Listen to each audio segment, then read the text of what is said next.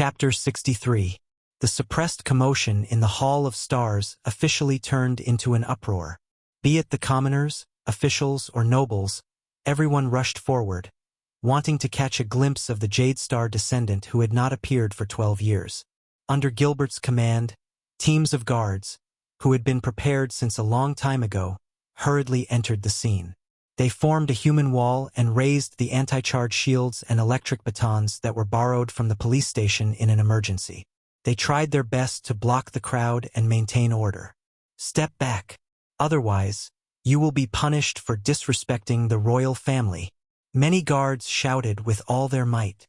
Even though these guards frequently turned back to look at the boy of only 6 or 7 years of age with a special identity, Thales stood calmly.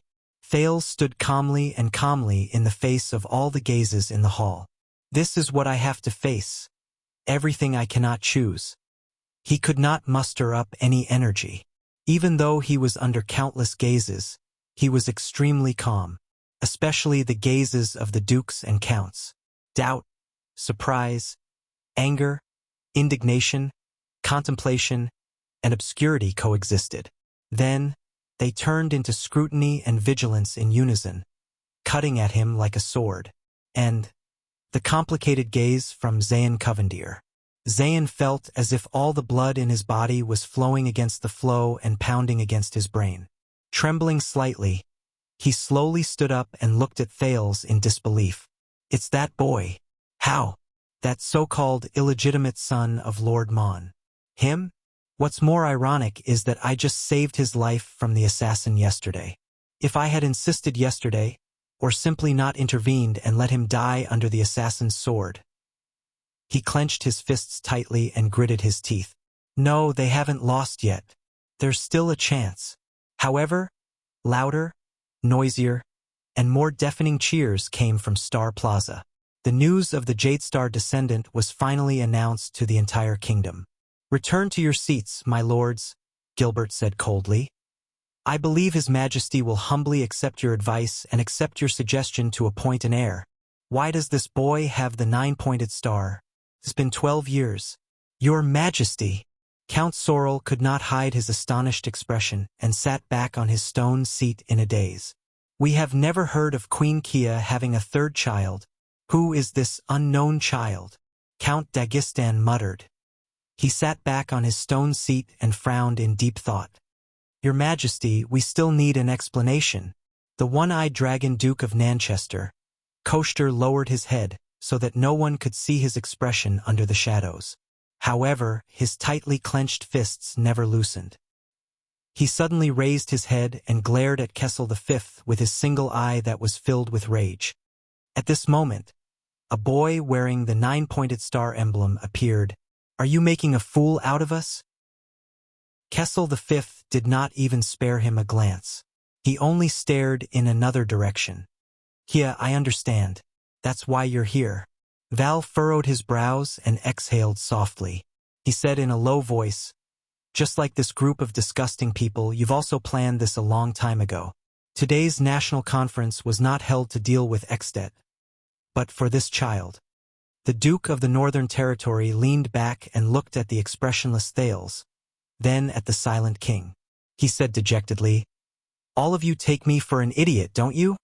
Ha, after all this time, no one cares about Extet and the war except for the Northern Territory itself.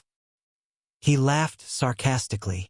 Look, this is the glory of Constellation, the afterglow of the Empire. Kessel V ignored him. The suzerains also avoided his gaze.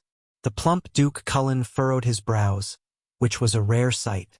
He pondered seriously and solemnly without saying a word. Don't be surprised. This is the Jade Star royal family and the 19 nobles. Duke Fakenhaz laughed dryly. He did not care if he was also scolding himself. He mocked, the pillars of Constellation. Zayn Covendier, who had calmed down, exchanged a glance with Koester. They tried to communicate with Duke Cullen, who was sitting on another stone seat. However, the latter only lowered his head and pondered, as if everything in the outside world had nothing to do with him. Damn old man. The young Duke of South Coast and the one-eyed Duke of Land of Cliffs cursed in their hearts at the same time. He was the initiator of New Star and the one who approved the plan, but he was always the fastest to retreat when an accident happened. Gilbert watched the counts and dukes return to their seats and replied coldly, "Everyone has heard His Majesty's words. Today, at the National Conference, His Majesty will recognize this boy as his bloodline." The middle-aged noble took a step forward and tried his best to suppress his excitement. "The Jadestar royal bloodline will be reborn here." Wait! The Duke of Land of Cliffs, the one-eyed dragon Koster, seemed to have just recovered from the shock of losing his composure. He loudly interrupted Gilbert. "We all know that His Majesty had 2 children who unfortunately died 12 years ago, but we still do not know where this boy came from. Perhaps it will have little effect, but we must stop this no matter what. Otherwise, after planning for so long." Thales sighed and looked at Koster. "Are they the ones who, like Gilbert said, look forward to a sudden crisis to change the situation of the kingdom and seize power and benefits?" He swept his gaze across Koster, Zayn, and the counts.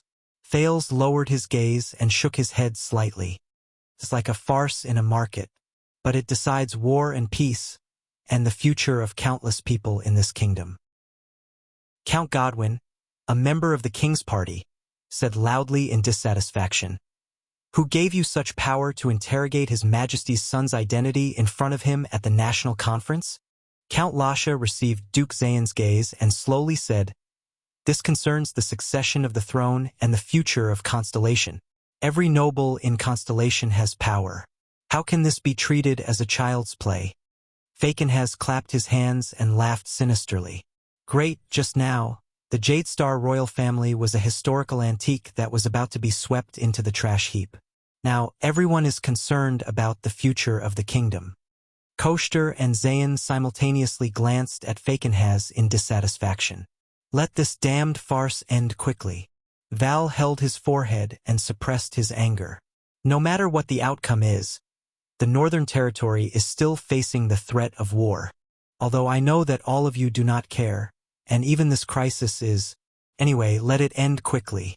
At the end of his sentence, the Duke of the Northern Territory, whose eyes were burning with anger, shook his head slightly and said mockingly, "Whether it's the king or the suzerains, the Northern Territory should never have counted on you." The suzerains looked at each other and were silent for a while. The voices in Star Plaza grew louder again, spreading all the way to the Hall of Stars. But this time the reason was unknown. Kessel V tapped his scepter lightly, attracting everyone's attention. The Iron Hand King's expression was calm and indifferent. "Thales, let everyone see who you are." The king's tone was calm, but his words shocked everyone. "Sooner or later, they will all kneel before you, swear allegiance, and become your arms and the pillars of the kingdom." A few counts turned their heads without batting an eyelid, completely giving up on the idea of speaking. "Yes. If this boy really becomes the supreme king of Constellation in the future." Zayn clasped his hands together without batting an eyelid, quickly calculating the day's situation.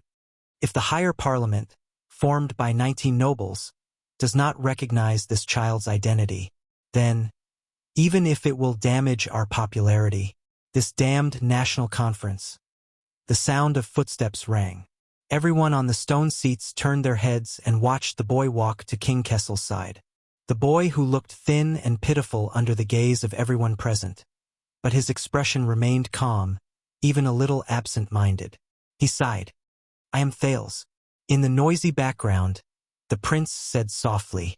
So, the people in the hall quickly quietened down to hear his words. This was also a technique he learned from giving speeches in his previous life. When speaking in a noisy place, to make others quiet down, not louder than them. Instead, it was to make others have no choice but to shut up so that they could hear him clearly. "I am a bloodline descendant of Jadestar. My father is the supreme king of this country, King Kessel Jadestar. My grandfather is the former king of this country, the king of eternal rule, King 80 Jadestar." He swept his gaze across every suzerain in front of him. He saw the Duke of the Northern Territory sitting alone with a gloomy expression and his head hung low. Val Arund, and the 2 counts of the Northern Territory sitting behind him. He also saw the aggressive one-eyed Nanchester, Zayn, who was staring at him and shaking his head slightly, Fakenhaz, who had a contemplative look in his eyes, and Duke Cullen, who was smiling with his head lowered. All the counts had different expressions, but they all had ulterior motives in their hearts. Even Kessel V, who was holding his scepter with an indifferent expression. Thales suddenly came to a realization. His identity, the succession of the royal family, and even the upcoming war and the safety of Constellation.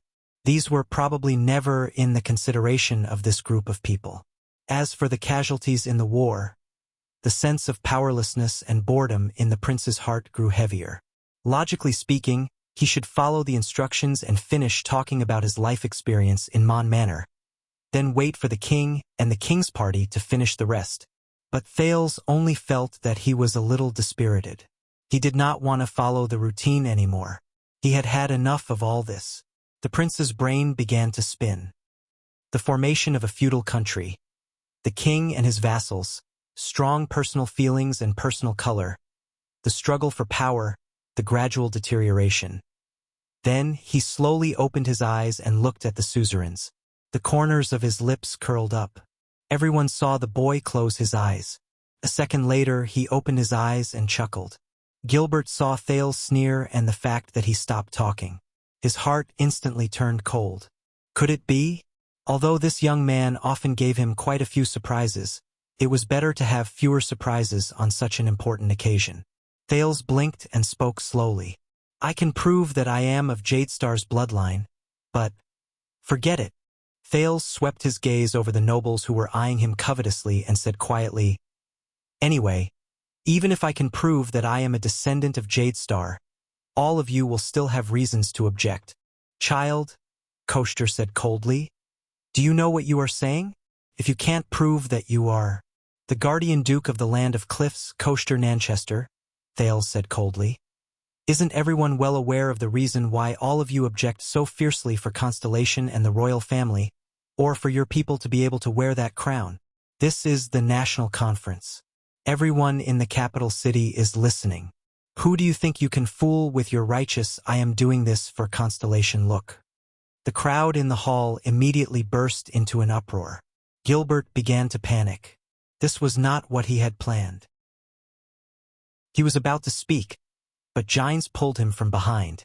Gines stared at Thales and said in a low voice, Let him finish. He doesn't look like he has no plan. Koster, who was sitting on the stone throne, glared at him with his single eye. However, Thales could feel that the Duke of the Land of Cliff's breathing had begun to quicken. Thales strode towards Koster and stared fearlessly into his single eye. You entered the Hall of Stars with the slogan of supporting the Northern Territory and uniting the kingdom.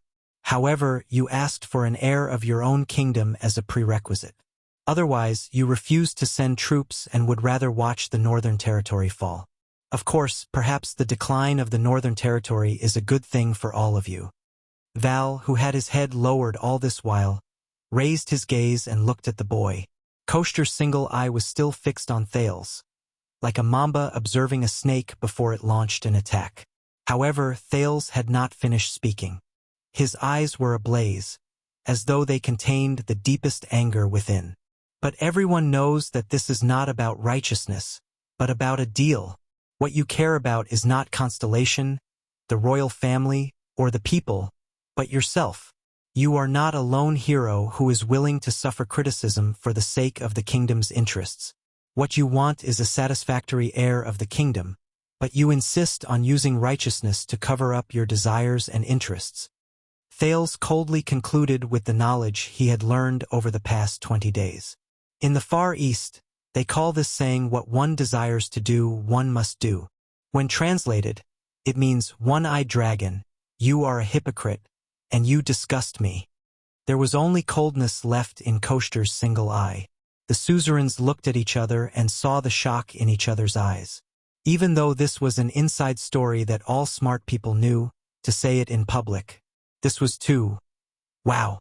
Fakenhaz clapped his hands as if he wished for the world to be plunged into chaos. He laughed sinisterly and said, At least your eloquence is not bad, child. Kessel V stroked his scepter lightly, his gaze deep. A few seconds later, the crowd began to stir.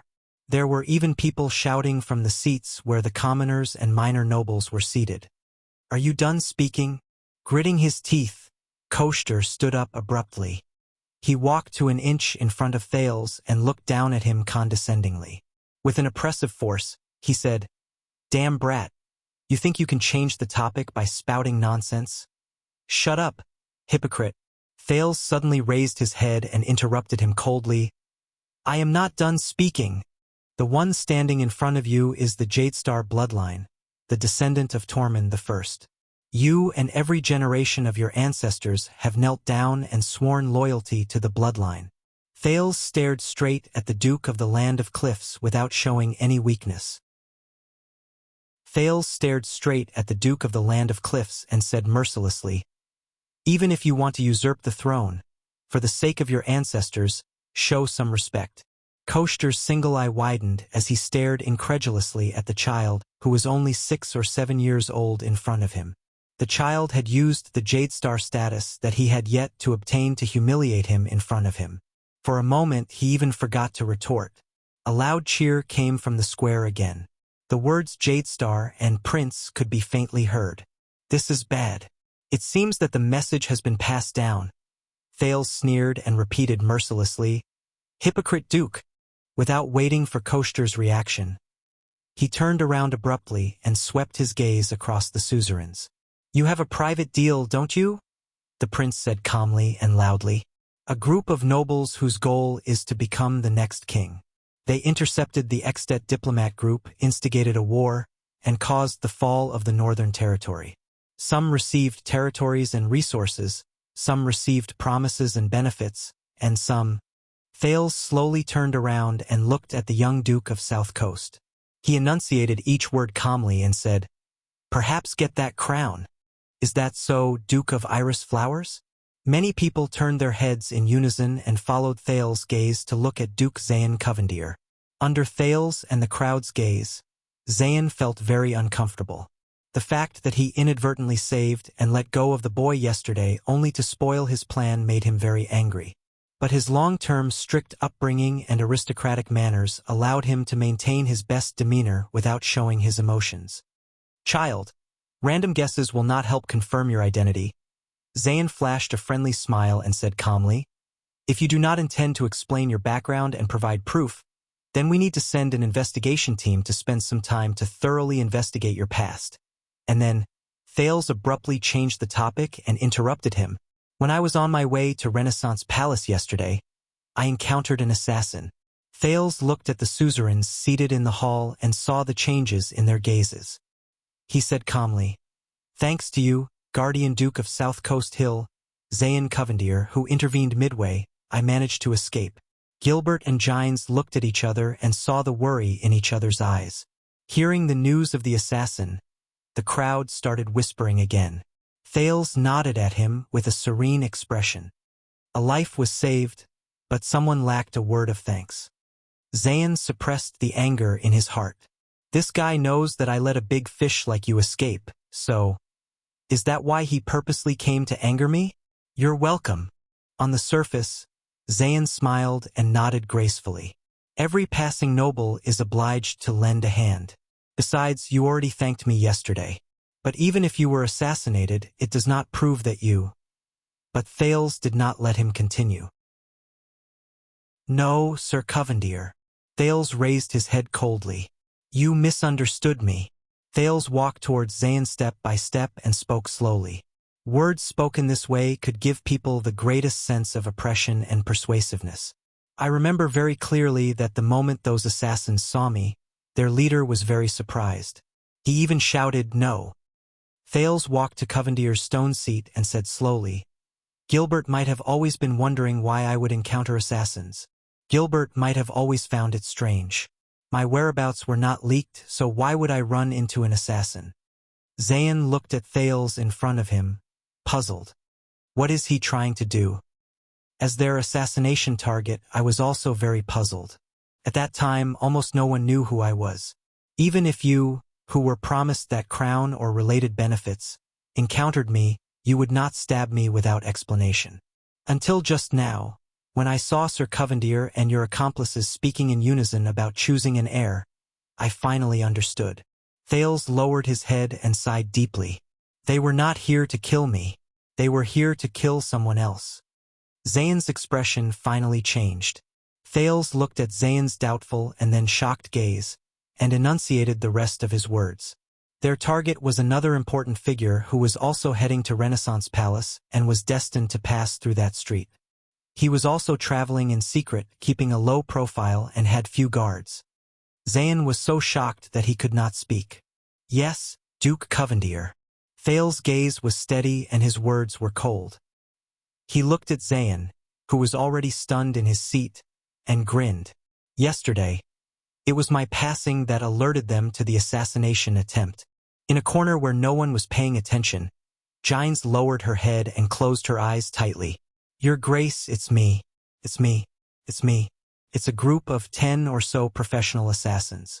They're well-trained, well-coordinated, and well-hidden. They have psionic humans with them, and they're equipped with military crossbows. They're protected by supreme-class elites, and they're professional assassins. Thales narrowed his gray eyes and spoke softly. Saved your life. He placed his last chess piece. So, you owe me a word of thanks, Duke Covendier. Checkmate. Zayn seemed to have figured something out. His face gradually turned pale, and his back subconsciously leaned against the stone seat. Chapter 64. But Thales had yet to finish his sentence. Since the assassin's target was you, then who would want your life? Your Grace, why don't you think about it?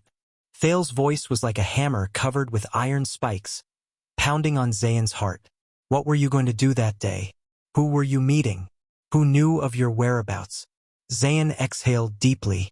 He did not reveal his emotions, but the scene of that day uncontrollably appeared in his mind. He saw that Gilbert was among the people who were attacked. In order to buy people's hearts, he helped. Those assassins. That boy. And those people who knew he would go there. Thales coldly enunciated each word. Was it those people who you thought were your allies? Those who worked together for a better constellation? The ones who promised you a bright future? Thales turned his head and sighed. That's true. Among those who are qualified to sit on the throne, you are the youngest, the best image, the most popular, and the most likely candidate. Did they also tell you that? Thales turned his head around and sighed. The breathless crowd finally began to make a ruckus. Everyone in the field had different reactions to Thales' performance. Behind Count Caribbean, the young police officer Cohen stared at the boy in surprise. Is he really only 6 or 7 years old? When I was 7, forget it, let's not talk about it, lest I get sad. But the wind would not stop blowing. The old Count Caribbean turned his head and looked at Cohen with a scrutinizing gaze, then at Thales. Under Cohen's increasingly puzzled expression, the old Count's gaze darted back and forth several times. Finally, the old Count looked at Cohen and sighed in disappointment. He then turned his head and looked at Thales. Only an innocent Cohen was left. At first, he had a sudden realization, but then he lowered his head dejectedly. Old man, do you have to do this? You can't compare people like this. The Black Prophet Murat exhaled softly and looked at Thales with a complicated gaze. I seem to have underestimated him earlier. The notorious head of the Secret Intelligence Department whispered to Raphael behind him, This child is really unexpected. This child is really unexpected. If he is the king you will serve in the future. The good thing is that you don't have to worry a lot, but the bad thing is that you won't be able to. Raphael nodded solemnly in the face of this seemingly contradictory statement. He understood. Kessel V looked at his son with sparkling eyes. He turned his head slightly and whispered to Gines, who was beside him. That child, did he learn eloquence and speech from Gilbert, or did he learn reasoning and observation from you? No. Gines stared at the center of the field, at the boy who was explaining in a calm and composed manner. She revealed a bitter but gratified smile. That child is rather special. Kessel V thought deeply for a while and snorted softly. His expression was gloomy and complicated. Yes, just like his mother. Jine's expression froze. Kessel's gaze returned to Thales. Enough! Koster angrily hammered the armrest of the stone throne, interrupting Thales' words. He angrily looked at Kessel, who had a contemplative look in his eyes. Your Majesty, it's time to end this farce. Our main topic is Nanchester's one-eyed dragon. Why are you so anxious? Everyone turned their heads and were shocked to see that the person who spoke was the Duke of the Northern Territory. Val raised his head coldly. Will it be disadvantageous to you if you continue listening to him? Koster was speechless for a moment. And you, Faken has old bones. Val's eyes were burning with anger. He turned his head and looked at the haggard man with a terrifying face. His words were profound and extremely sharp. In this kind of situation, you actually didn't take pleasure in my misfortune and didn't say anything sarcastic. How rare. Thank you for reminding me. I was just about to speak. Haha. Cyril Fakenhas, who was a beat slower, pointed at Zayn and laughed. But only those who knew him the best knew that his laugh was a little dry. Looks like you've been made a fool of, you inexperienced young Duke. As for you, Duke Cullen, our Prime Minister. Val looked at the plump Duke opposite him and said disdainfully, You're still as steady as ever. Duke Cullen responded with a simple and honest smile. Zayn clenched his fists, maintained his remaining demeanor, and tried his best not to look at those people. Those people. If I die, among those people who will benefit? He could not suppress the suspicion in his heart and began to consider these things. All right, child. The rather pale Zayn forced a smile and said weakly, No matter what you say, there's no evidence. Your Grace. Thales looked at the young Duke with a cold gaze. He deliberately avoided the topic of evidence and deliberately guided his and the audience's thoughts. What is your position in the group that is aiming for the throne? Yes, it doesn't sound reasonable. Your group has more than one person. If you're killed, everyone will be in danger, and the alliance will naturally fall apart. Why would the mastermind assassinate you and do something that would ruin the plan? Unless, Thales sighed again, there's a more terrifying possibility. Zayn closed his eyes and lowered his head slightly. He was not an idiot. That is, everyone in the group knows that you're the one destined to be sacrificed. Thales walked around Zayn and put on a sympathetic look as he patted the shoulder of the master of iris flowers. Your death is part of the plan. You're the one who's being betrayed, and the only one who's being abandoned.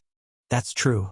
You're young and promising, skillful, wealthy, and highly popular.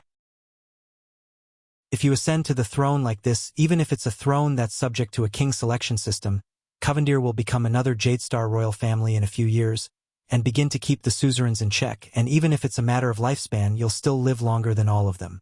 Then what's the difference if they change the royal family or not? If the master of tricolor iris flowers is assassinated in the capital city, the nobles will only be more terrified, the pressure of war will only be heavier, and the blame on His Majesty will only be greater. The plot to force the appointment of an heir may be smoother. That crown will also be placed on the head of someone they favor more. Zayn's expression was indifferent, but everyone could see that his gaze had not moved for a long time. You were already betrayed before you wore that crown. Thales shook his head comically like a little adult. At the end of the day, you're still too young and careless in making friends.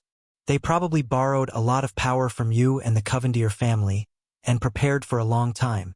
But no matter what they promised you, Thales walked back to Kessel's side and said coldly, they're not prepared to fulfill their promises. Please think carefully and reconsider your position. You're a smart man. Who would you rather choose as an ally? Who is going to be the king, and who is going to be the most beneficial for the flourishing of the iris flowers? Zayn did not speak again, nor did he look at Thales. He just stared at the floor in front of him, as if he was particularly interested in the patterns on the floor tiles. At this moment, Thales suddenly turned around. He looked at the lords on the stone seats and shouted in a strange voice, "Kill them all! Don't move!" Many of the suzerains frowned.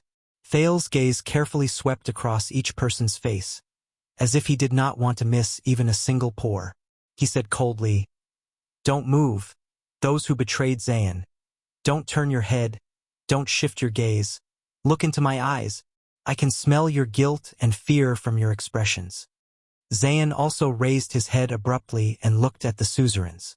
Some of the suzerains held their breaths for a moment, but in the next moment, Thales suddenly relaxed. He spread out his hands and said with a smile, "Don't be nervous. I'm joking." Some of the suzerains breathed a sigh of relief. Looking at Thales, they either secretly gritted their teeth or clenched their fists tightly. Was he doing it on purpose? But when you see the example of iris flowers, you'll understand. Thales looked at the suzerains and his expression became serious again. Once the Jade Star heirs die out, no matter which rich or distinguished family ascends to the throne, whether they are weak or powerful, the new royal family will eventually become the suzerain's next target, regardless of whether they are weak or powerful. Without external enemies, all of you will kill each other on the unbalanced scales of power until Constellation is destroyed. I don't care who among you hatched this conspiracy, this plan, and I don't care who wants the throne. After all, in the eyes of many, since the end of the royal family is a foregone conclusion, they naturally have to choose the future that best suits their own interests. But I'm already standing here. For the stability of Constellation, and for your own interests. The continued existence of the Jade Star royal family is the stability of Constellation, and the greatest hope. Everyone, for everything, please be like your ancestors and support Jade Star. Support me. The crowd's discussions grew louder, and many people began to applaud. As if by coincidence, the cheers from the plaza also came in waves. No one knew where the guards passed the words in the hall to. Thales did not look at the suzerain's expressions. In fact, he enjoyed imagining their expressions. Gilbert finally let out a long sigh and said softly to Thales, who was walking back, "What a deep impression, young sir.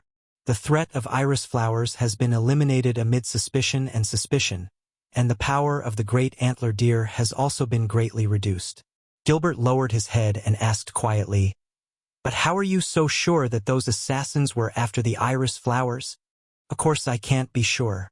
Thales smiled at him and looked at Zayn, who was deep in thought in the distance. His eyes shone brightly. "But he doesn't know either, does he? Everything has to be focused on the main point. The important thing is not those assassins, but that Zayn saw those assassins with his own eyes." Sensing Kessel the Fifth's solemn gaze, the rather pressured Thales tried his best to maintain his breathing.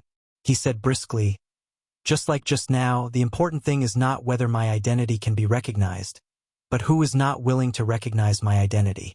Under Thales' puzzled gaze, Gilbert could only heave a long sigh and whisper, "I still have to say something. Even though it was satisfying, what you did just now was not a wise way of governing. You will understand in the future. Stop spouting nonsense here. This is meaningless." The furious one-eyed dragon, Duke Nanchester, slammed his stone seat hard and swept his gaze across the crowd in an oppressive manner. "Have all of you forgotten?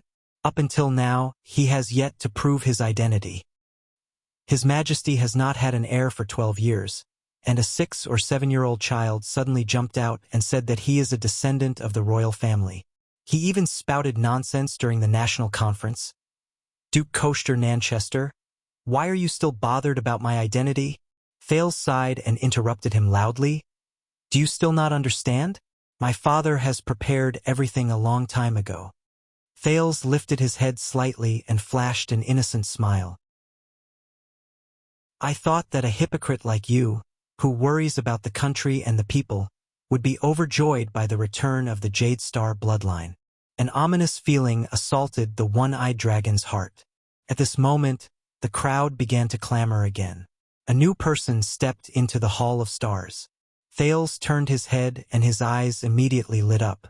A graceful, gentle, and alluring lady draped in a dark-colored priest robe with half a red sun draped over her shoulders. Accompanied by a nervous little female priestess, she slowly walked out of the passage that the guards had forcefully blocked off. Many commoners knelt down devoutly and lowered their heads to pray to the lady. The moment the nobles saw the half-red sun, many of them understood something. Very good. Faken has narrowed his eyes. The king, the nobles, and the gods. The three pillars of constellation are all here. The moment the Duke of the Northern Territory saw the newcomer, his pupils shrank abruptly, and he could not help but lean forward. Count Caribbean solemnly stuck his head out and whispered to his wife and nephew, Count Derek Chroma, who was equally shocked at the moment. From now on, be careful with your words and actions. Things have already gotten out of the suzerain's control. I'm afraid that the gods are also involved. Under the watchful eyes of the crowd, the spokesperson of the Sunset Goddess on Earth, the head ritual master of Sunset Temple, Wuxia Arund gracefully stepped onto the stone seat area. Wuxia. Val Arund was stunned. His originally desolate expression gradually became complicated after he saw his sister. It's been so many years. But the head ritual master did not look at her own brother. She only walked forward slowly. Koshter's expression was unpleasant. He wanted to exchange a glance with Zayn as usual, but he realized that Zayn's gaze was cold and did not even look at him. The one-eyed dragon felt bitter in his heart. Head Ritual Master Wuxia. Kessel V stood up solemnly. Sunset Temple, spokesperson of the goddess.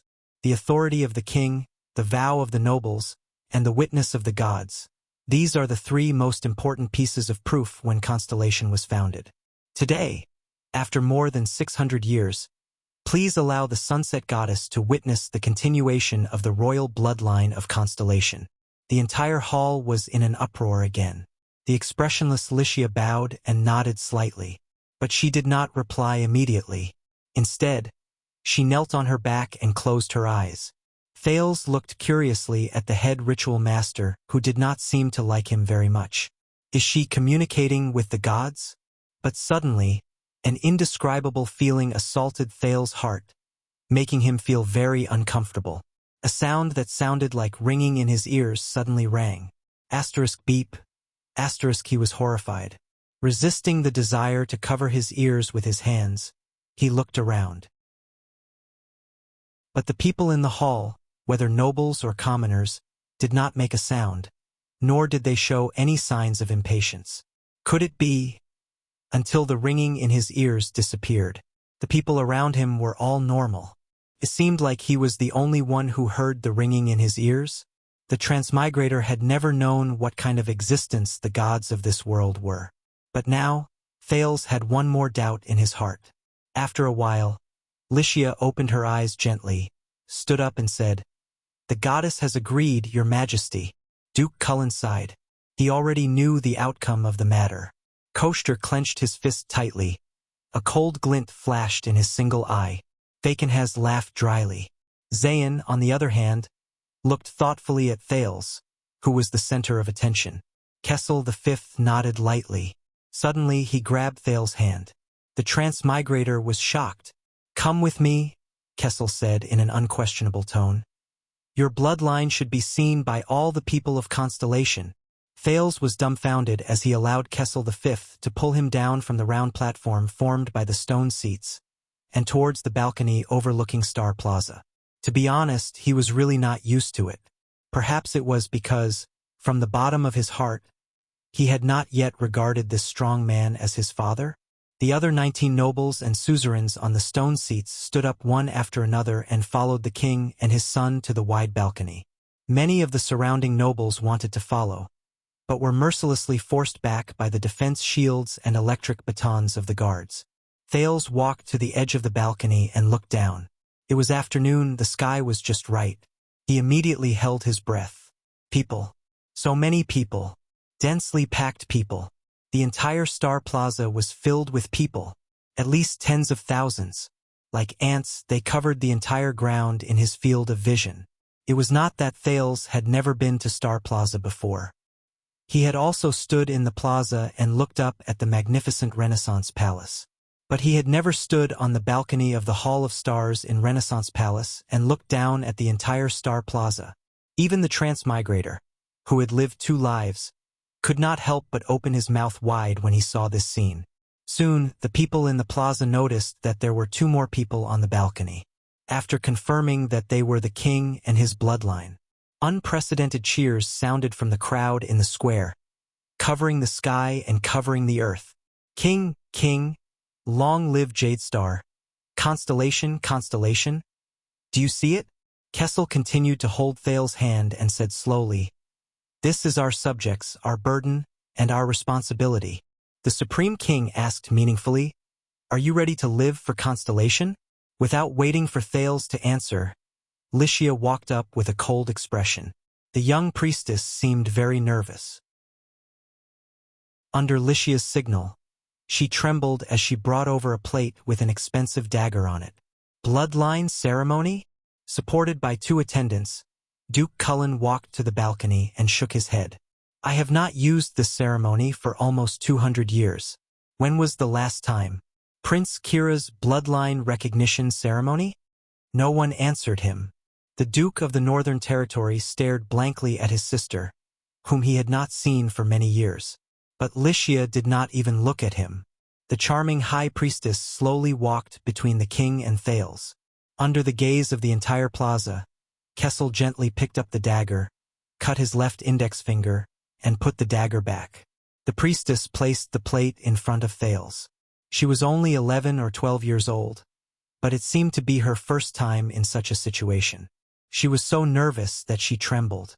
"Don't be nervous. It's okay." Thales smiled at her, picked up the dagger with the red sun symbol, and cut the palm of his left hand. Lycia expressionlessly reached out with both hands and grabbed the king and Thales. Then she raised her head.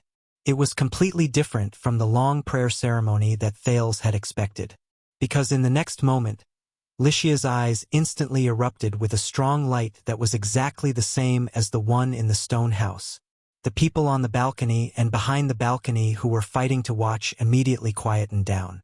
More commoners began to kneel, closing their eyes and praying towards the light in the middle of the balcony. The light became stronger and stronger. Even the people in the plaza could see it clearly in broad daylight. Almost all the commoners in the plaza had no right to enter the Hall of Stars. Almost all the people in the plaza knelt devoutly and began to pray in the direction of Renaissance Palace above their heads. The pious kneeling of the believers caused the entire Star Plaza to change color and surge like waves from the balcony of the Hall of Stars. But Thales did not have the energy to look at this spectacle. The prince was shocked to see that the blood on his and Kessel's hands were floating under the light in the eyes of the high priestess. Then they connected to form a red light. "This is?" Thales looked at the light in confusion. Chapter 65. Asterisk beep. Asterisk Thales heard the strange ringing in his ears again. This time, Thales lowered his head in pain, his face contorted. Compared to before, the ringing in his ears this time was especially loud, almost as loud as the demonic voice of the psionic assassin yesterday. What exactly is this? Thales endured the pain, but he knew that he could not make any mistakes at this time. Everyone in the capital city was witnessing this moment. Lycia's glowing eyes looked at him in puzzlement. The light grew brighter. It was so piercing that everyone on the balcony raised their hands or turned their heads. Even the 5 dukes who stood closest to them could not see or hear what was happening in the center. Under the strong light, Thales gradually could not see what was happening outside. Amidst the painful ringing in his ears, Thales could barely see Lycia and Kessel's figures. He had already started to grit his teeth, enduring the torment of the ringing in his ears. The abnormality of the transmigrator was soon discovered. Lycia's eyes, which shone with a powerful light, narrowed and widened. Then, she spoke in puzzlement. She then asked in puzzlement, "You? Why are you? What's going on?" Thales felt inexplicably nervous. At this moment, Thales clearly saw King Kessel's robust figure suddenly turn his head in the light. "Lycia," the king spoke softly. Only Lycia and Thales, who were closest to him, could hear him. For some reason, Kessel V did not have his usual dignified and cold demeanor. This time, his tone was actually pleading and powerless. "I beg you." At this moment, The dignified supreme king of Constellation begged in a submissive voice. This is Constellation's future, and also Midiur's long-cherished wish. Lycia's hands, which were holding onto both of their hands, trembled for some reason. But she then turned her head and looked at the king. Lycia asked in disbelief, It's her. But the king did not answer her. In the next second, the light disappeared. The ringing in his ears also disappeared. Thales breathed a sigh of relief when his ears were freed. He took deep breaths. What exactly is going on? The ringing in his ears, the head ritual master's suspicion, the king's pleading. He snapped out of his daze. The people on the balcony returned to his line of sight. There was only a ray of red light left in the air, connecting Thales and Kessel's wounds. After being scrutinized by everyone's surprised, delighted, disappointed, and complicated gazes for more than 10 seconds, the red light finally disappeared. At this moment, Lycia looked extremely tired. She raised her head and gave Kessel a deep look. Kessel V did not speak. He only calmly accepted her gaze. Lycia glanced at Thales again. This time, Thales clearly saw surprise, disgust, and fear in her eyes.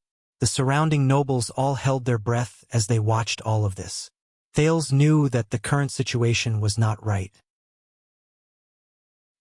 He could only grit his teeth and bury his doubts and the pain of the ringing in his ears at the bottom of his heart.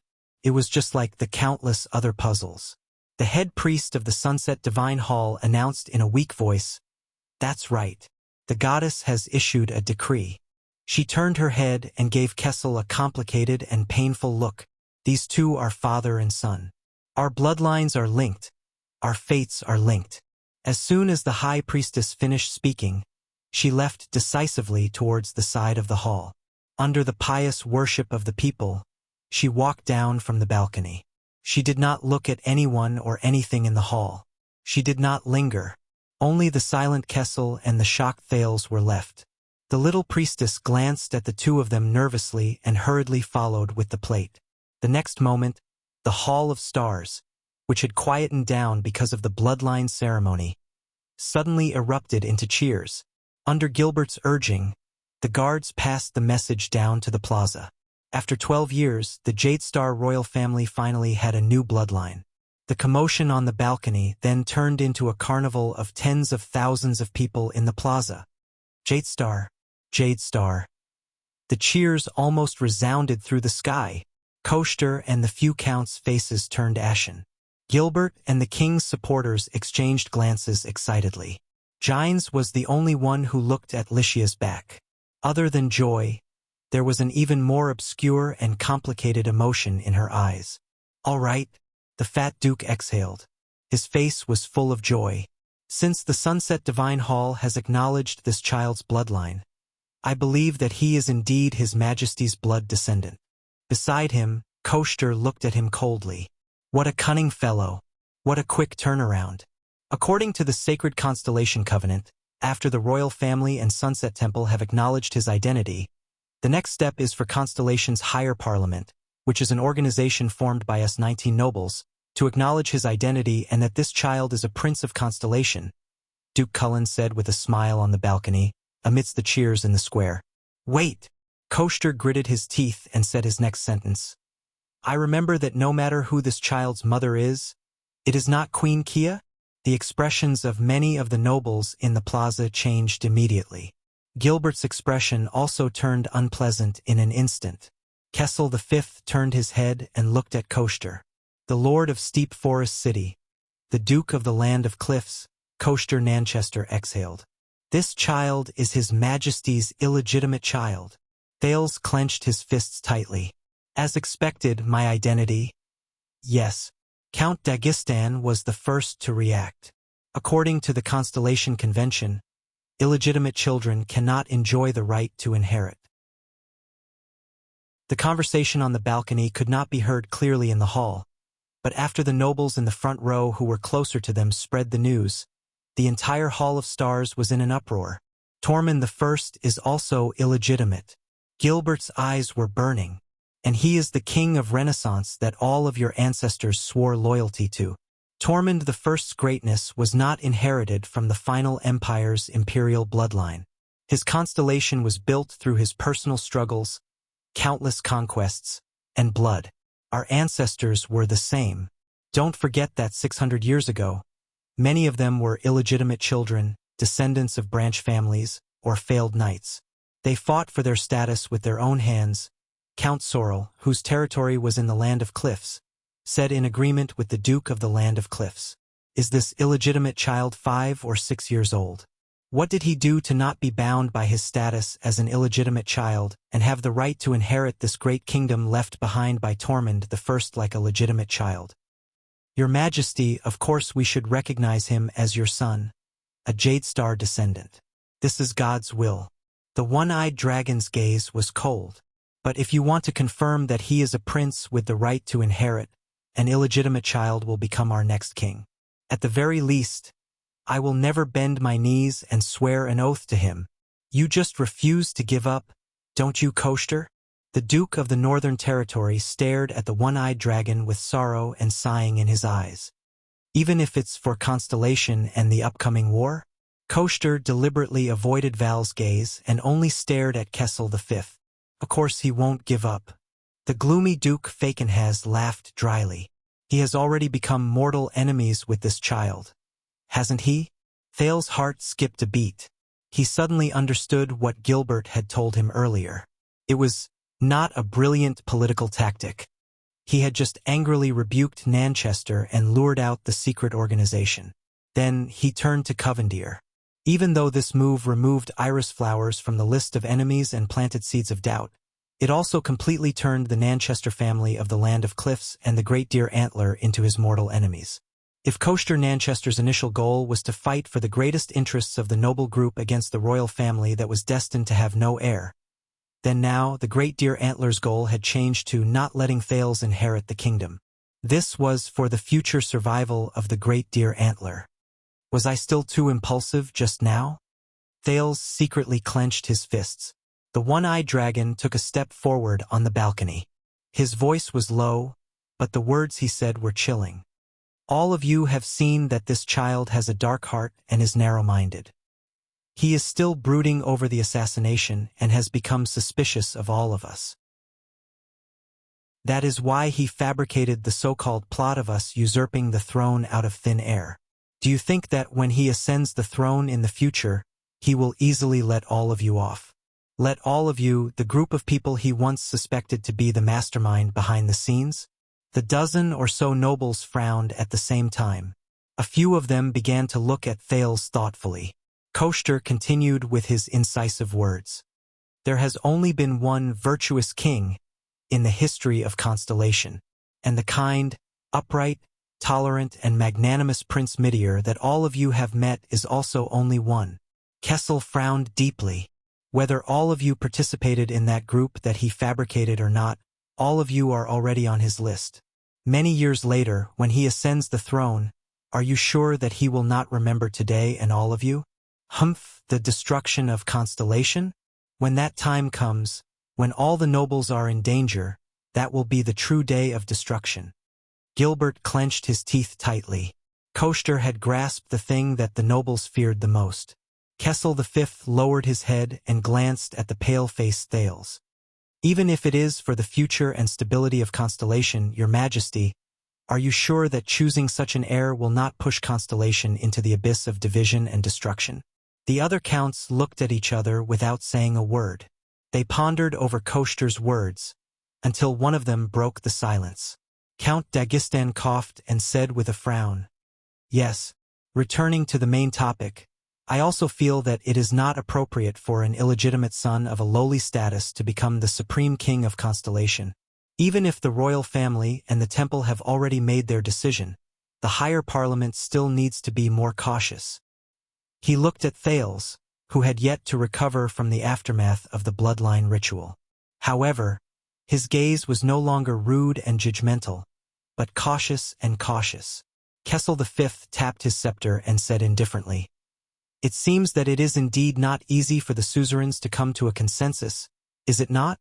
Then, the last step is for the members of the higher parliament to vote and decide their attitude towards this child. Thales took a deep breath. In the end, my fate is still not in my own hands. The Supreme King looked at Duke Cullen, who was being supported by someone. Duke Cullen sighed and nodded slightly. The vassals of Blade Edge Hill are not present, so there are 3 fewer votes.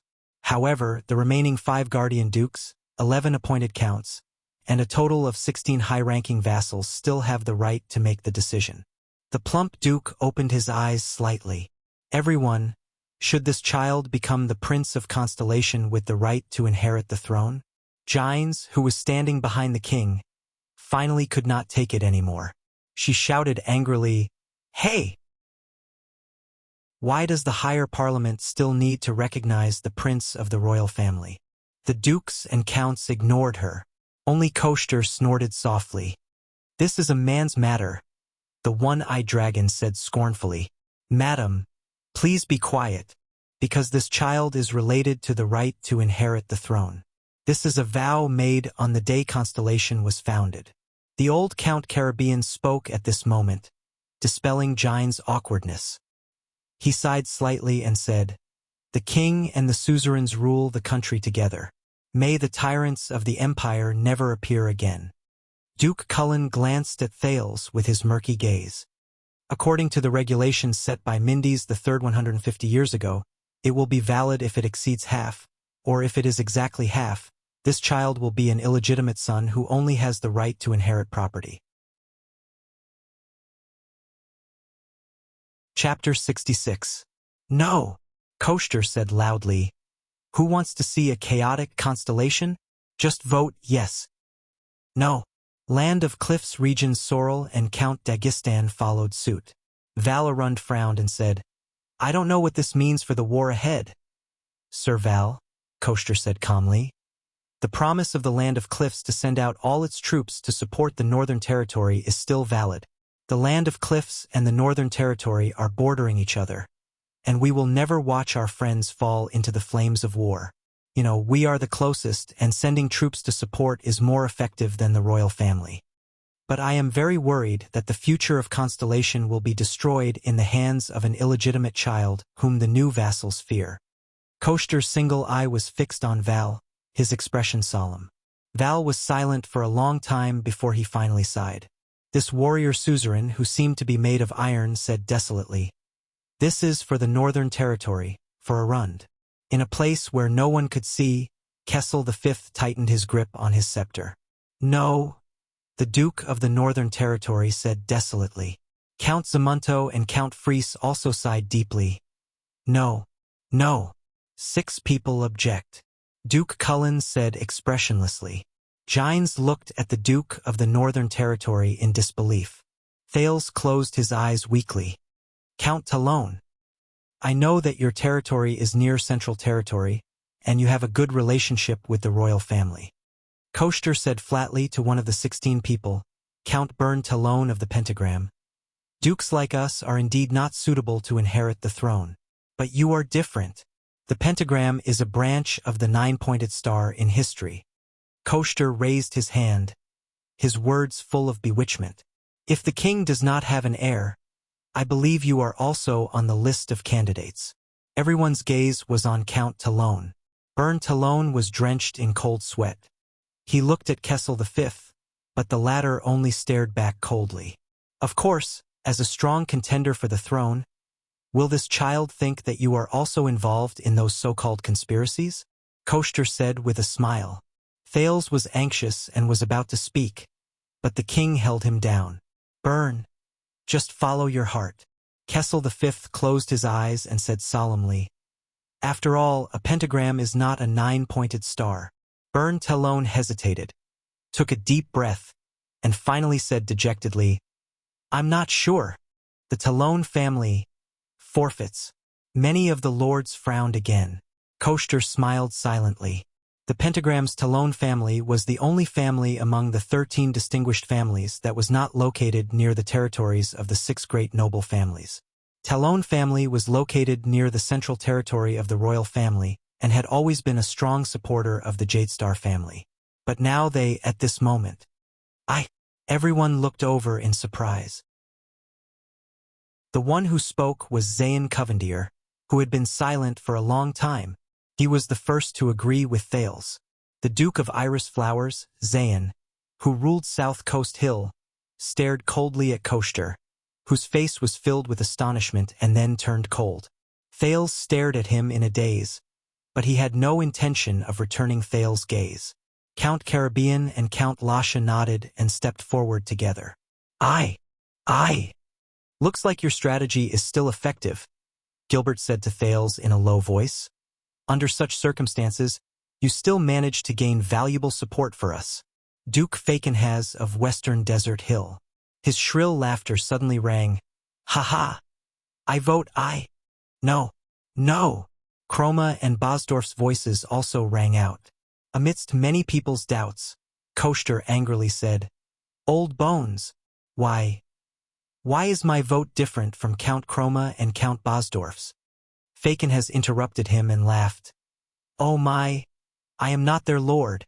Is it not normal for me to not be able to rule them? He stared mockingly at the other dukes. After all, the 13 distinguished families are not the guardian dogs of the 6 great clans. Many of the counts blushed and turned their heads away. However, after many of the king's supporters counted the votes, they sighed and lowered their heads. 8 are against, 4 are in favor, and 1 abstained. Duke Cullen said with a trembling voice, There are 16 people present. Since half of them are against, it looks like there is no need to continue.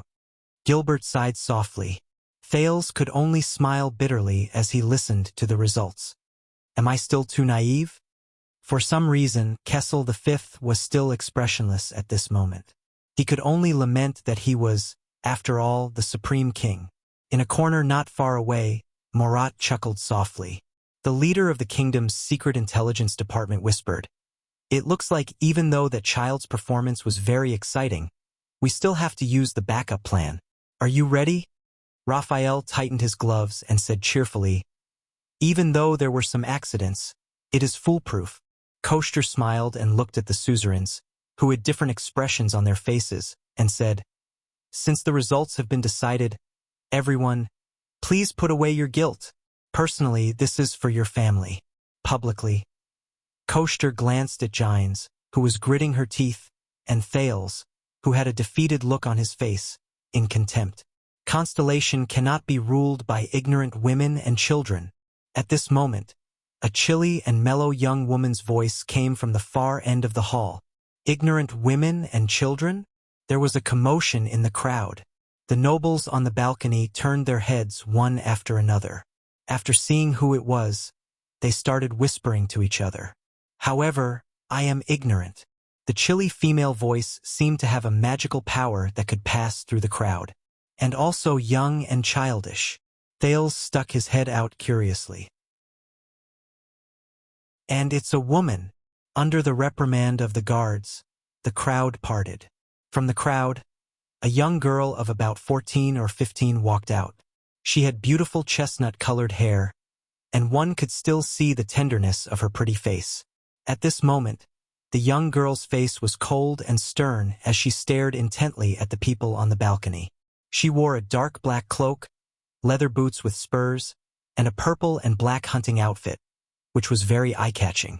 On her left shoulder was a brooch that seemed to have a blood-red crescent moon on it. But for some reason, Thales felt that the chestnut-haired girl's cold and stern expression seemed to be an act. The crowd's discussions grew louder. Many of the suzerains saw the blood-red crescent moon and started whispering to each other, while the dukes frowned without exception. Behind the chestnut-haired girl were 2 nobles. One of them was a middle-aged man with flaxen hair and a smile on his face. His clothes were embroidered with a golden sunflower. The other was a middle-aged man with long hair and gloomy eyes. On his sleeves was a 3-tailed fish. The fish opened its mouth savagely, and inside it were densely packed sharp teeth. But it is I, the ignorant woman and child that you speak of. The young girl walked up to Koster, who had a surprised expression on his face. She raised her head arrogantly and looked at the one-eyed man who was a head taller than her in an overbearing manner. The ruler of Constellation, Blade Edge Hill. The chestnut-haired girl's voice turned cold. Do you have any objections, Duke Nanchester, whom we are meeting for the first time? You are Blood Moon, Tabark family. Koshter stared at her in disbelief. His only eye flickered with uncertainty. The Duchess of Blade Edge Hill? The chestnut-haired girl no longer paid attention to him. Instead, she walked straight up to the king and knelt down on one knee. Lina Tabark. Kessel sighed. With a nostalgic expression, he extended his right hand. The last time I saw you was about 12 years ago. You were only 3 years old then. I remember Sonia bringing John's body back to Eternal Star. She held you in her arms and tearfully told me that you were the next Duchess of Tabark. Duchess Lina Tabark. The unsmiling young girl kissed the king's ring gently and solemnly said, Your Majesty, I will never dare to forget your kindness to the Fortress Flower and the late Duke of Star Lake. Is this the orphan of the Tabark family, whom the Duke of Star Lake rescued from the hands of the rebel army during the Bloody Year? Duke Val looked at the determined young girl, who was even younger than his own daughter, and sighed. The southwest is far and the journey is arduous. I thought you would not make it in time. Is this young girl the orphan of the Tabark family who was slaughtered by the rebel army of the 6 southwestern cities during the Bloody Year? Val glanced at Kessel and sighed. This is really similar to the Jadestar family. It took some time to gather the vassals. It also took time to gather the soldiers. Lina bowed respectfully to Iron Eagle. Please be rest assured that when the kingdom is in trouble, Tabark will definitely do his best, regardless of the sacrifices, returns, and gains and losses. Upon hearing this, some of the counts stole glances at Koshter. The latter snorted softly and turned his head away.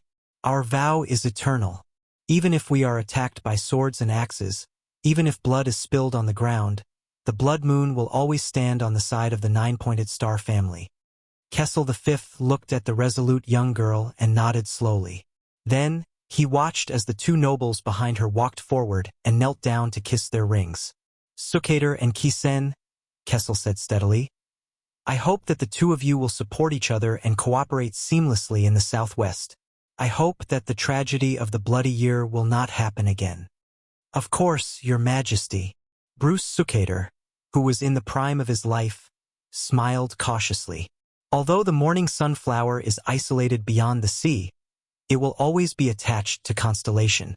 The piranhas will devour all enemies who harm the Blood Moon and the 9-pointed star, regardless of whether they come from within the kingdom or abroad. Gunther Kisen's gaze was cold as he looked around. Oh my, as expected of the constellation's general edict. Fakenhaz's mocking and unpleasant laughter rang out again along with his applause. The 6 great clans and the 13 distinguished families have gathered in the capital. This is a sight that has not been seen in 12 years. Cyril's shrill laughter continued. It would be even better if there was no war with Extet. Of course, if there was no war, we would not be here. No one paid attention to him. Everyone was calculating the impact that the sudden appearance of the 3 great clans in Southwest Blade Edge Hill and their stance would have on the situation. Koshter's expression changed drastically. He looked at Duke Cullen, his eyes full of urgency. But the old guardian Duke of the Eastern Sea did not even look at him. He only said with a trembling voice, Coincidentally, this Duchess Lina? But he was quickly interrupted by a girl with a cold expression. Cut the nonsense. Grandpa, I'm afraid that if you continue talking, you'll have an asthma attack. Duke Cullen choked. He opened his mouth in a daze and did not know how to react. The Castellan of Blade City, the Duchess of Blade Edge Hill, Lina Tabark nimbly turned to Thales. Huh? Thales quickly coughed and put on an amiable smile. Lina's sharp gaze swept up and down. Thales noticed that she had a pair of green eyes. He could not help but puff out his chest and stand a little straighter. Then, just as he was about to bow, Fortunately, you are not too ugly. Lina nodded coldly and snorted. Just a little skinnier, a little despicable, and a little short. A little despicable? And this? Thales also stood there in a daze. His hand, which was about to bow, was raised in mid-air before he retracted it resentfully. He exchanged glances with Duke Cullen, who was in front of him, and saw in each other's eyes that they were in the same boat. Lyanna turned around and stared firmly at all the nobles. She said loudly, "Regarding whether he can become a prince or not, I, Duchess Tabark, vote yes." Before everyone could react, Count Sukater and Count Kisen, who were behind her, each took a step forward. One chuckled, and the other scanned the crowd with a ferocious gaze. They spoke in unison. Yes. Gilbert's hand, which was on Thales' shoulder, unintentionally tightened in his agitation. But Thales had no time to care. His heart thumped and started beating again. She agrees? There was another uproar in the hall. Star Plaza began to rumble with noise again. Duke Cullen sighed. Then, 8 people are against, 7 are in favor, and 1 abstained.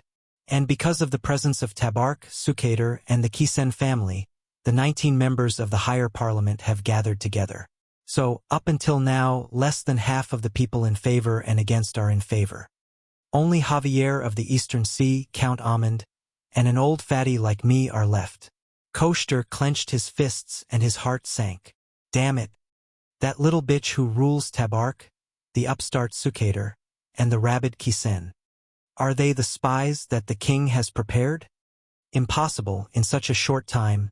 Fortunately, Cullen and the 2 Eastern Sea families under his influence are still on our new star side. If they vote against, that boy will not have the right to inherit, and we can take our time to think about it. Chapter 67. Cullen family, yes. Javia, yes. Amund, yes. 3 voices of agreement rang out one after another. Thales quivered and started counting the number of people in his head. He could not help but breathe harder. He looked at Gilbert, who was trying hard to suppress the excitement in his eyes. Koster Nanchester, on the other hand, had his mouth wide open. It took him a whole 20 seconds to figure out what had just happened. He looked at the smiling old Duke Cullen in disbelief, his breathing quickening. Behind him, Dastan and Count Sorrel also looked at each other in disbelief. What happened? What happened? So, 8 people are against, 10 people are in favor, and 1 person abstained. Cullen had a smile on his face as he panted and counted the votes. More than half of the people in favor. Looks like we don't have to show up. Marat, the Black Prophet, sighed as he watched all this. The backup plan is cancelled. The situation was decided the moment the iris flowers turned on us. In the end, it was that child's trick that worked. Raphael flashed a relaxed smile, nodded, and pulled his gloves back onto his wrists. The higher parliament has made a decision. The treaty regarding illegitimate children does not apply to this child. Duke Cullen squeezed out a smile on his plump face. This child can have the Jadestar surname and all the rights of a prince. The Jadestar bloodline has been renewed, and Constellation has a successor. Congratulations, Your Majesty. Kessel V finally flashed a stingy smile. He nodded and gestured to Gilbert. Once again, the hall erupted with loud cheers one after the other. Applause, cheers, shouts, and the crowd that kept squeezing through the defense line of the guards and shields. Koster did not listen to what Cullen said. He only stared at Duke Cullen with his single eye wide open. Bob Cullen, you are the one who started all of this. You are the one who, but you, traitor. Let him be your future king. Koster glared at Duke Cullen, gritted his teeth and spat out a few words. You will regret this one day. The dukes all had different expressions. Val stared at Thales in a daze. Zayn sneered with his arms crossed. Fakenhas stared at the crowd with a ruminating look, and Lyanna's expression was still cold, only occasionally glancing at Thales. As for Thales, his mind was blank. Did he pass today's test? Gilbert waved his hand with an agitated expression and took a plate from an attendant beside him. There was a rolled-up document on it. Your Majesty, young sir, even though it's a little crude and rushed, we still need to have the necessary rituals. Kessel V nodded expressionlessly. With trembling hands, Gilbert handed over the scroll with the 9-pointed star fire lacquer seal to the Supreme King. The nobles with different expressions slowly dispersed, leaving the center of the balcony to the father and son. Kneel. Kessel V still had a complicated expression on his face, but he looked at Thales with extreme seriousness. The prince adjusted his breathing and knelt down on one knee. Here it comes, he said to himself. On this day, although this was not the future he could choose, wanted to choose, but in this dangerous and unknown world, he was like a small boat that was being battered by huge waves, and he was completely powerless to control his own fate. In fact, the fact that he was still alive was already a great fortune. And now, Thales looked at the other side. Kessel V took off the seal on the scroll and slowly pulled it open. The tens of thousands of people in Star Plaza saw a small figure kneeling in front of His Majesty. They excitedly cheered, roared, clamored, and clapped. Some people even began to attack the line of order of the city defense team and the police station. Jade Star, Jade Star. In the name of the 39th Supreme King of Constellation, the Southern Islands, and the Western Desert, Kessel Mindy's Eddie Jade Star. Kessel V read the contents of the scroll and stared at Thales with his sky-blue eyes. This person before me is a descendant of Jade Star, of the kingdom's bloodline. Sunset Goddess bears witness to his bloodline. The Jade Star royal family guarantees his identity. The higher council recognizes his rights. Gods, kings, suzerains. The three pillars of constellation. Thales squeezed his knees even harder. He could not help but think of the national conference with its ups and downs. Regardless of your past, when you stand up, you will stand up as, that is. At this point, Kessel V suddenly paused. His hand holding the scroll actually trembled slightly. Thales furrowed his brows. He knew why the king stopped here. He knew. Thales' thoughts returned to a few hours ago. In the final corridor leading to the Hall of Stars, Gilbert confirmed Thales' name with him. According to tradition, members of the royal family have two middle names. The second one is your father's name, and the first one is an important person who has influenced you. Usually, they are famous members in the history of the royal family, such as the three kings of constellation you met, the supreme class enemy of the wolves Kira Jade Star, or the great musician Sumer Jade Star. Are you sure you want to do this? You know, this name is even rarer than Thales. This will... Gilbert followed behind Thales, feeling troubled. Yes, Mr. Gilbert, I have already decided. This is like the brand and memory on my body. Thales' gaze was firm as he walked forward step by step. No matter what the price, I do not want to give up. I am about to become a Jade Star. He panted slightly as he recalled what he saw in the royal family's cemetery. But if I cannot control my future, at least, please let me control my name. Thales raised his head and walked forward with determination. He had no intention of turning back. Gilbert exchanged glances with Gines, who had a complicated expression on her face, and nodded helplessly. His Majesty will probably not be happy. Time returned to the present. Just as the nobles began to frown and discuss the king's abnormality, Kessel V took a deep breath, as though he was gathering his courage and perseverance. With a deep breath, he shouted in a voice that was filled with dignity and calmness. Do you know that His Majesty is the King of Hell? With a dignified and calm voice, he shouted, when you rise, you will... Thales Therangerana Kessel Jade Star, the second prince of constellation. Kessel V finished reading the contents of the scroll. His eyes looked at Thales, but he seemed to be deep in thought. The nobles began to discuss. Therangerana? Who is that? Thales Jade Star slowly stood up from the ground. He was a Jade Star, the second prince. Also the only prince of constellation, the only heir of the Supreme King. The guards hurriedly passed the message down to every corner of Star Plaza. Deafening shouts rose and fell, like waves rolling backwards, and rose again. But this time, the chaotic and grand shouts of the crowd soon became clear and distinct because they had a target to refer to. Thales Therangerana Kessel Jade Star, second prince, second prince.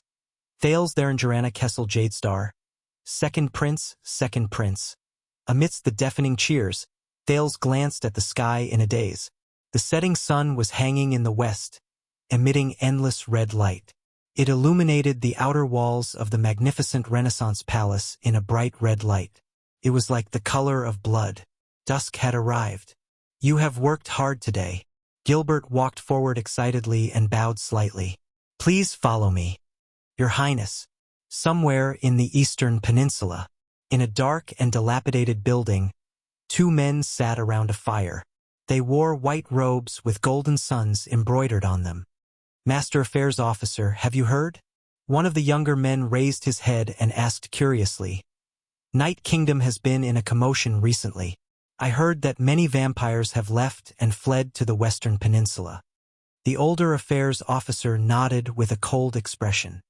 The temple has sent people to investigate. But if it's the Western Peninsula, Sunset Temple's power should be stronger than ours, right?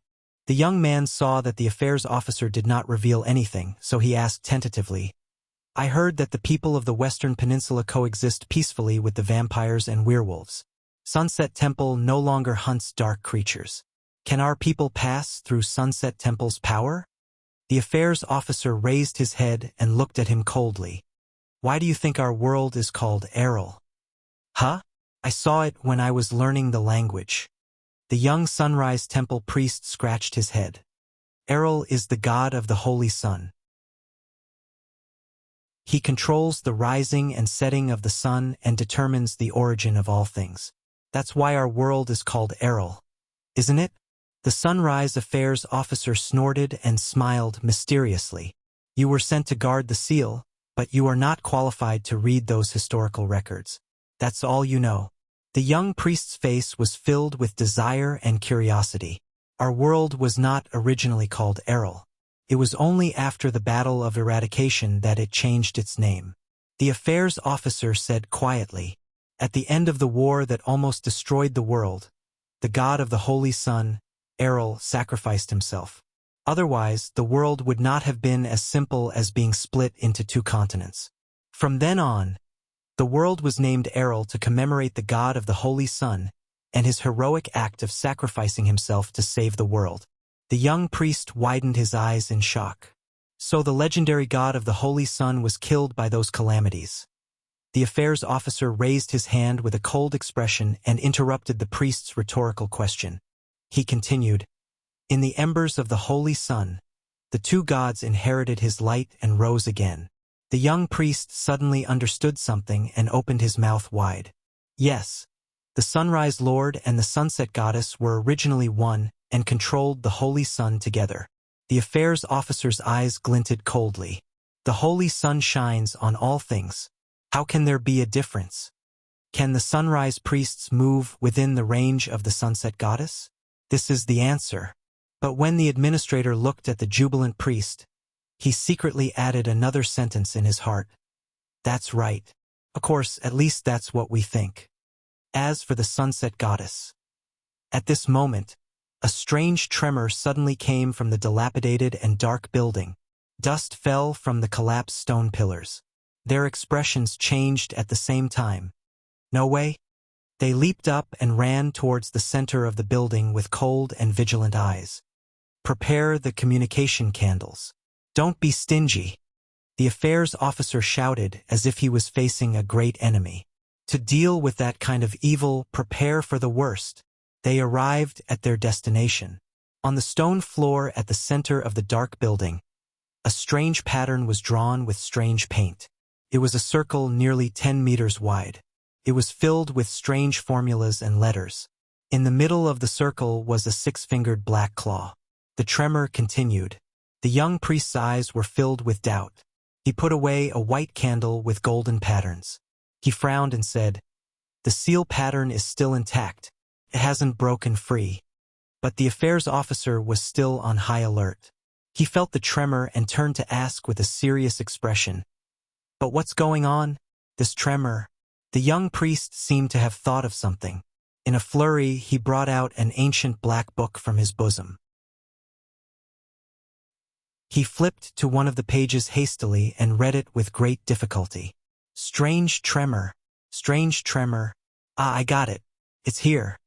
But the priest looked at it for a while before raising his head and looking at the affairs officer with a troubled expression. What's wrong? The affairs officer asked unhappily. You're the only one here who has received complete training in the language of the ancient empire. No, this notebook says that the occasional agitation of the seal is very normal. The young priest frowned. But the sudden activity of the sun, the tide of the moon, the change in the flow of hell's river, even the 7 kings of hell picking their noses and yawning, the kingdom of 10,000 gods decorating their bedrooms for no reason. My God, what kind of disrespectful term is that? Multiple supreme class elites passing by, and even the name of a sealed artifact being called by many people at the same time. All of these might cause energy fluctuations and agitation. The degree of intensity varies. The priestess flipped through the notes. Amid the sounds caused by the tremors, she exhaled in resignation. Heavens, I really have to give it to these mages. A single question has 6 to 7 different conditions and more than 20 possible answers, and they even have to mark it with "to be continued." What's the difference between that and not being able to find the answer? No wonder they became extinct. There has to be someone with the highest possibility, right? Are we just going to ignore it? The administrator suppressed his anger and asked. The young priest flipped through his notes anxiously and furrowed his eyebrows. I don't know. I'm just a third-rank white-robed priest of the Sunrise Shrine. I'm not. At this moment, the tremors suddenly stopped. The two of them raised their heads and looked at each other, seeing the doubt and relief in each other's eyes. The tremors did not come again. The administrator finally breathed a sigh of relief. He glared fiercely at the priestess, turned around, and left. The priestess looked at the administrator's back and continued to speak, feeling wronged. It's not like you're an extinct mage or a witch. You know everything and can use all kinds of methods to figure out everything, the administrator said without turning his head. You should be glad that they're all extinct. His tone was filled with annoyance. The young priestess, who was the target of his anger, glanced at the 6-fingered black claw and rolled her eyes. If those mages did not go extinct, the administrator's back disappeared behind the stone pillar, but his displeased voice continued to travel. How could a rookie like you have the right to sit here and guard the seal? If the mages did not go extinct, of course I wouldn't have the right to be here. But the young priestess raised her eyebrows and glanced at the circle on the ground. She shook her head and spread her hands in resignation. Chapter 68. Zadie, my dear friend and teacher, it's been half a year since we last communicated. I can't wait to share with you what I've seen and heard in Eternal Star City over the past 3 months. According to your advice and methods, I have already passed the battlefield withdrawal that you mentioned. I can now sleep on a bed, and I no longer subconsciously pull out my sword when I hear footsteps behind me. The sound of the blacksmith's hammering also no longer makes me nervous. My father arranged for me to enter the police station and work under his old classmate in the military academy. Have you heard of the name Horse Slayer Lord Lorbeck Dara? With the superb sword skills you taught me, don't misunderstand. I'm praising you, not myself, and the rare power of eradication. This is me praising myself. I became a level 2 police officer and the captain of the city defense patrol when I first entered the police station. Although I understand that I got this position because of the Caribbean family name. You won't believe what I've experienced in just 3 months. There were too many accidents and I had to sort them out one by one. As I mentioned before, Constellation is an old and decaying country. As a descendant of the Empire, the past is no longer glory, but more like a burden. You can't imagine how many administrative disputes and shady dealings there are in the police station alone in a place like the capital. Its efficiency and effectiveness are so low that it's unbearable, let alone the common people. So much so that the street order and living functions of a few districts in the capital are actually maintained by the gangs. Because to them, the channels of the gangs are faster, better, more reliable, and more convenient than the government. Coincidentally, I obtained an informant in the Blackstreet Brotherhood. It was under such circumstances that I got involved in the life and death battle between the 2 major gangs in the capital. Once again, my understanding of the gangs and these non-government figures was refreshed. Regardless of the innumerable ordinary class and superclass elites, there were also quite a few psionic warriors, and each of them had the right to occupy a place in the legendary Winged Stardust unit. There was only one thing that I was very concerned about. Do you still remember what you told me about the swordsman who abandoned the original heart of the sword and the mission of the Tower of Eradication's existence? You mentioned before that their swords have turned into pure killing weapons, and their power of eradication has also changed into the purest power of death. They are no different from the calamities that our ancestors swore to fight against. Even though it has been almost 100 years, I am certain that I met a swordsman of eradication from outside the tower. He is what you call a disaster swordsman. In the face of such a violent power of eradication that was filled with the desire to kill, even the glory of the stars that I was so proud of, which was endlessly growing, was no match for it. When that power invaded my body, it was simply, I could not help but think, what kind of lunatic would be able to endure such a power of eradication flowing through my body? If it weren't for the unexpected help you received, you might be receiving my funeral obituary now. In short, I've already seen the power of eradication where killing intent and violence coexist. That swordsman was from the Blood Bottle Gang. That's right, it was the gang that the two calamities founded 100 years ago at the end of Mindy's III's reign. It was said that one of them had already disappeared from the capital. I suspect that the kingdom's wrath had personally taken action. Other than him and that Bao, who else in the capital could get close to those calamities?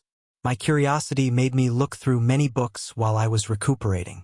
I also borrowed my father's reputation to read many forbidden books and police station records. I was shocked to discover the following fact.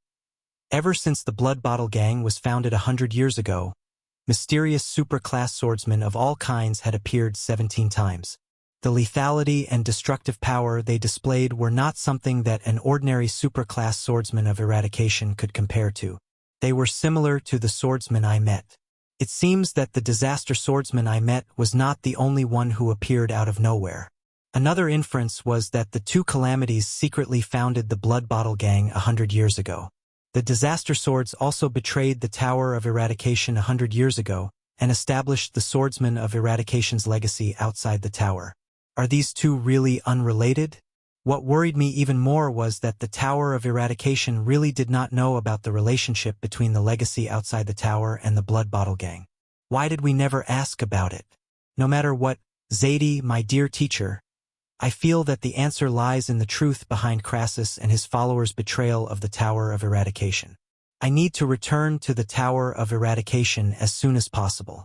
At the same time, I would like to ask you to grant me access to the Inheritors' books. The Blood Bottle Gang stopped here, but there was another gang that was not inferior to it. My informant told me that the rise of the Blackstreet Brotherhood was very strange. They started during the Bloody Year. At that time, they were just a group of mercenaries and adventurers who survived on the edge of a knife, even though they were very powerful. In just a little more than 10 years, they had already invaded half of Constellation's underground world and were extending their tentacles towards Extet and Camus Union. The Blood Bottle Gang had the reputation of being a mystic, but it was also the product of the nobles and bureaucrats' evil deeds. What did the Blackstreet Brotherhood rely on to rise? The information from my informant was that they had a very secretive but abundant financial and human support. Speaking of which, I would like to ask, have you heard of the name Black Sword? It was rumored that he was the leader of the Blackstreet Brotherhood and had profound swordsmanship and realm. Some people said that he was the most dangerous king of assassins who was good at hiding. There was even a police report that said that his sword was some kind of cursed antique that possessed unfathomable power. However, there was one thing that was unmistakable. He was a supreme class elite. In the past 10 years, a supreme class knight of eradication and a supreme class psionic warrior were suspected to have died in his hands. They were both present at the time of the incident. Even though the difference in power between supreme class elites was huge and it was difficult to predict who would win, I could not help but wonder, to be able to kill two supreme class elites at the same time, outside the Tower of Eradication's field of vision, is there really such a powerful swordsman? I also suspected that he was the heir of the disaster sword, but he was also a member of the Blackstreet Brotherhood, the enemy of the Blood Bottle Gang. This puzzled me no matter how much I thought about it. An even bigger thing happened yesterday during the Constellation Conference. Teacher, you might have already received the message from the messenger crow. Constellation has a legitimate heir. He is not a noble, nor is he a branch of the royal family. Instead, he is a living prince named Thales Jadestar. I know that you were classmates with the Sword of Reversing Light, Prince Horus. What do you think of Jadestar? I witnessed the new second prince's elegance with my own eyes from behind my father. Even though he was only 7 years old, I can only say that Jadestar is worthy of being part of the royal family. However, he did not appear at a good time. The Jadestar royal family was facing a rare pressure. The Extet diplomat group was assassinated in Constellation. Yes, Zadie, my dear friend and teacher, I once again smelled the stench of war. In my father's opinion, no matter how he mediated, the conflict between the dragon and Constellation was inevitable. I'm sorry, teacher. The Tower of Eradication had worked hard to preserve the light of swordsmen and knights for mankind. These warriors, who once used their supernatural powers to open up the future of mankind and fought against the calamities with their power of eradication, will once again rise with their swords and fight to the death on the battlefield for their respective countries. If war breaks out, I can only pray to the Sunset Goddess that I will not meet Croche and Missadun. When I thought of the days in the Tower of Eradication and the thought of stabbing each other's hearts, I could not help but tremble. Also, Miranda has already arrived at Broken Dragon Fortress and is serving under the fortress flower with honor. However, this also means that if war breaks out, she will be the first to face blood. Also, I met Raphael at the National Conference. He is working in the kingdom's secret intelligence department and is also contributing his strength to this country. But please believe me, teacher, your worries will not come true. From serving in the military to being on duty, I have seen a lot, but reality will not change me. The ideals of me and the other two will never change. Especially me, after experiencing the cruelest battlefield. Only then did I realize the value of life. After seeing the ugliness of the kingdom, only then did I desire the arrival of change even more. One day we will use our own strength to rebuild this aging country. I wish you all the best.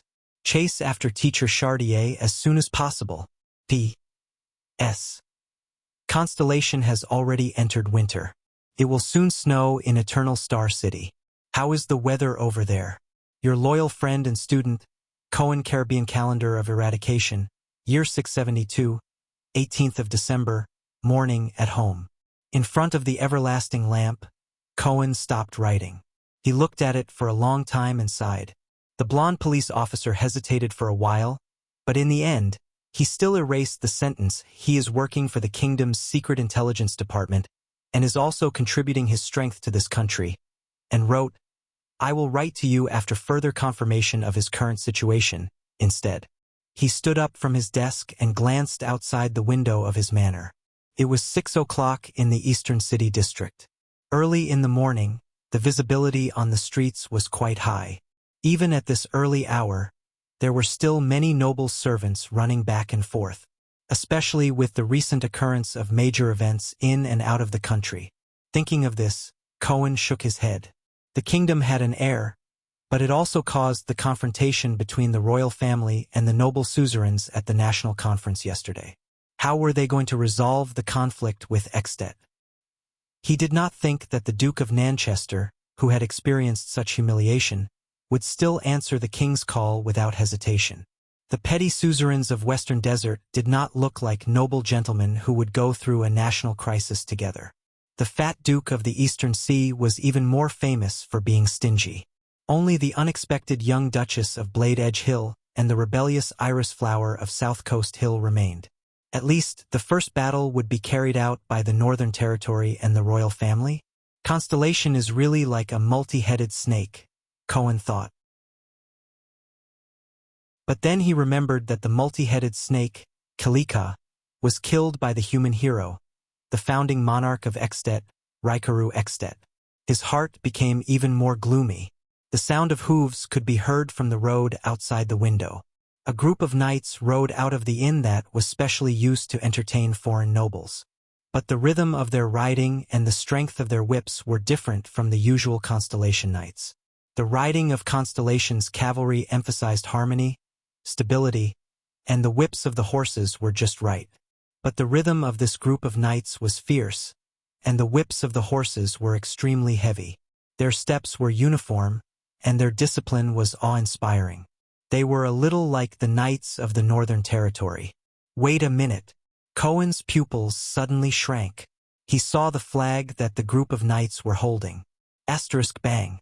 Asterisk Cohen suddenly pushed open the window. He stuck his head out, trying to see the flag clearly. That flag with a color that was incompatible with constellations.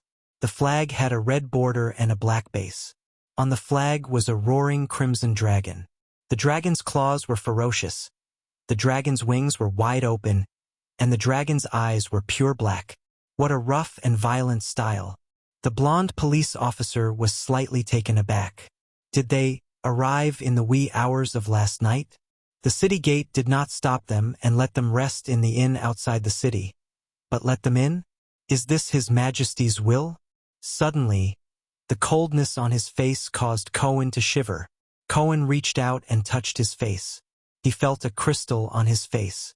The police officer was stunned. He reached out and caught the second and third crystal outside the window. White stars fell from the sky. It was snowing. Cohen took a deep breath and looked at the sky. Winter had arrived. Early morning. He woke up on the hard stone bed that was unique to Renaissance Palace. He slid down the bed and stepped on the same cold stone floor as yesterday. It seemed even colder than yesterday. Thales felt as if he was living in a dream yesterday. Step by step, he followed Gilbert to the starry blue carpet from the Hall of Stars yesterday afternoon. He no longer cared about the king and suzerain's argument behind him. The nobles, bureaucrats, and citizens on both sides bowed to him. They addressed him as Your Highness. Prince Thales. Are you hallucinating from the excitement? Thales suddenly woke up and looked up to see Gines. The mature and charming female official was leaning against the stone door with her arms crossed, looking at him quietly. No, I'm not, the prince answered flatly. I just feel that it's a little unreal. I'm also at a loss. Gines looked at him and snorted softly. Of course, you were just a nobody in the past. But now you are a prince, Prince Thales, the second prince of Constellation. No, it's not that simple. Thales sighed and smiled bitterly. He buttoned his shirt and grabbed his coat. In the past, I only needed to think about how to survive. From today onwards, what I need to think about is how to survive. Thales answered quietly. He buttoned the last button on his belt. Gines frowned, then raised her eyebrows. Another jade star, she thought to herself. Pitiful jade star. Thales fastened his leather boots, but that sentence appeared in his mind again. Fight for Constellation, die for Constellation, and live for Constellation. Am I really ready? He paused for a moment and fastened the sheathed JC dagger to the belt at the back of his waist. Are you ready, Your Highness? A familiar voice came from outside the door. Gilbert's figure appeared at the door. There was an unusually solemn expression on his face. Gines sighed and made way for the former Foreign Affairs Minister. Gilbert took off his hat and bowed to Gines as he said to Thales, Please forgive me for disturbing your rest the next day, Your Highness, but please hasten your grooming. Thales revealed a puzzled expression. Gilbert took a deep breath. They are here, Your Highness. His Majesty hopes that you will stand by his side and receive those people with him. Those people? Thales asked, puzzled. But he immediately reacted. The prince also looked back at Gilbert with the same solemn expression. Yes, those people. Gilbert tilted his head and pursed his lips. He hesitated, but in the end he firmly spat out a word.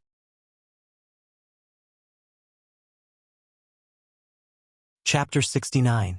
When most constellations thought of extensions, their first reaction would always be tough and hardy. Their second reaction would be different. Most of the civilians would touch their heads in confusion and say that they were barbaric or boorish, while the merchants would probably laugh and say, "Honesty makes business easier," while the mercenaries and adventurers would smile mysteriously and tell you that they were the first choice regardless of whether they were the vanguard or the rearguard. The veterans who had fought against them would frown and sigh deeply in their memories amidst the ale and tobacco, leaving behind a sentence. They are not to be trifled with.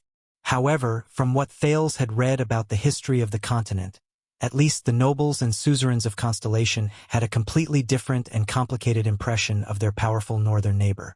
As the strongest country in the Western Peninsula, Extet had an intimidating and powerful army and shocking battle records. It was a trustworthy and solid ally during the Peninsular War, but also a ferocious and terrifying dragon when the three strongest forces in the Western Peninsula fought. Compared to the orderly and refined Constellation, this was a valiant country full of romantic spirit and rebellious heart. It was a martial and heroic country. Its long tradition even predated the ancient empire.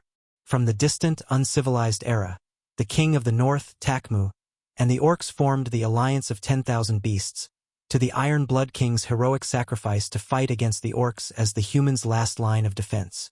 In this northern territory of the humans, the bitterest cold wind had once blown the humans awake from the weak and uncivilized era.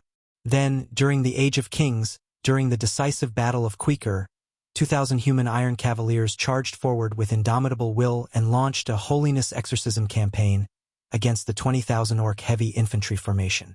Then, the valiant knights in the north gathered under the emperor's banner and conquered the world with swords and fire to build the ancient empire.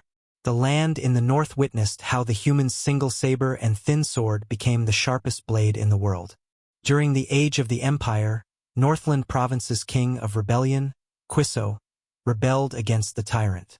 Although he was not famous in Constellation, which considered themselves to be the rightful descendants of the empire, Thales had read that the king of rebellion attacked the three main armies of the empire with his remaining 300 men at the side of Lonely Old Peak. In the end, he died heroically in the battlefield. This awakened the seemingly powerful empire's accumulated diseases and internal injuries, and started the first civil strife in the empire. The closest thing to the current Extet kingdom was the Battle of Eradication, where the hero Raikaru descended from the sky with his knights during the darkest and most desperate moment. They charged straight into the heart of the enemy's army, igniting the Northland province and even the entire world's hope of resisting the Battle of Reversal Cold Wind. He saved the northern and western fronts, which were in imminent danger, not to mention the post-war division of the Peninsular. He and his 10 loyal knights created the legend of Extet's founding. More recently, the legendary adventure of Extet's hero Chara, the prophet Kaipang, and Constellation's Oathkeeper Midier, as well as how they fought side by side against the Eastern Peninsula's allied forces during the Second Peninsular War and turned the tide, were stories that people in Errol loved to talk about. At least, this was the case in the Western Peninsula. Compared to Constellation, which was like an old gentleman who shouldered the heavy orthodoxy of the empire, and whose founding story was full of sorrow and bitterness, Extet was full of heroism and resistance. It was more like a warrior in his prime who was full of hope and passion. Wherever the tip of the sword pointed, it would move forward with indomitable will, and it would have no regrets even if it meant death. Just like the Extettian in front of Thales. Extet's emergency envoy, Baron Lassalle Wieder, stood upright in the meeting hall in Renaissance Palace, which was second only to the Hall of Stars. He did not care about the hostile gazes of the Constellatiate officials and nobles in the hall. He stood casually with his arms crossed. He lowered his head and looked at the ground. Occasionally, he would raise his eyes to sweep his surroundings, but he did not seem inelegant or rude at all. It was as if this was how he should be. However, the faint smile at the corners of his lips made the onlookers frown. Lassalle appeared to be in his early 40s. He held a scroll sealed with a red dragon seal in his hand. Not only was there no fear on his face, there was even a hint of arrogance on his face. When the people in the hall were swept by his eyes, which were filled with fighting spirit, they had the illusion that they were not the ones sizing up the envoy, but the Extettian who stood in the meeting hall was sizing them up arrogantly. Under such circumstances, Thales pursed his lips tightly and stood together with Gilbert. They stood inconspicuously next to the constellation throne, which was located several steps above the stairs. In the hall, from the dukes of the 6 great clans, the heads of the counts of the 13 distinguished families, to the members of the Imperial Conference, Chief of Intelligence Morat Hansen, Minister of Finance Kirkirkman, Military Advisor Soderreiter, and so on, all of them stood quietly at the side of the throne. The center of power in the entire constellation was waiting for Kessel V to speak on the throne. Kessel V's sky-blue eyes were also carefully sizing up the person in front of him. He was the emergency envoy sent by Extet after Prince Moriah was assassinated. The envoy was able to cross the border from Dragon Cloud City without stopping and rush to Eternal Star City 6 days after the incident. It was enough to show the urgency of the matter and the envoy's attitude. "What have you brought, envoy of the great dragon of the north?" Kessel's voice spread. "Me? Humph, I personally didn't bring anything."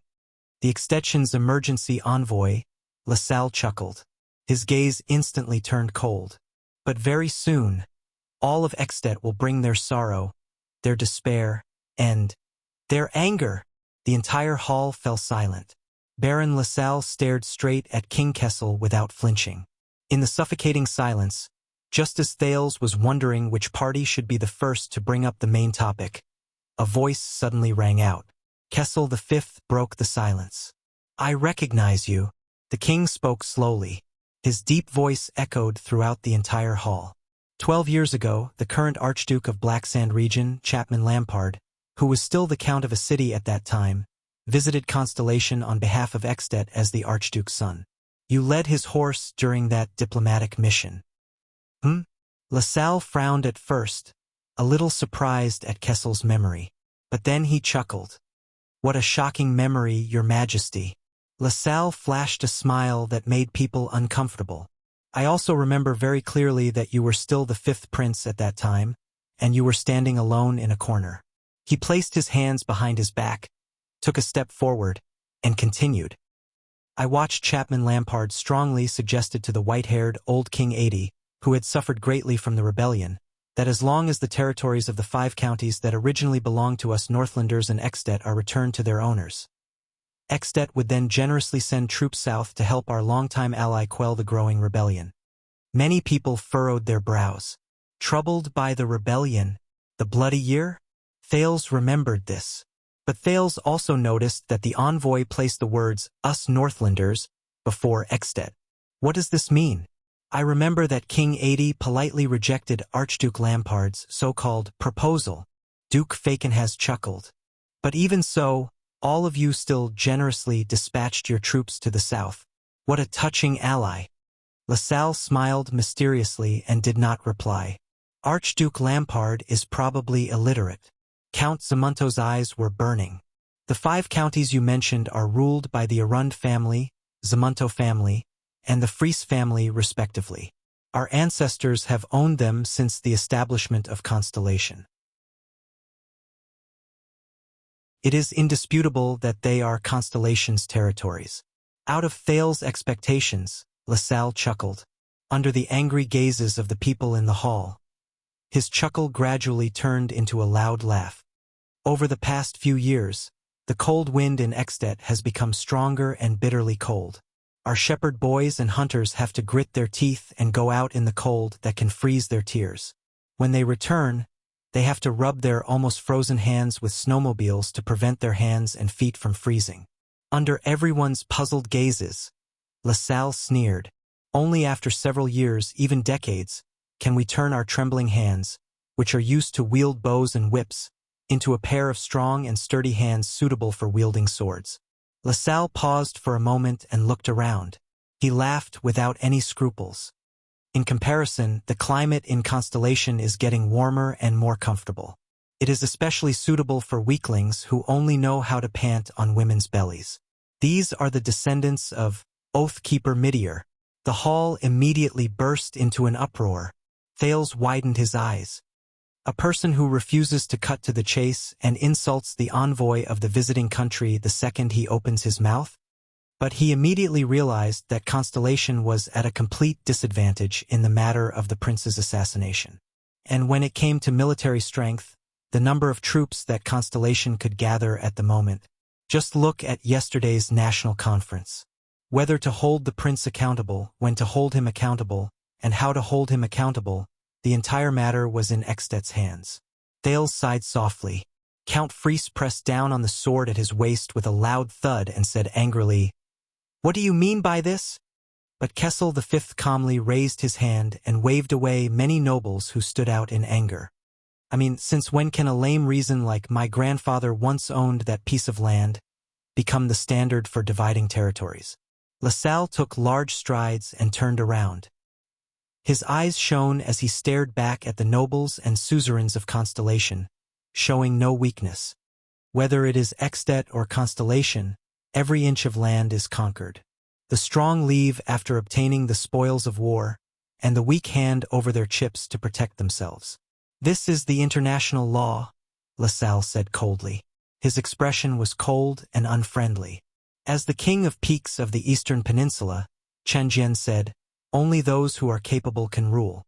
Only Gilbert and a few others narrowed their eyes slightly and pondered over his intentions. King Kessel, on the other hand, looked at the nobles in the hall full of nobles. There was a thoughtful look in his eyes. "Please pay attention, Your Highness," Gilbert said to Thales in a low voice. "In diplomacy, there is no meaningless quarrel or words.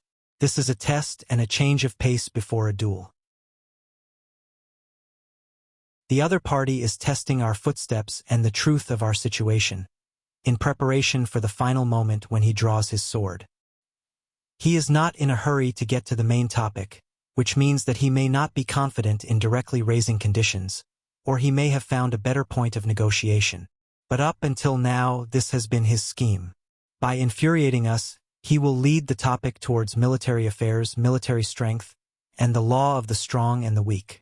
He will plant a seed in us, and at the same time, he will observe our reactions to determine the direction of his next attack," Gilbert whispered. "Also, when he brings out the real topic of discussion, we will unconsciously start to think about war and the price of war, and will relatively neglect other options." Thales frowned. "Do we have other options?" LaSalle took a step forward and looked at King Kessel with a burning gaze. "And does Constellation have the ability to defend that so-called territory of yours?" The anger of the nobles in the hall had reached its peak. Count Zamunto of the North patted his Northern Territory military uniform in anger and roared, "Have your troops let their horses pass." But he was immediately interrupted by an even more vigorous and steady voice. "All right?" Valerund flashed a steady smile. His deep voice drowned out Zamunto's and echoed in the hall. "Just as well. As the Duke of the Northern Territory, I am also worried that our territory is not big enough. Archduke Lampard wants our 5 counties in the Northern Territory, but I also miss his Black Sand region. How about we each send out our troops and exchange territories based on our own abilities?" Listening to the Duke of the Northern Territory's rebuttal, Extet's emergency envoy frowned slightly, but he immediately smiled. "The Duke of the Northern Territory has responded well," Gilbert said to the prince solemnly. But Count Zamunto's words earlier may have exposed some information to the other party. Thales nodded. He understood. In the face of provocation, Zamunto angrily asked the other party to let their horses pass. But Val smiled and said that he also wanted the other party's territory. The hidden meaning and truth behind his words, as well as his attitude and determination in the face of an invasion, immediately revealed the difference between them. At this moment, a young girl's voice interrupted the conversation. "Those who are capable will have the right to rule. If that is the case, your Archduke of Black Sand region should have mobilized his troops earlier, gotten rid of your King Neuven, and sat on the throne himself." That one sentence caused LaSalle's expression to change abruptly. "Because I think that he is already stronger than King Neuven. Isn't he? If he goes south, he will have to face an entire country. But if he goes north, he will only have to face a king. Why not give it a try? Maybe he will succeed." Under everyone's astonished gazes, the 15-year-old Duchess of Blade Edge Hill, Lionel Tabark stood prettily among the group of male suzerains like a lonely flower on a cliff.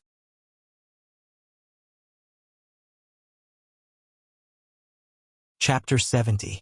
The ministers and suzerains in the hall began to whisper among themselves. Many of them even smiled. Good girl. Duke Cullen smiled and whispered to the unwelcomed Duke Fakenhas beside him. Did she learn to be mean from you? Mean? What are you talking about? Cyril Fakenhas smirked and said quietly, but in my opinion, this is a natural ability of women. In the hall, LaSalle's expression froze. Then his eyes shone with anger. Using this kind of trick to drive a wedge between Extet's ruler and his subjects? This is really the style of the Constellation Empire, just like how you shamelessly tried to murder our Prince Mariah. Thale's heart raced. Here comes the main course. Upon hearing this, most of the Constellation nobles in the hall revealed indignant and angry expressions. However, a few of them began to ponder.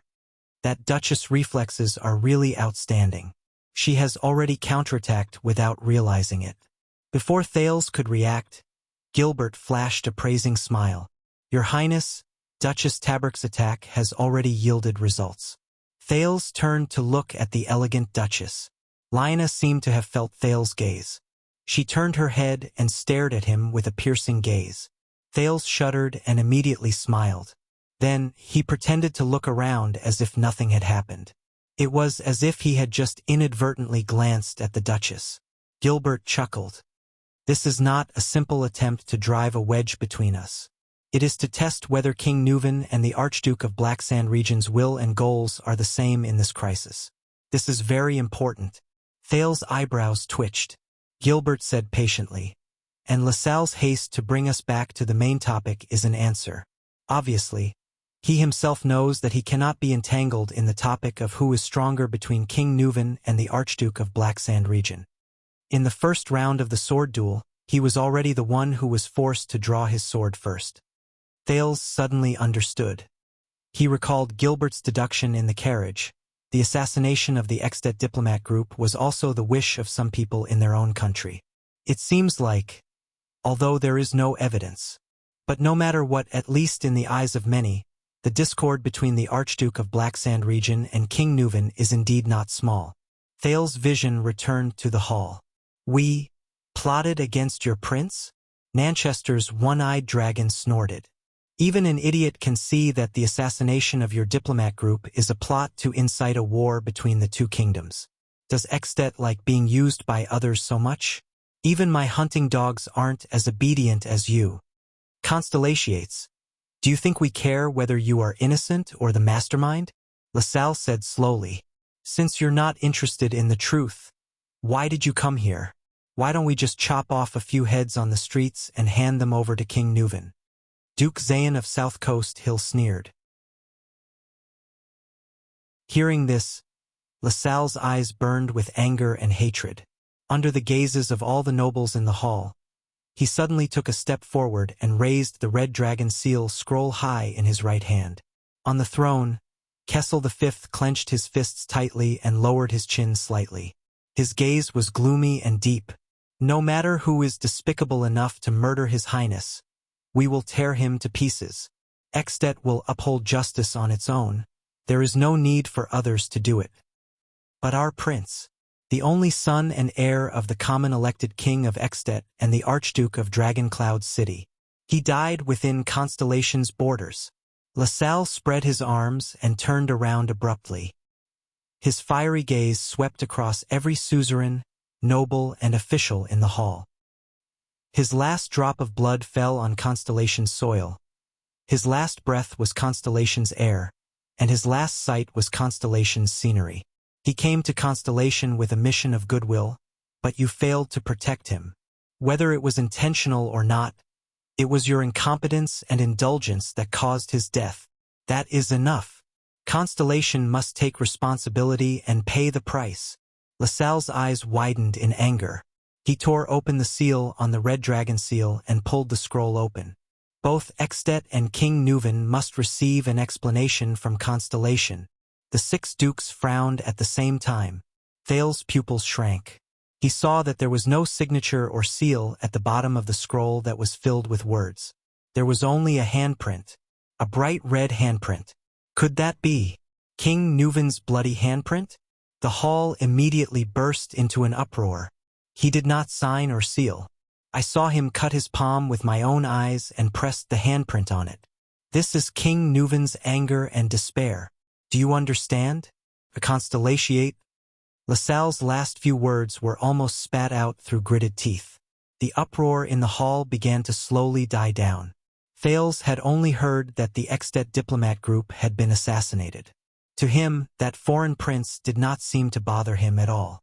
But now he finally understood the severity of the matter. Then, the Supreme King's deep voice rang again. I understand King Nuvan's anger and despair. Believe me, I have experienced that feeling before. Constellation will never shirk its responsibility. Kessel said faintly. The one-eyed dragon Koster clenched his teeth imperceptibly. Is the king going to give in? How is that possible? If we do not pay a sufficient price and cut a sufficient portion of the Northern Territory's flesh, how can the evil dragon in the north be satisfied? If we give in, Kessel V will not only end up with a weak and incompetent reputation, it will also be destined to worsen his relationship with the Northern Territory, which was already at odds with each other. When he thought of this, he could not help but look at Val Arund, who was standing opposite him. However, the other only furrowed his brows and did not say a word. It was like the calm before a volcano eruption. Thank you for your understanding, Your Majesty. LaSalle put down his hand and said coldly, Yes, I remember now. Of course, I can understand your words. Many people had a strange expression on their faces. But Kessel ignored his sarcastic words and said directly, Save the nonsense. What are King Nuvan's conditions? Under everyone's complicated gazes, LaSalle snorted coldly, opened the scroll again and began to read. Extet, from King Nuvan to the 9 archdukes, after learning of the tragedy with great rationality, they endured the terrible grief and despair, and agreed that Constellation must bear responsibility for Prince Mariah's misfortune. After saying this, LaSalle raised his head and looked around. Then Kessel nodded slightly. Very reasonable. The noble Prince Mariah met with misfortune in the kingdom. It is a disgrace to all constellations. LaSalle's cold eyes narrowed slightly. He then lowered his head and continued to read. First, appease the dead. Constellation must return the remains of our diplomat group in a complete, dignified and glorious manner, especially Prince Mariah's remains. Second, seek justice. Assist us in finding and handing over the murderer and the mastermind behind the scenes. Faken has snorted softly. Assist them? Oh my God. It sounds like a superior shouting at a subordinate. As if complaining, he said to Duke Cullen, who was beside him. But the latter, who was preoccupied, only stared at LaSalle solemnly. The words of Extet's emergency diplomat continued. Third, recast honor. King Kessel, please personally issue a public apology to the entire Extet kingdom. Thale's eyebrows twitched. Gilbert's words reappeared in his mind. Whether it is war or peace, His Majesty cannot escape the accusation of being cold-blooded, heartless, inconsiderate to the people, weak and easily bullied, and a disgrace to Constellation. This will greatly affect the reputation and authority of His Majesty and the Jadestar royal family in the kingdom. But LaSalle's cold and straightforward words continued. Fourth, compensate for losses. Regardless of whether it's land or resources, we must receive corresponding compensation. Extet should receive a territory no smaller than the size of Pinecone County and 2 northern counties that are adjacent to our country as compensation, or 30% of the priority quota of Constellation's Eastern Sea Hills Premium Eternal Oil, or 20% of the priority quota of Constellation's South Coast Hills Crystal Drop Mines. Fifth, maintain fairness. Extet and Constellation must renegotiate the Fortress Treaty, especially the unreasonable borders from 12 years ago. Pinecone County, Zalaton County, Levo County, Bear County, and Deer Cry County should unconditionally return to Extet's rule. The Count of Overwatch City should withdraw his reclamation team in the northern pine forest. The number of hunters and herdsmen allowed into the pine forest every year should be decided after discussion with the neighboring Archduke of Black Sand region. The Count of Lonely Old Tower should withdraw his scout patrol line 6 miles away and no longer unreasonably obstruct extensions from entering the public hunting area. The hall was so quiet that even a pin drop could be heard. But Thales knew that this was just a facade. LaSalle gently put down the scroll. These are King Nuven's and Extet's conditions. The eerie silence in the hall was finally broken. What kind of *T are you spouting? Count Zamunto could not take it anymore. He roared. Overwatch City will not take a single step back. Neither will we give up Pinecone County and Bear County. Tell that bastard from Black Sand region that if he wants our territory, he can bring his troops to take it. Count Freese also said coldly. The same goes for Deer Cry County. Moreover, the lonely old pagoda can patrol wherever it wants. However, the Duke of the Northern Territory, who had the most authority to speak, did not say a word at this moment. He only stared at Kessel V. The people in the hall all looked at the Supreme King with different expressions on their faces. Nuven, oh Nuven. Kessel stared at the steps beneath his feet. His expression was calm, as though what had happened was insignificant. Extet wants to use a dead prince in exchange for our 7 counties. Isn't it too greedy? LaSalle raised his head and stared at Kessel. Without showing any signs of weakness, he said, Extet did not just lose a prince. It also damaged our glory. We sent out a goodwill envoy, but were treated this way. Who will wash away Extet's humiliation? Who will quell the great dragon's rage? Also, Constellation. You took away a father's only son. At this point, LaSalle gritted his teeth in resentment and said, King Nuven's only legitimate heir, who came to Constellation with friendship and peace, died in a despicable assassination. King Nuven lost his blood kin, his only son, his only heir. Extet lost the next Archduke of Dragoncloud City, the future hope of the Walton family. In the end, LaSalle practically roared. Despite such a blow, King Nuven did not launch an attack in anger. Instead, he proposed conditions. Isn't this the most restrained and rational choice? The hall was filled with the nobles' indignant inhales. Kessel's tone was still calm, but it was filled with an unquestionable meaning. The first 3 conditions can be satisfied, but the 4th and 5th. The king's cold voice resounded in the hall. Constellation will not cede our land, nor is it prepared to hand over the quota of resources. If I say so, what are you going to do? Val slowly furrowed his brows. Duke Cullen sighed deeply. Faken has let out an ugly laugh. Both Lyanna and Zayn pursed their lips and said nothing. Thales lowered his head bitterly. Is war still inevitable? Ha ha ha ha. Your Majesty Kessel. LaSalle laughed in extreme anger. When we came to Eternal Star, we also brought King Nuven and the 9 Archdukes' requests. King 80 also rejected us. And then what happened? LaSalle spread his hands and looked around the hall. Many of the older suzerains, nobles, and officials tensed up. Yes, we generously dispatched our troops. Baron LaSalle's breathing quickened. His expression gradually turned cold as he gritted his teeth and said, What it should have. He gritted his teeth and said, The great dragon will take it himself. The people in the great assembly hall began to ponder the consequences of this sentence. 12 years ago, the flames of war and disaster that affected half of Constellation were still vivid in their minds. If justice cannot be served, fairness will unfortunately be covered in dust. LaSalle raised his right hand in an extremely oppressive manner and slowly clenched it.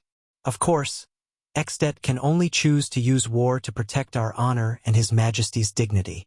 He threatened, enunciating each word. When that time comes, it will not be a problem that can be solved with a few counties or some eternal oil. Enough, Kessel said in a seemingly profound tone. In your and King Nuven's eyes, is there no other way to resolve this matter between Constellation and the Great Dragon in a dignified manner? Do you really want to see the subjects of the two kingdoms bleed at the border? War or peace, it all depends on you, your majesty. LaSalle responded quickly. Are you going to tolerate humiliation and sympathize with your subjects? Or are you going to wage war at all costs? He glanced coldly at the Constellatiate vassals, especially Count Simunto. He laughed mockingly and said, especially when your northern territory does not even have enough troops to defend Broken Dragon Fortress in front of the Archduke of Black Sand Region's army. The Duke of the Northern Territory clenched his fists. During the Bloody Year, the Northern Territory faced Extet's most powerful army and suffered great damage. It was second only to Blade Edge Hill in the southwest. Gilbert sighed beside Thales's ear. There was a period of time when the Northern Territory had more widows than children. You want me to make such a difficult decision? Kessel snorted coldly. Why don't you just let Constellation have a new king? Your Majesty, you are the supreme king of Constellation. You are destined to bear this responsibility. LaSalle raised his head and smiled softly. If you can't do it, then, as you said, among the hall full of nobles, let someone more responsible lead Constellation. Extet will be happy to see that happen. The people in the entire meeting hall were in an uproar. Many people cursed out loud, but Extet's urgent envoy had not finished speaking. Anyway, LaSalle said viciously, the next king of Constellation is also destined to not be a Jade Star, isn't it? Many nobles looked at Kessel with a strange expression, but more people looked at Thales. This envoy still doesn't know about the national conference? Thales' mind suddenly went blank. As expected, the diplomat group was assassinated, the suzerain forced to abdicate, and the great dragon's envoy arrived. All of these were connected. If he had not appeared, this would have been a meticulously planned chain of events. Just as Gilbert had said, there were people in Constellation and Extet who had a tacit understanding with each other. Their intention was to determine the successor of the Iron Hand King and the successor of Constellation. But why did his father, Kessel, bring the topic up to this point? And the words that traveled into his ears made Thales' heart jump. So you're saying that Extet, or rather, the nobles of Extet, favor a certain noble from Constellation to be the supreme king of Constellation? Under the astonished gazes of everyone in the hall, Kessel raised his head and stared coldly at LaSalle. LaSalle smiled in disdain and said, with all due respect, no one here meets our expectations. Extetians only admire heroes on the battlefield, even if they are our enemies. Is there anyone among you who can achieve such a condition? Yes, my vassals are either too far away, or they are unwilling to send their troops. Kessel sighed for no reason. Those who can gain prestige and recognition on the battlefield. Only those who have no choice but to fight for their own territory, right? The entire hall suddenly fell silent because of the king's baffling words. LaSalle seemed to have realized something. He looked at someone and gradually revealed a puzzled expression. That's not right. King Kessel, While everyone was confused, the plump Duke Cullen seemed to have realized something. He sighed deeply and looked at that person with a pained expression. Under Thales' surprised gaze, Gilbert let out a low cry as if he had suddenly realized something. But then he clenched his teeth and lowered his head to sigh. While the hall was filled with puzzlement and surprise, Kessel V took a deep breath, closed his eyes and said, I see. The king said quietly, from colluding with Extet's ambitious schemers to assassinating the diplomat group and stirring up conflict, to stating the possibility of war in front of me and proposing to issue a general edict. Then, to instigate the restless suzerains to force me to appoint an heir and watch us fight among ourselves endlessly. Until this Extetian diplomat before me forced me into a dilemma. No matter which step I took, it would be the greatest blow to me. In the end, you successfully provoked the war and colluded with Extet. Of course, you could easily gain prestige on the battlefield and force me to abdicate. For this, you even sacrificed your own land, your own people, and your own country.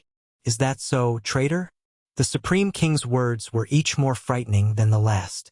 Thales listened to everything with rapid breathing.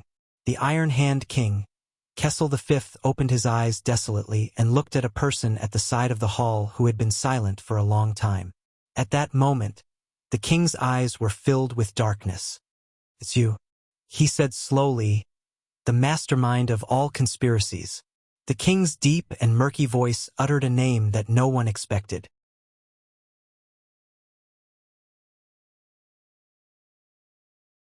Chapter 71. The meeting hall finally erupted into an uproar.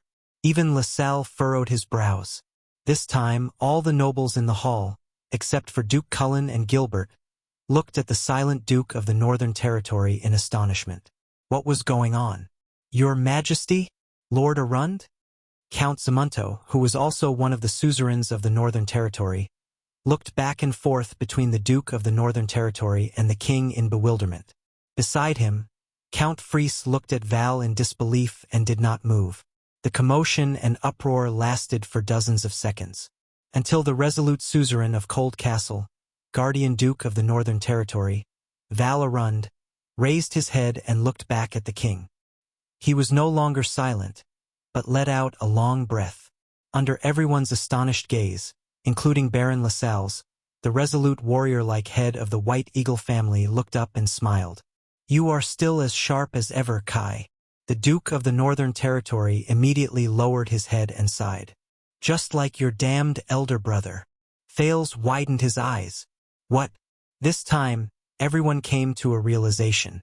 From the Duke of the Northern Territory's reaction, "God. But how is this possible?"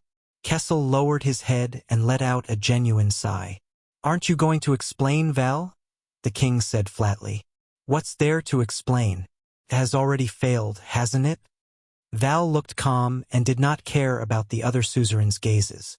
"You, on the other hand, when did you realize? The ones who intercepted and killed the diplomat group were obviously the other suzerains, weren't they? I appeared to be so innocent. The Northern Territory and the royal family were obviously the targets of the scheme." Zayn looked at Val in disbelief. "Yes, impossible. The assassination of the diplomat group was obviously done by the nobles in New Star, and the Duke of the Northern Territory was not even in our group." Kessel lowered his eyebrows and said gloomily, "Yesterday, during the national conference, during the higher parliament's vote, you voted against it too hastily." The king's voice was filled with complicated emotions. "I had my suspicions at that time.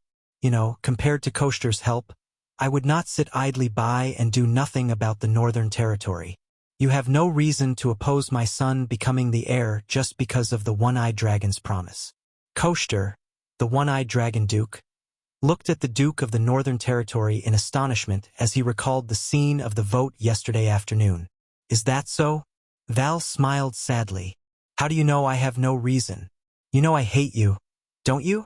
Because Lycia, the person you hate, is me." King Kessel was expressionless, but his fists under his sleeves, which no one could see, were trembling slightly. "But you are a noble person. You will not vent your anger on my son."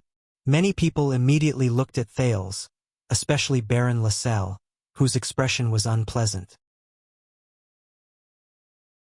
"Unless you have a special reason to stop my son from becoming the heir," the king said in a low voice. "But this is just a suspicion."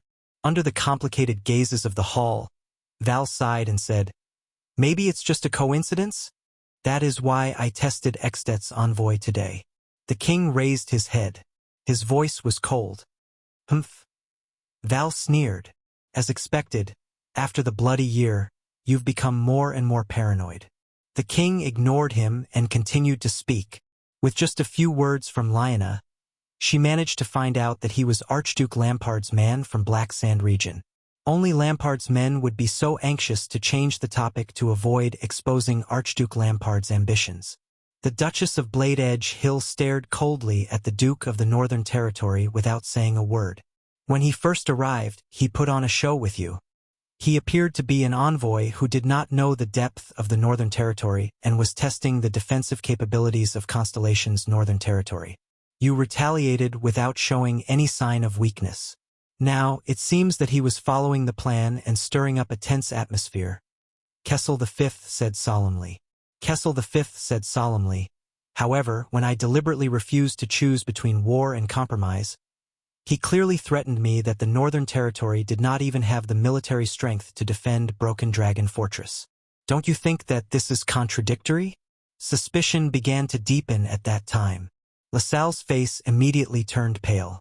The king lowered his head and said, "Moreover, he was obviously more interested in attacking me, provoking me, and even changing the King of Constellation than negotiating properly and fighting for Extet's interests for King Nuven.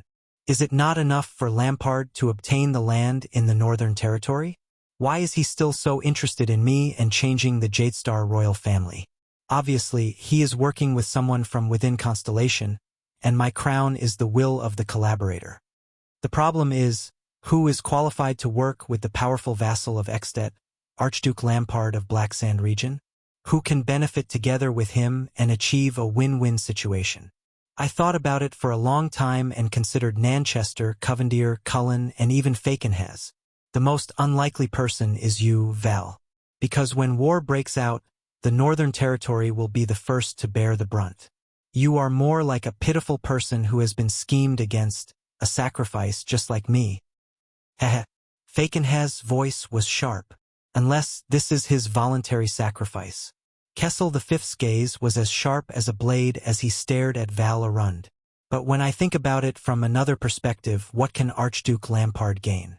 King Nuven's only son died in the Northern Territory, and the Walton family is destined to withdraw from the next King Selection Congress.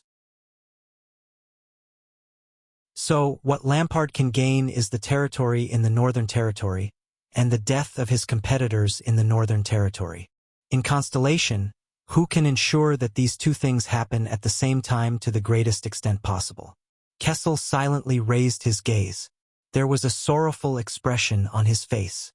"It is you, Val Arund, the Guardian Duke of the Northern Territory, who controls the Northern Territory. But I still do not believe it. I would rather believe that this is just a coincidence." "No," the Duke of the Northern Territory said coldly. "In fact, you already believed it a long time ago. You just needed to exhaust everything to prove your suspicions. Didn't you?" The king snorted softly and glanced at the emergency envoy of Extet with a profound gaze. "I sent someone to intercept Baron LaSalle in advance. Under the eyes and ears of all the suzerains, I sent them directly into Eastern City District with great fanfare. But until this morning, the hidden sentries of the Secret Intelligence Department ensured that they would not come into contact with any Constellations. They also did not know about yesterday's national conference, did not know about the change in the air, and did not know that their collaborator in Constellation was actually in a terrible state. Take a guess. Under such circumstances, how many batches of people did the hidden sentries of the kingdom's Secret Intelligence Department intercept yesterday in an attempt to contact Baron LaSalle?" Morat's hoarse and unpleasant voice rang out just in time. "3 batches, Your Majesty. The military scouts are very stubborn and unwilling to reveal their master's identity." He chuckled and said, "But what is the use of this? There are only a few places in the entire kingdom that have such tough soldiers. It is a piece of cake to track down the person behind them." Val lowered his head and sighed. "They are my most elite scouts," the Supreme King said coldly. "But I have not figured it out. But I haven't figured it out yet. What exactly is your agreement with Lampard, and how can it be fulfilled?"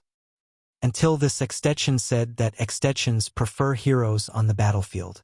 Yes, when war comes, the hero will always be the most dazzling person.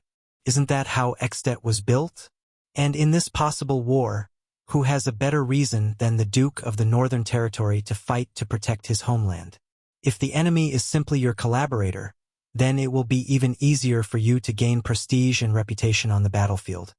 When war breaks out, you pledge your life to defend the Northern Territory and become the hero of the fight against Extet. You are also the only person who can deal with them. With no heir to the royal family, aren't you the most suitable to be the next king? Val laughed coldly. King Kessel looked at Val sadly. Did I say anything wrong? The one who betrayed the Northern Territory, the Guardian Duke of the Northern Territory. Is being king that important to you? So important that the originally noble and pure you will betray your territory, your people, and your country. The hall immediately fell silent. Even LaSalle looked troubled and did not say a word. Val Arund stared blankly at the floor for a long time, until he shut his eyes tightly. Ha ha! Amidst the desolate laughter, he finally opened his eyes and said sadly, "This should not have been like this." With a complicated expression, Val spoke slowly. "Everything should have gone according to my script." The king narrowed his eyes. New Star, this group of suzerains of Constellation was originally formed after the Desert War 5 years ago to fight against your increasingly arrogant royal power. They, whether it was Cullen or Nanchester, all came to me, but I rejected them. But I realized that this was a once-in-a-lifetime opportunity. In the fight between them and you, I could achieve my goal. The goal that was so far away that even I did not believe it. Val walked forward to the center of the hall and looked into the non-existent distance. He sighed. "I took the risk to go to Exdet and found Lampard. You should have seen the look on his face when I lowered my hood in front of him. That night we formed an alliance. I was responsible for instigating Zamunto and Fries, inciting them to clash with Exdet from time to time at the border.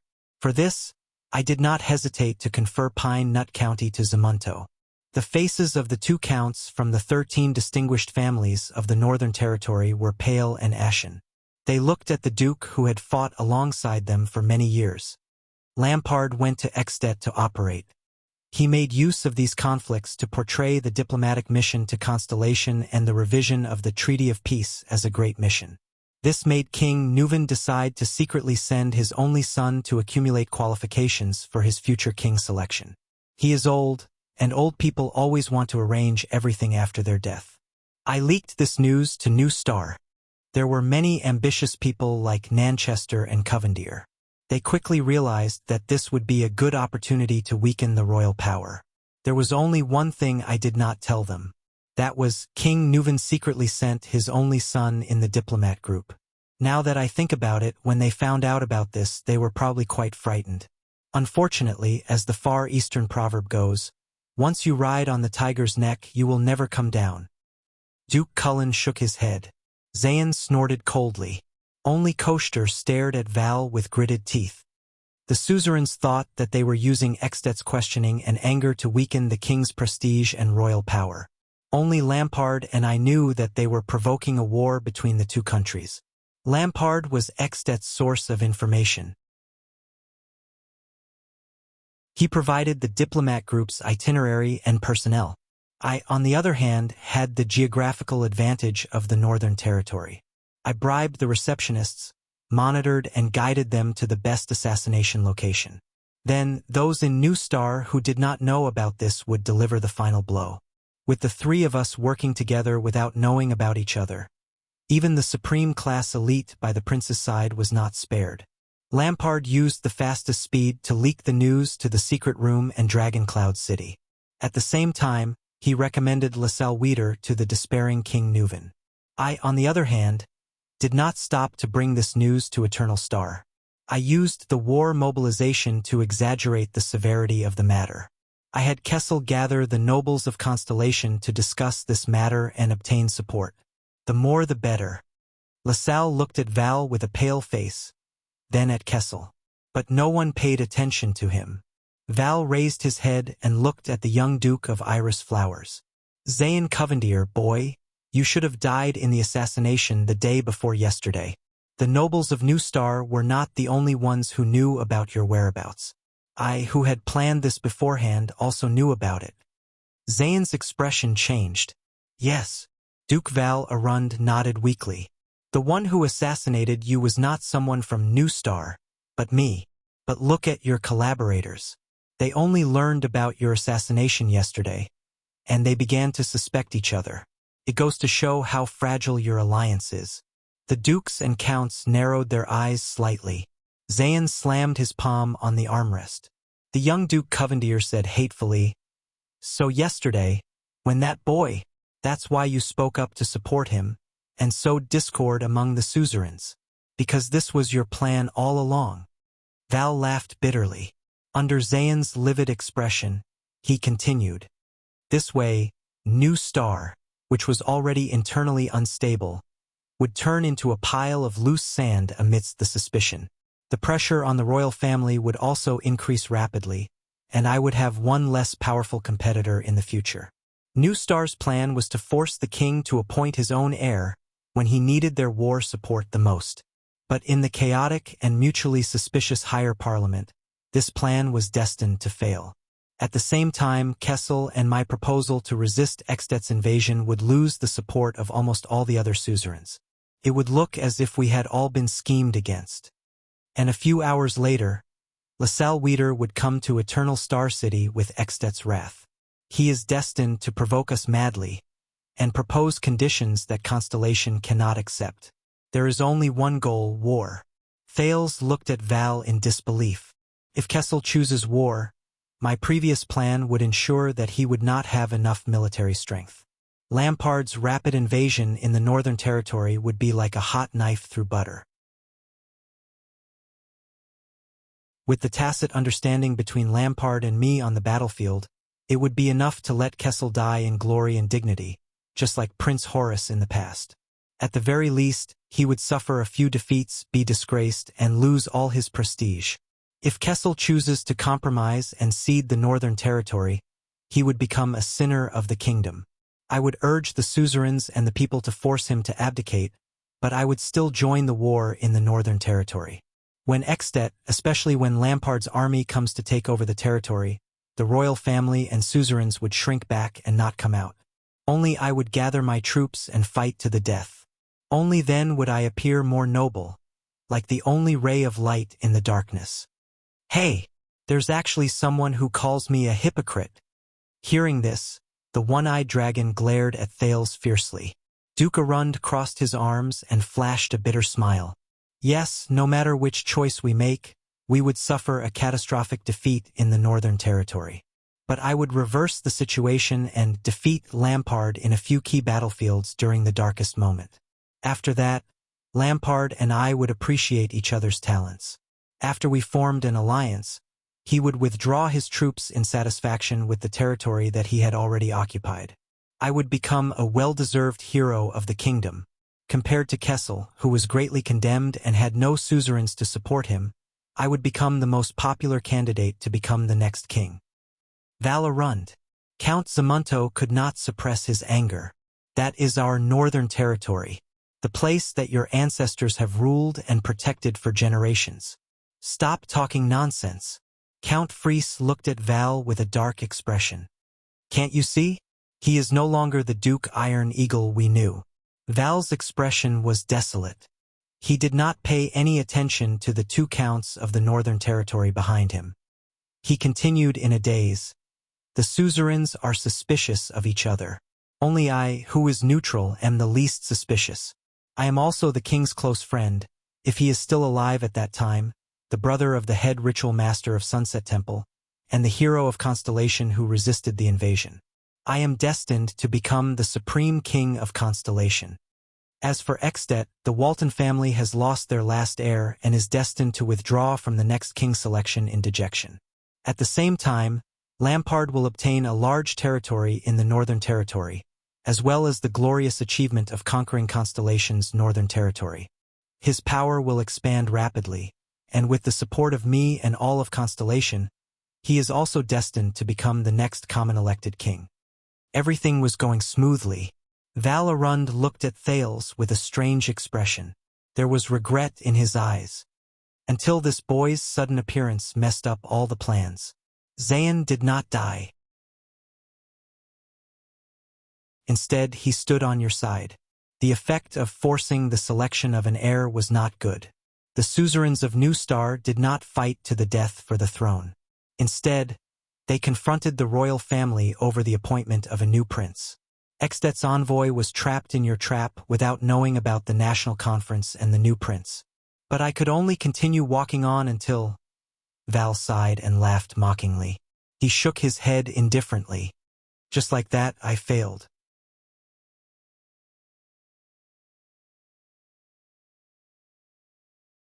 Chapter 72.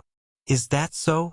After listening to Val's statement, Kessel's expression was unusually complicated. But why is it you? You are supposed to be a noble person, a pure warrior. You have your own creed. Haha. Val laughed inexplicably. Why can't it be me? Kessel paused and looked sadly at the scar on Val's chest that extended to his chin. You used to be my most trusted friend and brother. We grew up together in the capital. We were the best partners, the closest of brothers, even better than biological brothers like Midir.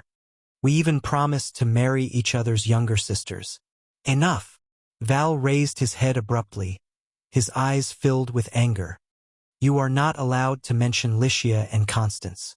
You are not worthy. Thales had a thought. Lycia Arund and Constance Jadestar appeared in his mind, the lonely head ritual master and the small stone urn. The king's expression was gloomy. I know you hate me, but I thought it was all because of Lycia. As a suzerain, you are still loyal to me and to Constellation. Your creed is still noble and inviolable. Isn't that so? I do hate you, but the Duke of the Northern Territory, who had betrayed the Northern Territory, said resentfully, everything I do is for Constellation. The king narrowed his eyes. What? Val Arund stepped out of the ranks of his vassals. His gaze was firm. If I can succeed with a small price to pay, a short period of bloodshed, Constellation and the dragon, the shield and blade of the Western Peninsula will turn a new page. In the era of the ancient empire, Arund was the supreme family that ruled over the Northland province, while Lampard was the bloodline descendant of the king of rebellion, Quiso Lampard, who rebelled against the tyrant. Hatred and opposition have been passed down from 1,000 years ago until now, and have long been rooted in the blood. But if even archenemies like us can reconcile, what else is impossible? Thales sighed. No, you are not reconciling. This is an exchange of benefits. Val took a step forward and looked at the crowd with a fanatical expression. The conflict and hatred between the two countries will be overshadowed by the heroic friendship and loyal cooperation between me and Lampard. The descendants of the two countries, our children, will make a marriage contract. Their children will inherit both Constellation and Extet. Constellation and the dragon, two great countries, will become one. Think about it. The heroic blood of the great dragon of the north will be poured into the descendants of the great empire. Val said excitedly, we may not be able to restore the glory of the empire, but we can definitely put an end to the flames of war in the north. The flames of war will never be reignited, and disasters like the Bloody Year will never happen again. The Northern Territory will enjoy peace forever. To hell with your peace! Count Zamunto spat on the ground. Eva did not care and clenched her right fist. We can even take it a step further. A new power will be established in the Western Peninsula. We will hold a shield in one hand and a blade in the other, pointing our swords at Camus Union and dividing the land of the merchants to benefit ourselves. After breaking the balance of power between the three strongest forces in the Western Peninsula, the rest will not be a problem. The Western Peninsula will soon be unified. So, the Duke of the Northern Territory gritted his teeth and looked around at the nobles and officials. This is all for Constellation, so that it will no longer have to suffer disasters, so that it will become stronger in the end, and so that Constellation and the dragon can have eternal peace. Thales frowned. Baron LaSalle coughed and said awkwardly, about this I thought... Bang! Kessel V punched the left arm guard. Shut up, Extension. We'll settle our scores later. The Supreme King's voice was powerful, and he said in an unquestionable tone, right now, this is Constellation's internal affair. Russell was at a loss for words. The king stood up slowly and looked down at Val. For Constellation? Kessel V's hair and beard stood on end, which was rare for him. His face was filled with anger. Betraying your own king and vassals, all for the sake of Constellation? Betraying the land and people of the Northern Territory for Constellation? For the sake of the throne, you didn't hesitate to bring death and injury to war. Is this also for Constellation? Kessel Jadestar. Val Arund clenched his fists and faced the king. Do you think you're nobler than me?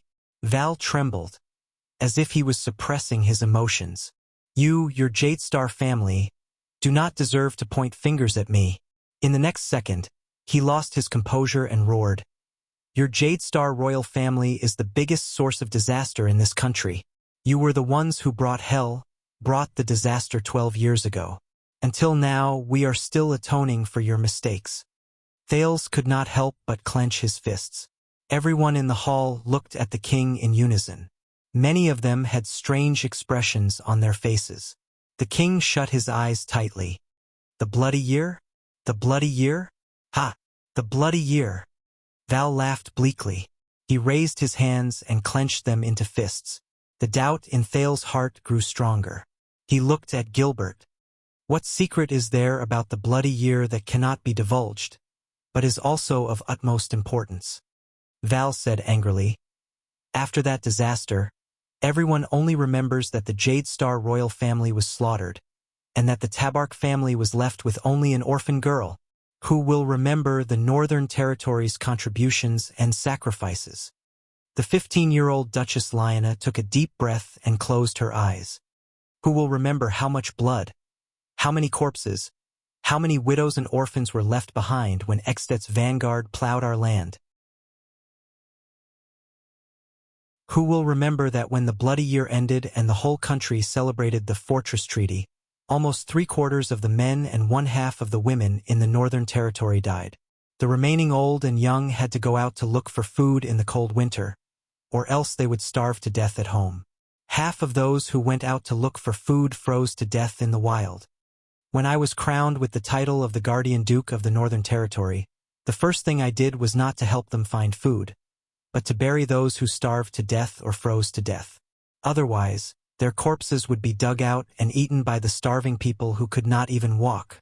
Have you ever seen such a scene, young master of the capital city? Who will remember that my father refused to surrender after Cold Castle was breached? His head was hung in front of Cold Castle's city gate for an entire month. When I untied him, and every day when I went in and out of my own castle, I saw that damned city gate.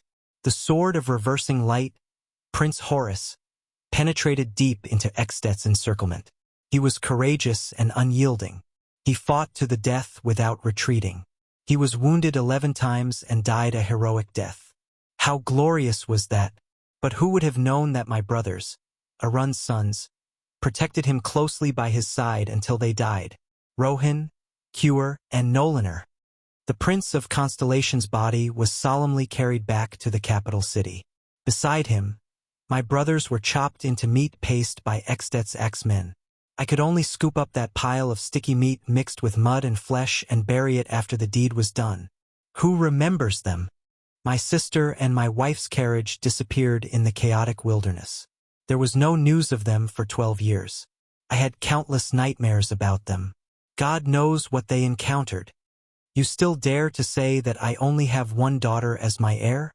Why do you think I sent my 7-year-old daughter to the Tower of Eradication? Was it to groom her to be my heir? *T. I sent my daughter to the Tower of Eradication because I was afraid that when I was not around, Miranda would be eaten alive by starving people who climbed over the ruins of Cold Castle. Kessel V shut his eyes tightly. Many people in the hall recalled those days and could not help but lower their heads. Val trembled as he said, "After experiencing that kind of hell, the Desert War 5 years ago, how could you, Kessel Jadestar, still think that we have too few troops? Think that our army is not as strong as it was 5 years ago. Think that we do not even have enough cavaliers to form 5 vanguards. Do you think that the person I hate is you? Do you think that I hate you for not marrying my sister? Hate that you let her down and made her become a priestess who will never marry? No, I hate Jadestar. It's your damned family. All the disasters are because of your delusional, idiotic father, your uncle, who treats rudeness as humor, your gloomy eldest brother, your conceited, condescending, and good-for-nothing brothers, and you, the supreme king who was born with the blood of a tyrant of the empire. It's this Jadestar family, who is always associated with the calamities, who brought the bloody year to Constellation, who brought this kind of hell. Calamities? Associated with the calamities? He subconsciously looked at Gilbert, who was beside him, but the latter only pursed his lips tightly and did not say a word. Do you think that you are some kind of tragic king? A Jadestar royal family that only has one person left? No. Eva roared crazily. You've only ever cared about yourself, your will, and your world. Why do you think that you have come this far? Everything that happened to you in the bloody year was brought upon yourselves. Just like that damned father of yours. Both of you knew what your choices would bring about, but you never cared. You never understood your own vassals, never cared about your subjects, never cared about the people around you. Iron Hand King. Don't you find it ironic when they call you that? You are not an iron hand. You are simply cold-blooded. Val, whose emotions had reached the peak, roared in misery and despair. Charlton and Shadow Shield, why didn't they kill all of you in one go? If you did not bring that monster back. The king suddenly opened his eyes and shouted, Enough! Kessel looked agitated as he rebuked Arund. Val, you are still as stupid, as extreme, and as stubborn as before. Kessel stared at Val with a complicated look in his eyes. You only believe in what you are willing to believe. You are like a stupid piece of wood, ridiculously ignorant. Val panted and stared at the king in a daze.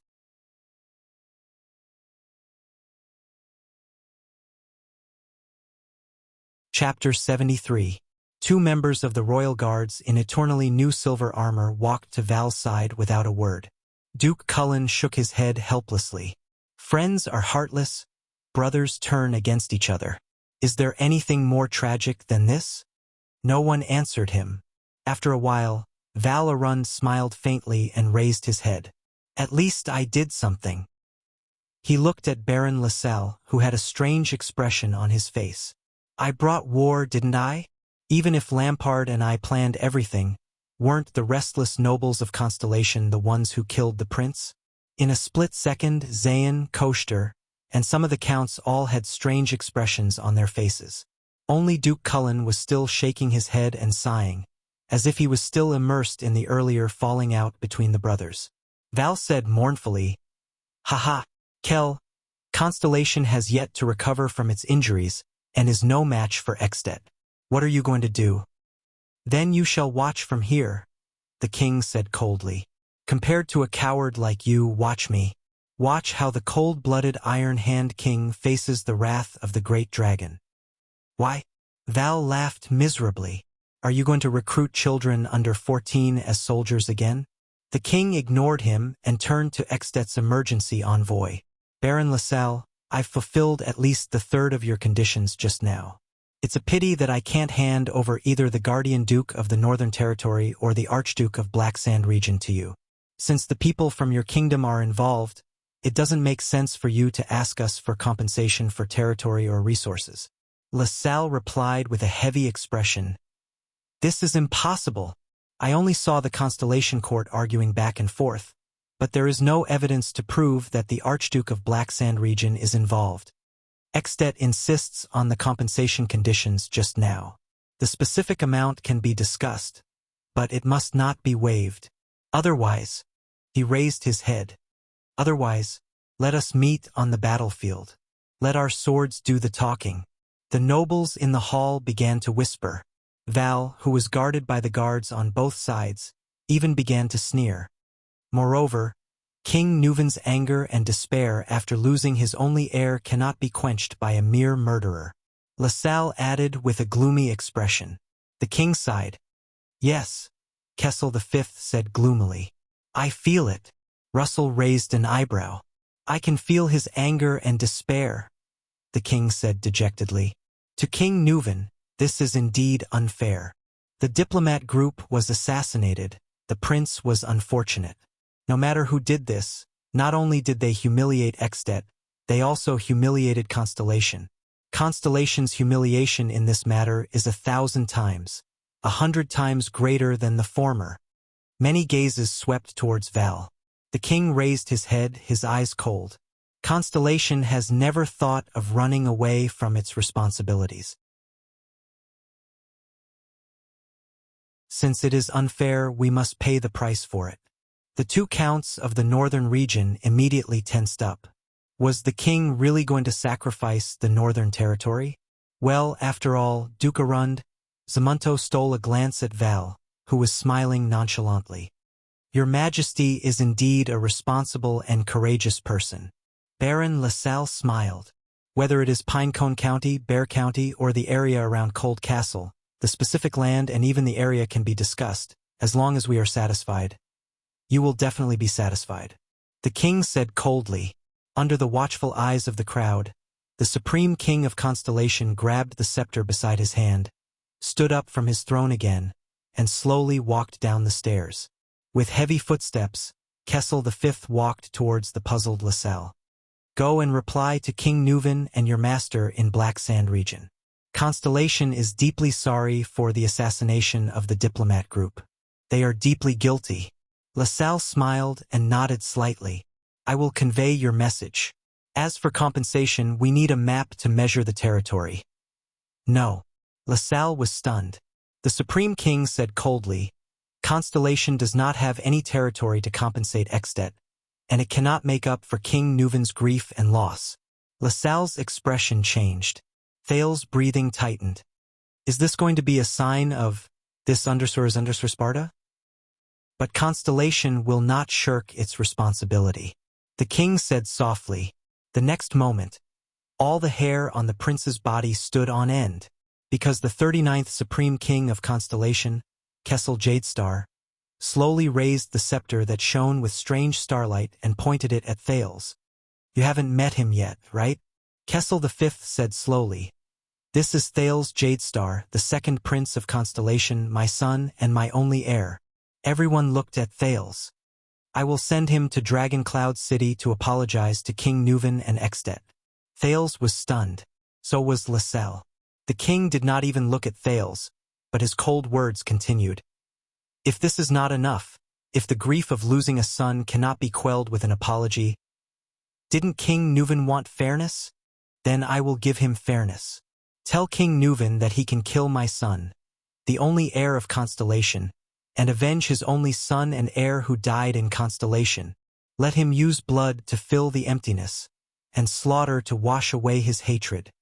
Use my son's life to exchange for his son's life. Use Constellation's blood to make up for Extet's blood. What? Thales stood dumbfounded.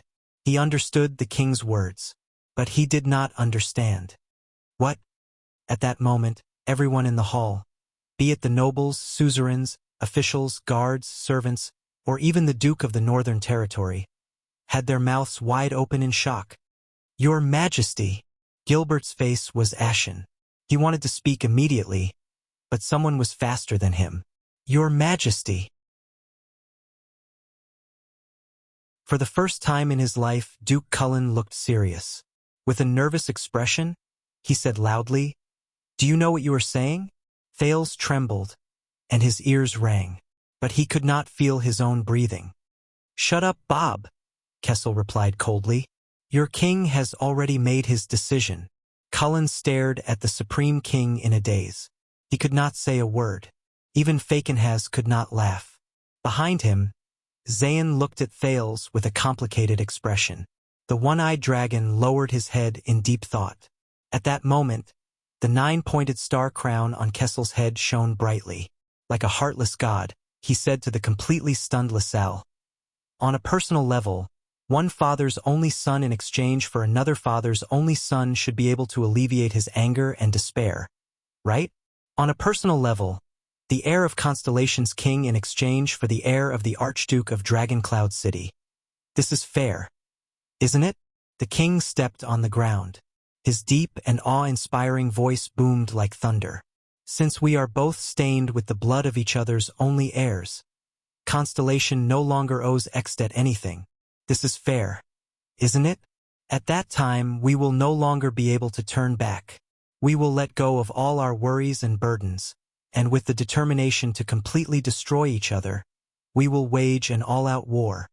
This is fair, isn't it? LaSalle's pupils shrank continuously. He was already dumbfounded by the king's sudden and shocking words. He raised the scroll in his right hand, and his chin trembled. He wanted to say something, but nothing came out. It was one thing to use a bad diplomatic incident to fight for Extet's, and perhaps Archduke Lampard's, interests. But sacrificing their only heir, and Constellation was not like Extet's king selection system.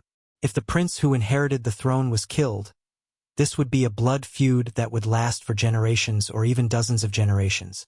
It would make the two countries irreconcilable enemies that would fight to the death and trigger a war to destroy the country. This was another matter. Under King Kessel's awe-inspiring and powerful gaze, LaSalle broke out in a cold sweat. His eyebrows kept changing, as if there was a fierce battle going on in his mind, to decide on his reaction and wording. With my level, I am unable to give an immediate answer to this matter, he stuttered. Kessel V roared angrily. Then go and ask your king.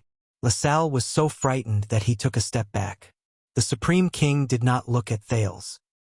He continued to speak gloomily. Tell him that last night, I have already dispatched Baron Araka Murch with 2,000 regular soldiers of the royal family to Broken Dragon Fortress. Prince Thales will depart soon after and personally meet King Nuven. He will be at his disposal. This is the price that Constellation can pay. The people in the hall did not even dare to breathe loudly. The king glanced at LaSalle, who was frowning and at a loss for what to do. As for Archduke Lampard of Black Sand region, I know that he has already deployed a large number of troops and is ready to invade the northern territory at any time. Should he step aside and escort my son to Dragon Cloud City to apologize? Or should he recklessly wage war against Baron Murch? I look forward to his choice. LaSalle retreated dejectedly. He panted heavily like a drowning man. Your Majesty! The one who spoke was the 15-year-old Duchess Lyanna. This elegant young lady's face was pale. His Highness is your one and only heir. If anything happens to him along the way, your throne. Ha! The Supreme King laughed angrily and said, It's too simple. Thales shuddered and looked at everything in front of him. Kessel V turned around and faced the suzerains in the hall. No matter what happens to the second prince and causes the royal bloodline to be severed, the enemy who completely destroys Constellation, the one who successfully avenges the last Jadestar prince, the one who finally avenges the disgraced Constellation. The king turned around abruptly and raised his scepter high. He is the next Supreme King of Constellation. If Constellation does not even have such a person, Kessel coldly swept his gaze over the nobles in the hall. His words were as sharp as a knife, and he spoke with great force. Then what is the point of its existence? The entire hall was silent. The meeting is adjourned, Kessel concluded coldly. I await King Nuven's reply. At this moment, Kai, the pale-faced Duke Val Arund, struggled to open his mouth. He looked at Kessel in disbelief, then at Thales. What kind of madness are you going through now? Kessel V sneered. Madness? The king snorted coldly. As if mocking him, he repeated what he had just said to Val. Everything I've done is for the sake of Constellation. 2 guards walked forward and escorted the dazed Duke away. LaSalle left with his face drenched in sweat. The suzerains looked at the king and his heir amidst their whispers. Gilbert clenched his fists and looked at His Majesty, who was wearing the astral blue cloak. The king strode away and did not look at anyone else. Only Thales breathed absent-mindedly. He was completely unaware of the gazes in the hall. Begging for my collection? Amway? Leave a comment. Tickets. Add me to the group 397-147-168.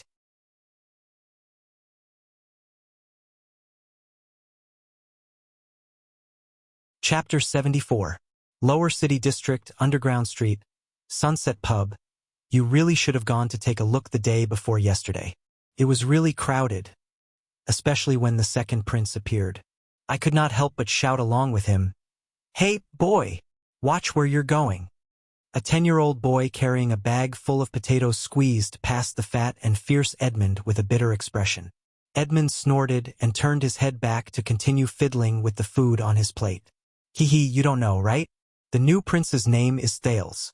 It's exactly the same name as that black-haired rascal who always came here to freeload. Boy, why are you turning your head back? What does the prince have to do with you? Get back to work. I heard that the philandering Kessel wants to use his life to make peace with Extet. Today, everyone in the market is talking about this. Everyone is filled with righteous indignation, saying that the suzerains of Constellation are all good-for-nothings who can't protect the country, and that the royal family has sacrificed too much for Constellation. Bah, that Jadestar royal family that only produces lunatics. You don't know, 12 years ago, I was in front of the palace gate. In front of Edmund was a young girl in tight trousers and a sleeveless coat. She was bored to death and was fiddling with her short brown hair. She leaned against the food delivery window between the front desk and the kitchen, looking as if she had nothing to live for. The face of this nimble and valiant brown-haired girl twitched.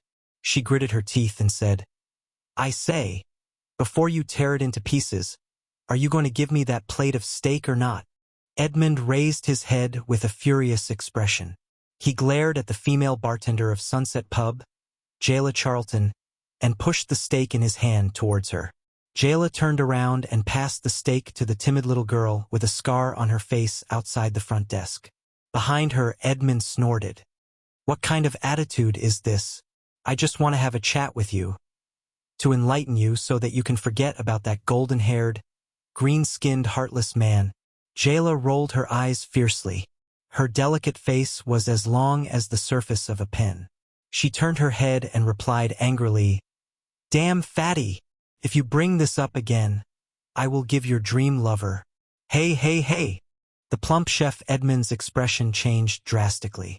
He raised his chubby hand and slapped the delivery window twice. "You're gonna fall out with me just because of a disagreement? I'm just concerned about my cute niece's relationship progress. You know, the most important thing for two people is to have a common language. If a gangster bartender and a police officer get together..." Jayla could not take it anymore and punched the bar counter.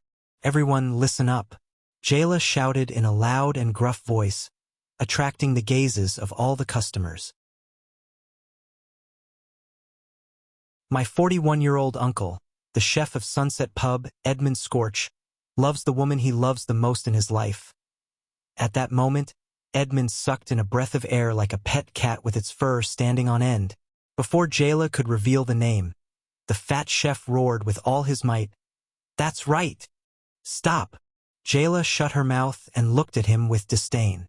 She said disdainfully, "Single dog, coward, unrequited love." Edmund glared at his niece dejectedly and said embarrassedly, "That's right. There are no more potatoes. I'm going to restock." Cinti, who was carrying another bag full of potatoes, watched Edmund leave the kitchen with a puzzled expression. "There are no more potatoes? Then what am I carrying?" At that moment, a boy with his right hand wrapped in a piece of cloth stumbled in with a panicked expression. They're here." With a long face and a swollen head, Ryan pounced on the bar counter. The poor child was hugged by the surprised Cinti. Jayla's expression darkened and she put down the rag in her hand. Coria, who had just returned from delivering food, raised her head to look at the entrance and could not help but tremble. With a pale face, she watched a dozen fierce-looking men dressed in black rudely push aside the customers who blocked their way and slowly walk into the pub. The noisy pub instantly fell silent. "Go to the kitchen." Jayla extended her hand to the side of her leg and calmly said to the three child beggars. However, two thugs dressed in black walked out from the dozen of people. They looked hostile and blocked the entrance from the bar counter to the kitchen. The three child beggars cowered and hid by Jayla's side. "What is the meaning of this?" Jayla angrily asked. "This is Sunset Pub. This is not Blackstreet. Even Morris would not dare to behave atrociously here." However, the thugs were unmoved. They only walked to every corner of the pub with indifferent expressions, as if they were standing guard. One of the thugs, who looked like a tough guy, took out a single-sided axe from behind his back. Under the angry and fearful gazes of a few customers, his expression was cold as he swung the axe with one hand. He chopped at a table. Asterisk bang. Asterisk, the huge force smashed the table in half and sent it flying. Many customers covered their heads in panic, trying to block the flying shards. The resolute axeman turned his head coldly and said loudly to the others in the pub, "The Brotherhood is doing business. The Brotherhood has business." Get lost. The customers in the pub recognized the identity of these people and whose subordinates they were. Thunder Axe Asku, one of the 13 generals of the Brotherhood. They were the tough guys who were in charge of smuggling arms across borders. Many people stood up without hesitation and left the pub as if they were fleeing.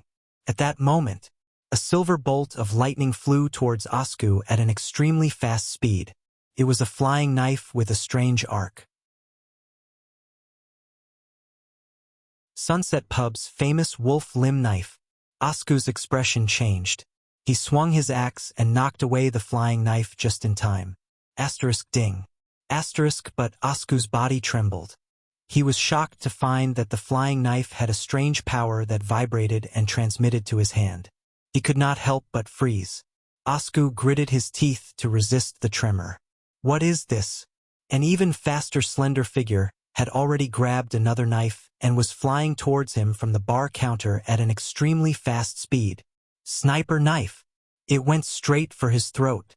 Asku's pupils shrank while he was still frozen in place. He could not dodge it, but the expected splatter of blood and flesh did not come. Jayla gritted her teeth and watched in disbelief as the knife she was supposed to cut into Asku's throat was held tightly by a hand wearing an iron glove. The owner of the iron glove was a middle-aged man with a face full of scars. He stood beside Jayla, and at the critical moment, he pinched the Charlton family's instant kill knife. I still remember that as a Charlton who gave up on his family's profession. You are just a useless ordinary class, the scarred middle-aged man said coldly. If it were not for the reversed machete, you would not even have the chance to be a bartender here. The Brotherhood does not accept trash. But judging from the strange tremor on your knife, you have unknowingly become a superclass elite. The middle-aged man let go of the knife in his hand and snorted. It seems that the killings and battles in Red Street Market have improved you. As expected, the people of the Charlton family can only improve their skills by bathing in blood. Jayla took a step back with a face full of anger. She gritted her teeth and looked at the great enemy in front of her. Damn it. After Red Street Market, she had clearly improved so much. She had reached superclass and mastered strange tremor. But why was this guy able to catch her instant kill knife? The remaining customers whispered among themselves and left dejectedly. One of them looked puzzled and wanted to argue, but he was immediately pulled away by another customer who knew the situation. They recognized the middle-aged man with a face full of scars. He was one of the 6 powerhouses of the Brotherhood. He was second only to Crownless Fist Senza in the arms smuggling business. Ironheart Shanda Rhoda. He was also Quide Rhoda's father. Jayla secretly gritted her teeth. The customers did not hesitate and immediately ran away. You do not have to wonder why I could catch your knife. There is never a certainty in a battle. The so-called division between ordinary class and superclass is just a saying. Rhoda, who looked ferocious because of the scar, snorted softly. He did not even look at Jayla. Asku looked at Jayla with a face full of indignation. He put the axe back on his back and pulled out a chair for Rhoda. Due to various reasons, it is very normal for people of the same class to be crushed by one side, or for people of different classes to be evenly matched. Rhoda, whose face was full of scars, casually sat down on the chair. He crossed his arms and looked at the female bartender, who looked as if she was facing a great enemy. When I was young, I even saw a superclass swordsman. In a battle where the disparity in strength was so great that it was almost impossible for him to win, he killed 2 supreme class elites. What? Jayla's pupils shrank. Rhoda looked at the shocked Jayla and said with a smile, "That was the battle where the person I admired the most became famous.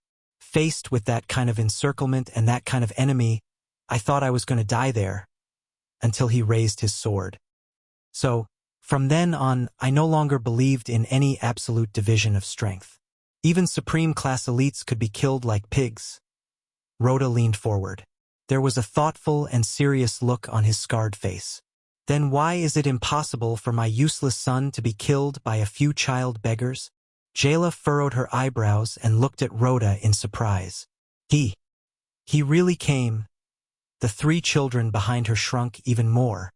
Jayla subconsciously took a step to the side and blocked the three children. She raised the knife in her hand. Now, are you sure you still want to use your knife in front of me, little girl? Rhoda exhaled and smiled in satisfaction. The female bartender glanced at Oskow and the dozen strong men around him from the corner of her eyes. She knew that this was the elite team in the Brotherhood who were in charge of smuggling firearms. She could not fight against them. Jayla gritted her teeth and stabbed the wolf limb blade in her right hand into the table by the side. Damn it! What should I do? So, this is the original form of the reversed machete? The middle-aged man with the scar looked at the strange curve of the wolf limb blade. He used the iron glove on his right hand to rub the 4 rings on his left hand and said slowly, "The legendary assassin of the Brotherhood changed his weapon because of the creativity of a little girl like you. In just a few years, he even changed his nickname. How rare." "I call it the wolf limb blade," Jayla said coldly. She looked like she was trying to chase him away. "What does it matter? No matter how famous the name of the weapon is, it doesn't matter." Rhoda laughed softly. "The key lies in the person who uses it. In your hands, this knife can only cut meat, but in the hands of the reversed machete, it can break through layers of defense and kill the previous Duke of Iris Flowers of Constellation." Jayla furrowed her brows and looked at the middle-aged man with the scar in front of her. "Let's get down to business," Jayla said coldly. "The old man doesn't like people interrupting his business." Shanda Rhoda, a terrifying existence among the 6 powerhouses of the Brotherhood, sneered. "Do you think you can scare me with the reversed machete?" Jayla did not answer, but she felt a chill in her heart. The other party came prepared. "You know, I don't usually care much about my own son. I don't even know if he's a child born from a prostitute. Besides, he's a piece of trash." Rhoda snorted. "That's why I don't really care whether he lives or dies." Rhoda raised his head and exercised the joints in his neck. "But since he took my surname and is working in the Brotherhood, in that case, I will not tolerate someone using his life to challenge my authority." Rhoda's words were sinister. "I can't tolerate someone who bears the blood debt of the Rhoda family not receiving the punishment he deserves either." Jayla furrowed her brows. She looked around her again. "What should I do? When will Edmund return? What about the old man?" "It took me some time to track him down to this place," Rhoda said flatly. "I broke more than 10 child beggars, and only then did I find out that the most suspicious murderer might be hiding in Sunset Pub." Rhoda's gaze fell on the 3 children. Coria was so frightened that she immediately cried. Jayla gritted her teeth and thought of Thale's words. She took a step forward and said loudly, "They have nothing to do with your son's death. There's a missing boy, and he's the real murderer who killed Quide." Rhoda laughed out loud, and the scar on his face trembled. "I know. This brat with a broken arm also said the same thing. Thales, right? He has the same name as the new prince. Then the question is, where did he go?" Jayla took a deep breath and forced herself to forget about that night in Red Street Market. "You shouldn't have asked me." Rhoda narrowed his eyes. "Then why are you protecting these 3 child beggars so tightly? Does Sunset Pub really need 3 child beggars who can't even lift a plate to operate?" "That's my business." Jayla pursed her lips and said. Unexpectedly, Rhoda raised his eyebrows and nodded. "That's true." While Jayla was puzzled, Shanda Rhoda leaned back nonchalantly and waved at his subordinates. "So, I guess you won't mind. Leave all these runaways to me?" Before Jayla could react, Rhoda's subordinates stepped forward without hesitation. Amidst the cries and kicks of the 3 children, the thugs coldly separated them and roughly carried them on their shoulders. "Sister Jayla," Coria cried, but her mouth was covered by a thug. Sinti's arm was held behind his back, and he groaned in pain. Ryan only shivered and allowed the thugs to subdue him. Jayla glared angrily. "You?" The agitated female bartender suddenly pulled out the knife on the table. As her figure moved, the swift killing knife, which had forced the bald Sven to surrender and beg for mercy in Red Street Market, was resolutely unsheathed. Her target was Rhoda, but before she could move the knife a foot further, Rhoda's body did not move. He stretched out his arm. The gauntlet firmly gripped her knife again. As if a mamba snake had its weak spot seized, Jayla's swift figure instantly froze. Jayla looked at the indifferent Rhoda in shock. She felt as if there was a huge rock hanging on the knife in her hand. She had to hold it with all her might to prevent it from falling out of her hand. At that moment, the female bartender's expression was extremely unpleasant. Impossible. The swift killing knife, which is known for its speed, ingenuity, and dexterity, was actually, "Don't force me, young lady," Rhoda said flatly. "We are both superclasses, but when it comes to fighting, I have 100 ways to effortlessly defeat you." Jayla watched in disbelief as the wolf limb blade in her hand was forcefully bent by Rhoda. The gauntlet loosened and let go of the deformed wolf limb blade. But immediately after, the blade of an axe blocked Jayla's throat. "This time you won't have a chance." Eoschok's eyes burned with fighting spirit. Jayla bit her lip and looked at the enemies who seemed to have the intention to surround her. She said angrily, "This is Sunset Pub. You are challenging the old man's authority." Rhoda stood up coldly. "Listen up, young lady." Anger and hatred appeared in his eyes. "I respect your family name and the owner of this pub. This is why I have not touched a single hair on you. I have already shown my greatest friendship and goodwill, as well as my respect for the reversed machete." Jayla raised her head indignantly. "But you can't." But Rhoda roared and interrupted her. "Enough with the nonsense." Jayla was stunned for a second. With a ferocious expression, Rhoda walked in front of her and stared down at her. "Do you think I don't know that you are related to my son's death? Hundreds of people saw him come to your pub, and you crippled one of his hands." "He knows?" Under great pressure, Jayla's breathing quickened. "I don't care how he was schemed against." Rhoda exhaled and laughed savagely. "I only plan to get rid of all the people related to his death." The 3 children continued to struggle and kick, but they gradually lost their strength.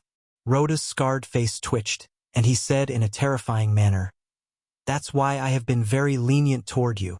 Young lady, you should go and see that Nair Rick. Lance said all sorts of good things for him." Jayla's heart trembled. "Rick? So, for the sake of our old friend." Rhoda straightened his clothes and revealed a ferocious smile. "I only dug out one of his eyes and crippled one of his hands." Rhoda's tone became indifferent again. "Don't worry. I am not a murderer, nor am I a sadist. I just have some authority to uphold." Jayla lowered her head. Her heart was filled with bitterness. "What should I do? I don't have any ideas. If you were here, smart little brat, what would you do? Continue with your business. I will compensate for the losses here." Rhoda turned around nonchalantly, stepped over the messy pub, and walked out of the door. "Send my regards to Lord Reversed Machete." Oskau looked at the messy tables and chairs on the floor and nonchalantly threw down a bag of money. "You are very powerful," Thunder Axe said with a cold expression. "But I will definitely be stronger than you." The group left into the distance. Jayla stared at their backs in a daze. Only the 3 children's cries and struggles were left in the air. Jayla clenched her fists and looked at the wolf limb blade in her hand. Her expression was one of struggle. The hand that held the blade began to tremble. The children's sounds gradually faded into the distance until they disappeared. Jayla lowered her head deeply. Asterisk clang. Asterisk the wolf limb blade fell powerlessly. The female bartender of Sunset Pub's knees buckled. She knelt down in the mess on the floor. "Jayla Charlton." The bartender trembled and muttered weakly to herself. "You're terrible." Jayla shut her eyes tightly. She almost crushed the teeth in her mouth. A few tears rolled down her cheeks. I'm sorry, brat." The tears fell on the floor. I couldn't.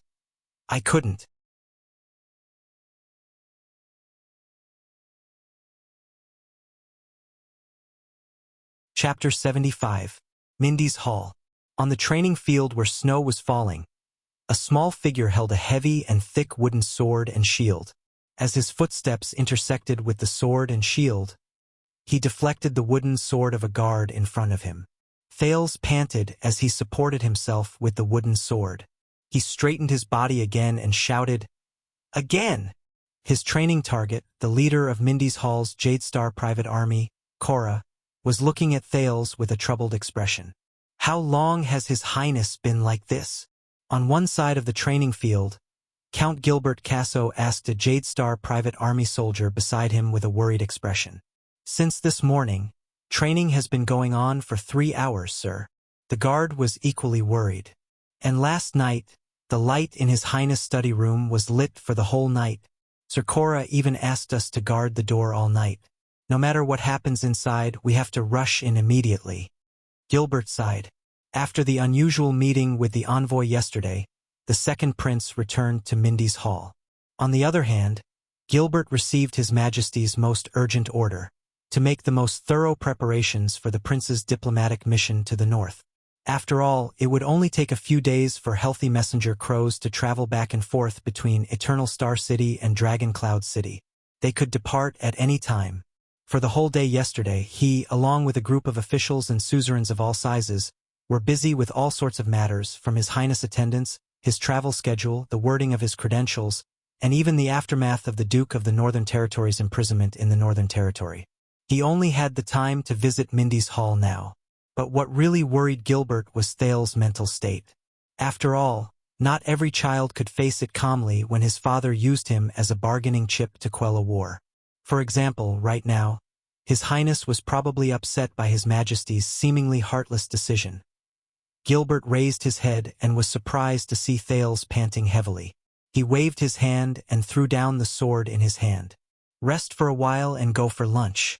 I have been training for so long. Why didn't you remind me?" Thales waved his hand and said tiredly. The relieved Cora quickly nodded and agreed, while Thales began to untie the shield in his hand. Gilbert took quick steps forward. "Your Highness," the former Foreign Affairs Minister said cautiously, "forgive me for being blunt, but your old injuries have yet to heal. You really shouldn't exhaust your body like this." "Don't worry, Gilbert. Look, my injuries are almost healed." Thales skillfully and swiftly removed the shield on his left side. He exercised his left arm and bared his teeth as he said, "It has only been 3 days. Perhaps I really am some sort of monster." Gilbert was immediately rendered speechless. He said with a sullen face, "Your Highness, please do not let your imagination run wild.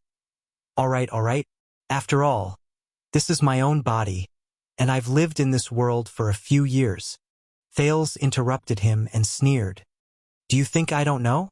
This strange physique is most likely due to my mother, who is even more mysterious than a mystic, right?" Thales said with a smile as he carefully observed Gilbert's expression. He looked forward to seeing something from her reaction. Yes. Thales had been suspicious ever since he arrived at Mindy's Hall and the king's strange attitude when he talked about his mother. From the strange and mysterious mystic energy to the strange way of thinking in his brain, the flashbacks of memories that came out of nowhere, and the recovery speed of his body that did not seem like that of a human.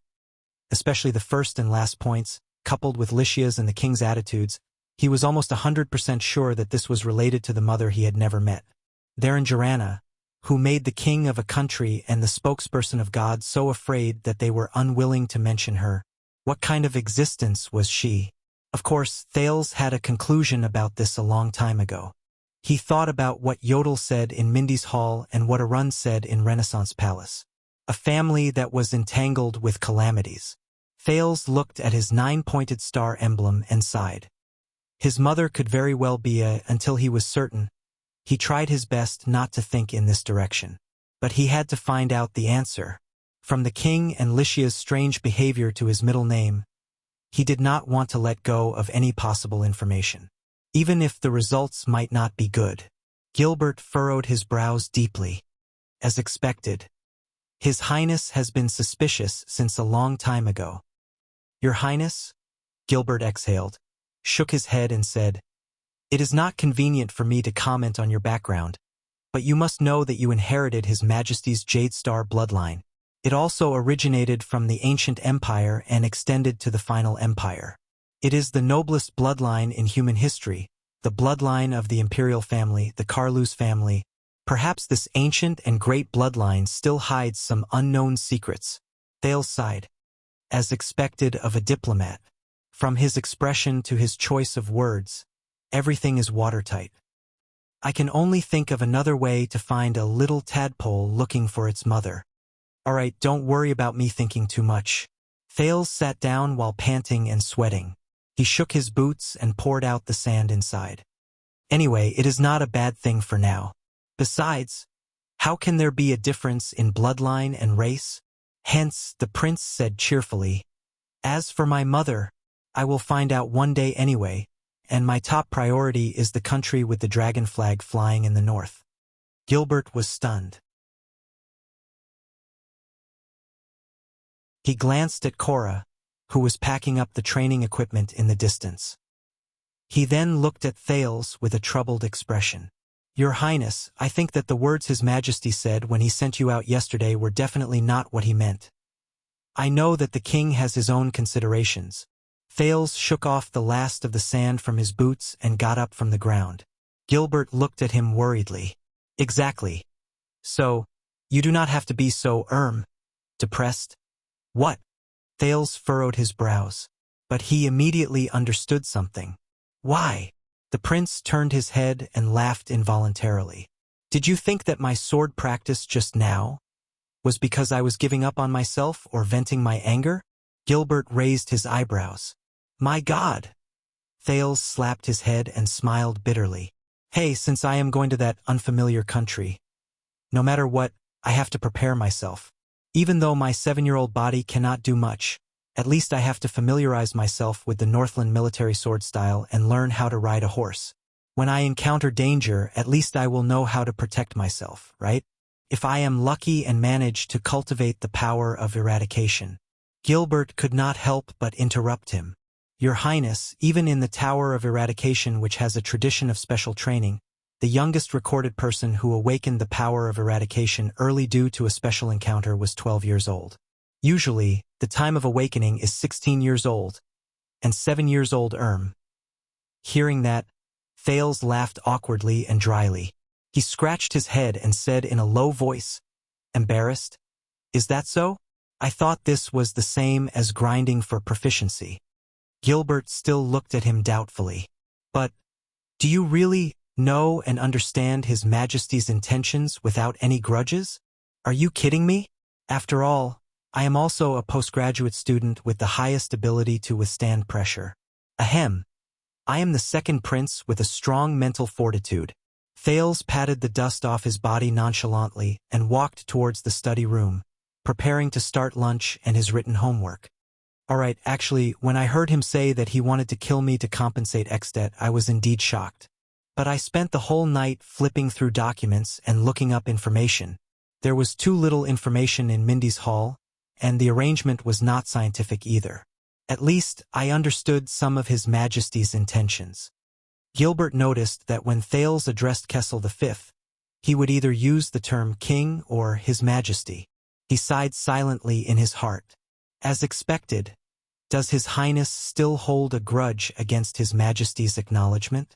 Thales pinched his aching neck and said with a grimace, Do you want to hear my opinion regarding my trip to Exdet?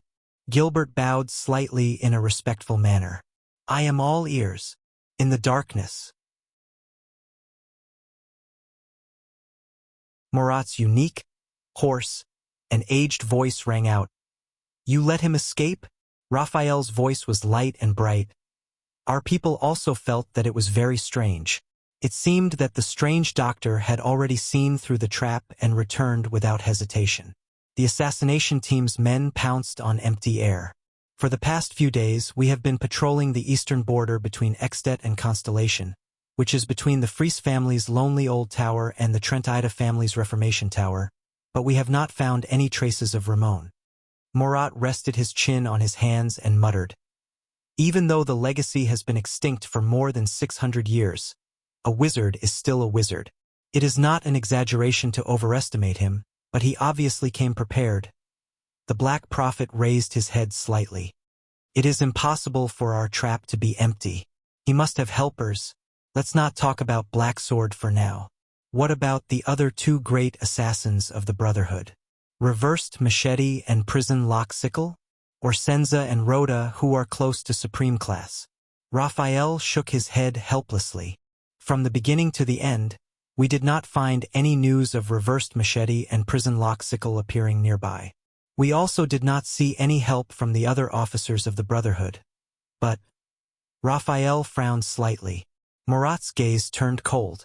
Raphael continued. But in the past week, Anton and Rhoda of the 6 powerhouses have returned to Eternal Star City.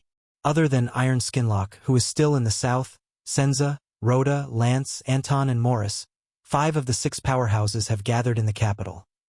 Murat raised his hand abruptly and stopped Raphael's report. His expression kept changing. After pausing for a few seconds, the Black Prophet exhaled deeply. The 5 of them have gathered together? Humph. Murat closed his eyes and shook his head. I know who Ramon's helper is. It is not someone from the Brotherhood. Raphael looked puzzled. Murat opened his eyes gently. His gaze was sharp. It was the secret room who first leaked the news to us, but the elite assassination team of the kingdom's secret intelligence department found nothing at the border between the two countries. Isn't it obvious? Raphael looked up in realization. Murat was silent for a long time. Ha ha! The Black Prophet chuckled. It seems that Ramon is not a wizard at all. We have been tricked by that old woman in the north again. But it is definitely not without reason that she used fake news to attract our attention. She is helping the Brotherhood, so what is the latter trying to hide? Withdraw half of the manpower in the north and focus on investigating the movements of the Brotherhood these few days. The gathering of the 5 of them is definitely not without reason. Murat could not help but laugh. He actually dared to make a deal with Extet's secret room. That brat Lance is indeed my most outstanding disciple outside of Norfolk. At this moment, a violent noise suddenly came from a cage covered with black cloth beside Raphael's hand. Raphael opened the cage expressionlessly. A fist-sized head that looked like a bird and a rat poked out from inside. His body was covered in bright red mucus. It opened its mouth with sharp teeth and handed out a piece of paper before quickly retracting it. Murat did not even look at the ferocious, strange, and creepy creature. He only stared at Raphael. The latter looked at the small piece of paper and his expression became increasingly pale. Raphael put down the piece of paper. His face was unprecedentedly solemn. We have received reports that the 2 leaders of the 8 psionic warriors of Blood Bottle Gang, Illusory Blade Catherine and Red Viper Nikolai, have appeared in Reval City one after another. And 2 days ago, our informants in the neighboring Steel City, he said solemnly, they have found traces of the blood mystic. Murat's pupils suddenly shrank. It seems that we have caught a big fish. Murat smiled. Raphael muttered to himself. But to actually hide in Steel City for so many years, did the dwarves in the Hall of King's Chronicles not find out? Murat closed his eyes and shook his head. Because of the Sunset Goddess, the relationship between the Hall of King's Chronicles and Empress Helen has worsened over the past 300 years. The blazing wind cannon has also mysteriously fallen into a state of cooldown. They do not even have a single usable legendary anti-mystic equipment. Even if they knew, they could only pretend to be deaf and mute. Raphael frowned and scoffed. Are you sure it's the blood mystic? What's the specific report? The Black Prophet gripped his cane tightly and asked solemnly. But he immediately noticed that Raphael only had a sorrowful look on his face and sighed. The young man in white lowered his gaze and spread open the piece of paper. No report, he said solemnly. Murat raised his head abruptly. His sharp gaze pierced straight into Raphael's. He waited for his explanation. The young man in white exhaled and said faintly, the reason why we discovered the blood mystic is because, from the city of Steel to Reval City, we have a total of 34 spies. All of them died. Raphael said quietly. Also, flesh and blood were scattered everywhere. Not a single corpse was left intact. It matches our records. The style of the blood mystic. He did not continue. After a while, Marat heaved a deep sigh. It is demonstrating to the Secret Intelligence Department that it can find any one of us at any time outside the capital. As expected, it is that damned, he said hoarsely, homicidal maniac.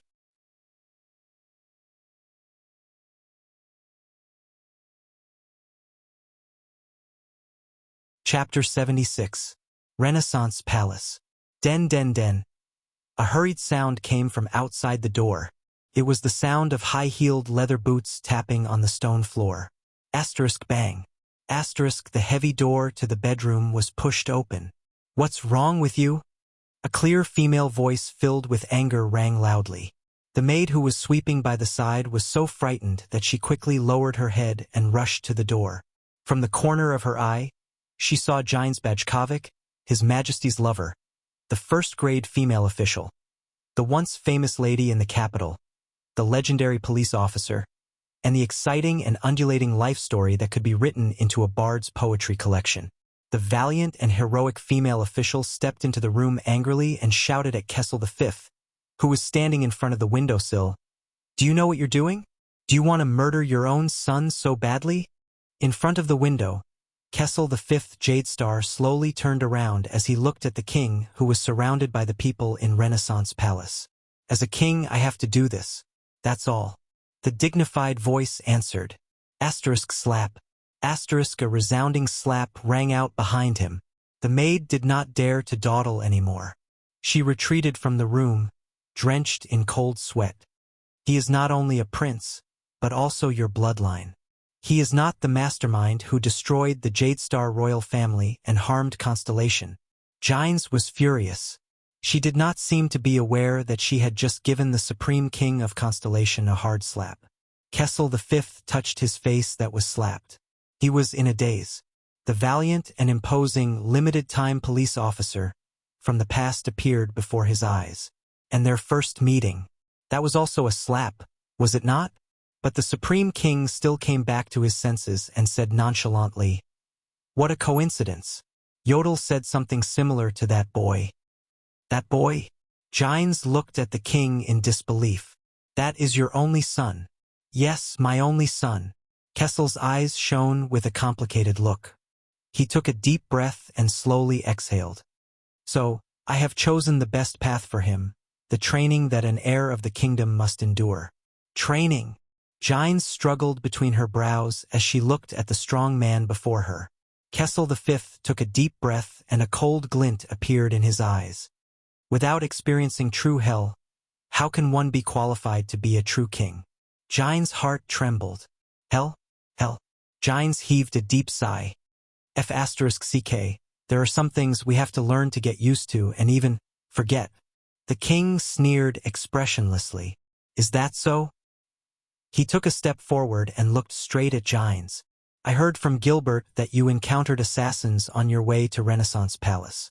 Can you really get used to or even forget those things?" Gines shuddered violently and looked at Kessel with a complicated expression. Gines lifted her trembling hand and placed it on Kessel's shoulder. She stroked his swollen face and said in pain and desolation, F***ck. You can't live in the past forever." She gritted her teeth and said, "Please." Kessel V's entire body trembled.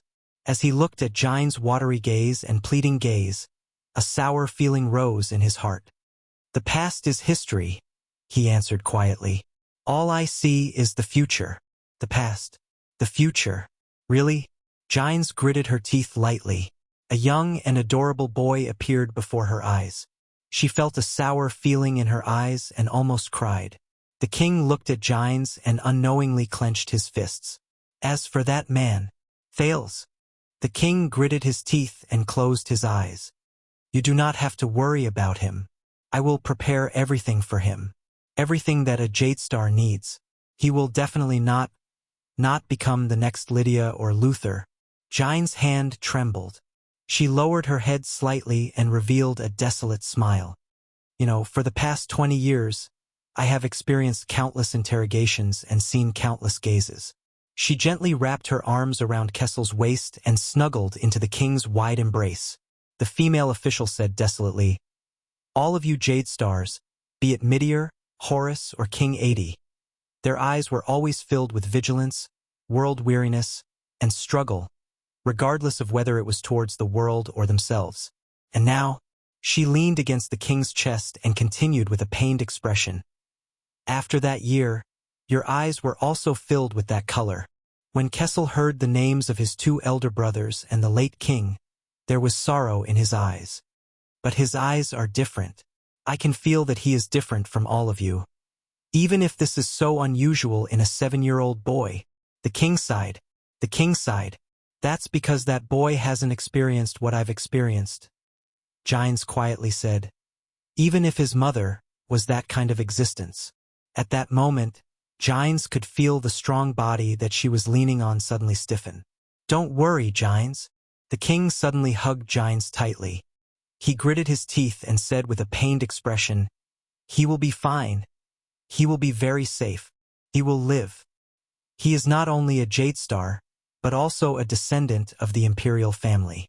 He is also that woman's son. Forget about Emir Extet. Even if he is in hell, he can still grit his teeth and live. Kill me and avenge Prince Mariah to eliminate King Nuven's hatred. That is what His Majesty said, right?" Thales walked to the hall on the first floor and looked at Gilbert as he gestured towards the scullery. He continued, "From the looks of it, Extet seems to be a very dangerous place. After all, we have an old grudge against the Fortress Treaty. Moreover, the diplomat group was assassinated, and the only heir of their common elected king was among the dead. King Nuven is currently in a rage, and the suzerains of Extet are also drooling over our territory. Under these circumstances, the Prince of Constellation is practically a sheep walking into a tiger's den." Thales heaved a long sigh of relief. "But is my current situation better than when I go to Extet in the future?" Gilbert was slightly startled. "As the only heir of the Jadestar family, I was born to oppose all the suzerains. Look at Nanchester, look at Covendir, not to mention Arund, who has just been imprisoned. After all, if something happens to me, they will have a chance." Thales walked up the stairs and passed by the portraits of the 3 kings of Constellation. His gaze was blank. Before I appeared, their focus was on His Majesty. After I appeared, I was destined to be a new target. Even with Renaissance Palace's power, they could not guarantee my safety. There is a Far Eastern proverb: "A spear from the front is easy to dodge, but an arrow from the dark is difficult to defend against." But in comparison, the suzerains of Extet may want to take advantage of Constellation. They may be unhappy with me, but it is not to the extent that they want me dead. On the contrary, whoever is stained with the blood of the Prince of Constellation is destined to become the target of public criticism. The whole of Constellation will become their enemy. The loyal want to avenge the royal family, and the ambitious want to obtain a righteous title. Extet adopts a king selection system. The 10 archdukes will choose the next common elected king during the King Selection Congress after the death of each common elected king. The next common elected king will rule for life. Every archduke will have a chance, and every archduke will compete with each other. In terms of the degree of division, Extet is even greater than Constellation. Constellation may not have recovered its power and is not strong enough to go against Extet, but under the temptation of the crown, it is more than enough for them to work together to crush one of the suzerains of Extet. Besides, the other suzerains of Extet will probably be happy to stand by and watch their competitors in the King Selection Congress fall. In the words of the Far Easterners, I am like a hot potato. No matter which suzerain of Extet it is, once I am in their territory, not only can they not harm me, for the sake of their own interests, the suzerains have to do their best to protect me. Gilbert raised his eyebrows. It seemed that he was indeed overthinking things. After all, after spending so many days together, he could tell that His Highness was mature and steady. He was not a person who would make others worry. In that case, the only person I have to worry about in Extet is King Nuven. Thales walked into the study and watched as the guards brought in lunch. He flashed a smile at Gilbert, whose eyebrows had visibly relaxed. However, perhaps a lot of people will overlook something. When Prince Mariah died in Constellation, King Nuvan was already destined to be my ally, the Jadestar royal family. Gilbert finally revealed a smile. Thales yawned and sat down on the chair in the study. He pushed away the books and notes on the desk, which were in a mess because he had stayed up all night. He continued to speak confidently. In the absence of a direct male heir, Constellation allows female heirs to inherit their father's title, territory, and property. Our Duchess of Blade Edge Hill is such a person. However, Extension women do not have the right to inherit. Since the old King Nuvan has lost his only male heir, it means that the succession of Dragon Cloud City will be problematic. The Walton family no longer has any hope of winning the next king selection. They are destined to enter a period of decline. In this situation, Extet declaring war on Constellation or killing an heir of equal status like me might be able to alleviate King Nuvan's pain and hatred from losing his only son. However, once he calms down, he will realize that this will only usher in the final destruction of the Walton family. The territories that can be obtained through war or negotiation with Constellation are all near the 3 archdukes in the south of Extet: the Archduke of Black Sand region, the Archduke of Prestige Orchid region, and the Archduke of Reformation Tower. They are all popular candidates for the next king selection. Even if the lands obtained under this situation belong to the Walton family as an enclave, they will be slowly eroded by the 3 archdukes in the near future because they are too close to the 3 archdukes.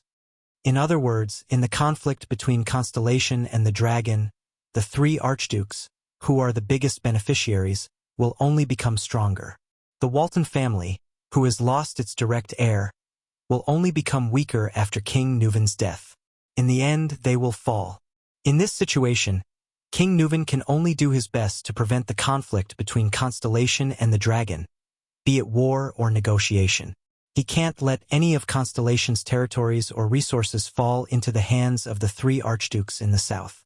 Only then can he maintain the balance of power between the 10 archdukes in Extet and ensure that the weakened Walton family will not fall. Moreover, in order to divert the attention of the 3 archdukes in the south and exert pressure on them, is there a better ally than Constellation, a colossus that is the shield of the Western Peninsula, and a prestigious and powerful family like the Jadestar royal family?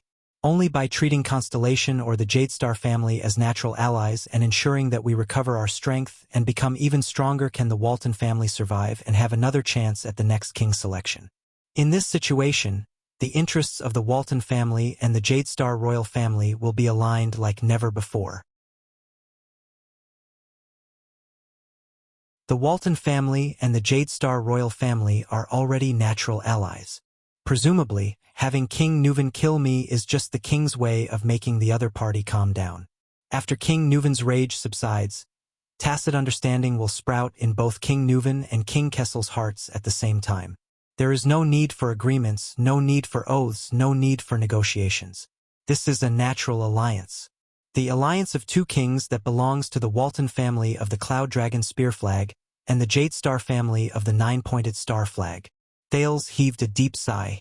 The descendants of the 2 human heroes of the Battle of Eradication, Raikaru and Tormund, can only cooperate with unprecedented sincerity when the 2 countries are unprecedentedly hostile toward each other. How ironic. Hence, from this, it could be seen how immature the 2 feudal countries of Constellation and the Dragon were in this world that was clearly a feudal society but had a lot of unreasonable black technology. On the surface, the highest ruler controlled the country's foreign affairs and military power, but in reality, they were treading on thin ice in a life-and-death battle with the local suzerains, advancing step by step. What a pitiful and unbearably weak state autonomy. The prince put away the memories of the past, raised his head, and continued to speak. So, compared to Constellation, which seems calm but is actually full of danger, Extet, which seems to be full of hostility but is actually safe and secure, is the best place for me to go. This is His Majesty's intention, right? Let's hope so. Thales added in his heart. After all, the expressionless king appeared in front of him. I can't see any kinship in that king's eyes. He snapped out of his daze and said with a smile, "So, as the representative of the Jadestar royal family, I might be tested by King Nuvan in Dragon Cloud City. I might be troubled by vile people, ridiculed by suzerains, and used as a bargaining chip against Constellation. I might even encounter conspiracies from various forces with different motives. However, I will definitely be safer than being in the country." In the next second, Thale's eyes shone with strong confidence and certainty. "So, I will definitely live on," Gilbert chuckled softly. But then he raised his head and solemnly said, "Since you think so, Your Highness, I have nothing to worry about. I came here today to discuss with you about the candidates for the diplomatic mission, as well as the candidates for your attendant." Thales nodded. "However, before that," Gilbert bowed slightly. "Your Highness, there is someone who wishes to see you." "Meet me?" Thales had just picked up his knife and fork when he heard that and raised his eyebrows. "He wants to meet me at this time?" Thales nonchalantly picked up a piece of potato and put it into his mouth. If you're interested in watching rare animals, come here because of its reputation, and hope to see the last Jadestar prince, please reject it for me. Be more polite with your wording. I have already offended too many people. But Gilbert shook his head. "No, I think this person might be one of the few who did not visit you because of your status as a prince. In fact, he has been recuperating in the barracks at the back for more than a month." "You mean?" Thales seemed to have remembered something. He raised his head in surprise. Thud, thud, thud came from outside the room. Gilbert nodded and said with a sigh, "He suffered such a serious injury that he could only eat through a tube. Even the doctors thought that he would not be able to survive, but his will to live was truly astonishing, and we never ran out of medicinal herbs." Gilbert gave way to the person at the door of the study room and sighed slightly. "Come in. This is the person you insisted on meeting. The second prince of Constellation, Prince Thales Jadestar." Thales put down his knife and fork and furrowed his eyebrows. The person's left hand was wrapped in thick bandages and wooden planks. He was also leaning on a pair of crutches. It was obvious that he was not very skilled. With great difficulty, he walked into Thales' room. His throat was a mass of twisted flesh with terrifying scars. His legs only reached his knees. Even though his face was full of stubble, he was extremely thin. His hair was cut short, and the tattoos on his face were much fainter. Thales still recognized this man at first glance. He was the man who once wept in despair, but was now recovering from his serious injuries. The Phantom Wind Follower.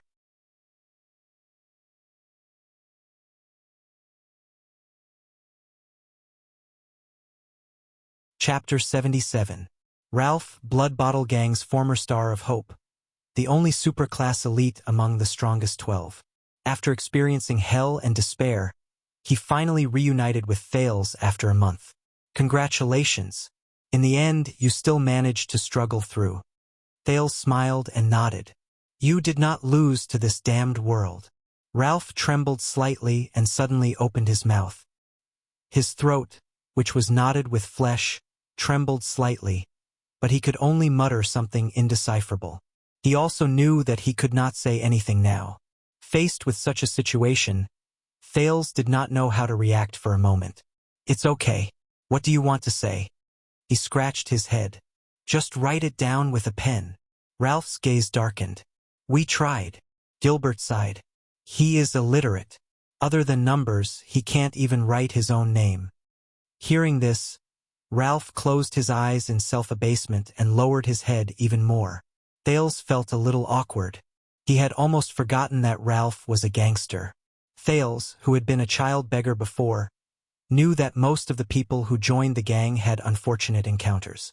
They had to earn a living in illegal activities every day, so naturally, they did not have the chance to receive a decent education. But in the next moment, under Thales' astonished gaze, Ralph gritted his teeth and struggled to support himself with his walking stick. He lowered his crippled body and bowed towards the short and thin Thales. He bowed deeply. Thales sighed. "All right. I've received your gratitude." Ralph raised his head and trembled as he looked at Thales. What are your plans after this? Do you have anywhere else to go? I don't really recommend you to return to Blood Bottle Gang. Ralph trembled slightly. Return to Blood Bottle Gang? Return to Big Sister, Catherine's subordinates? He looked at his leg and revealed a pained expression. And there's still Nikolai. When he thought of the enemy who stabbed him in the back, Ralph's eyes shone with a fierce light. A few seconds later, Ralph exhaled with his psionic power and shook his head sadly. Thales stared at him. All right.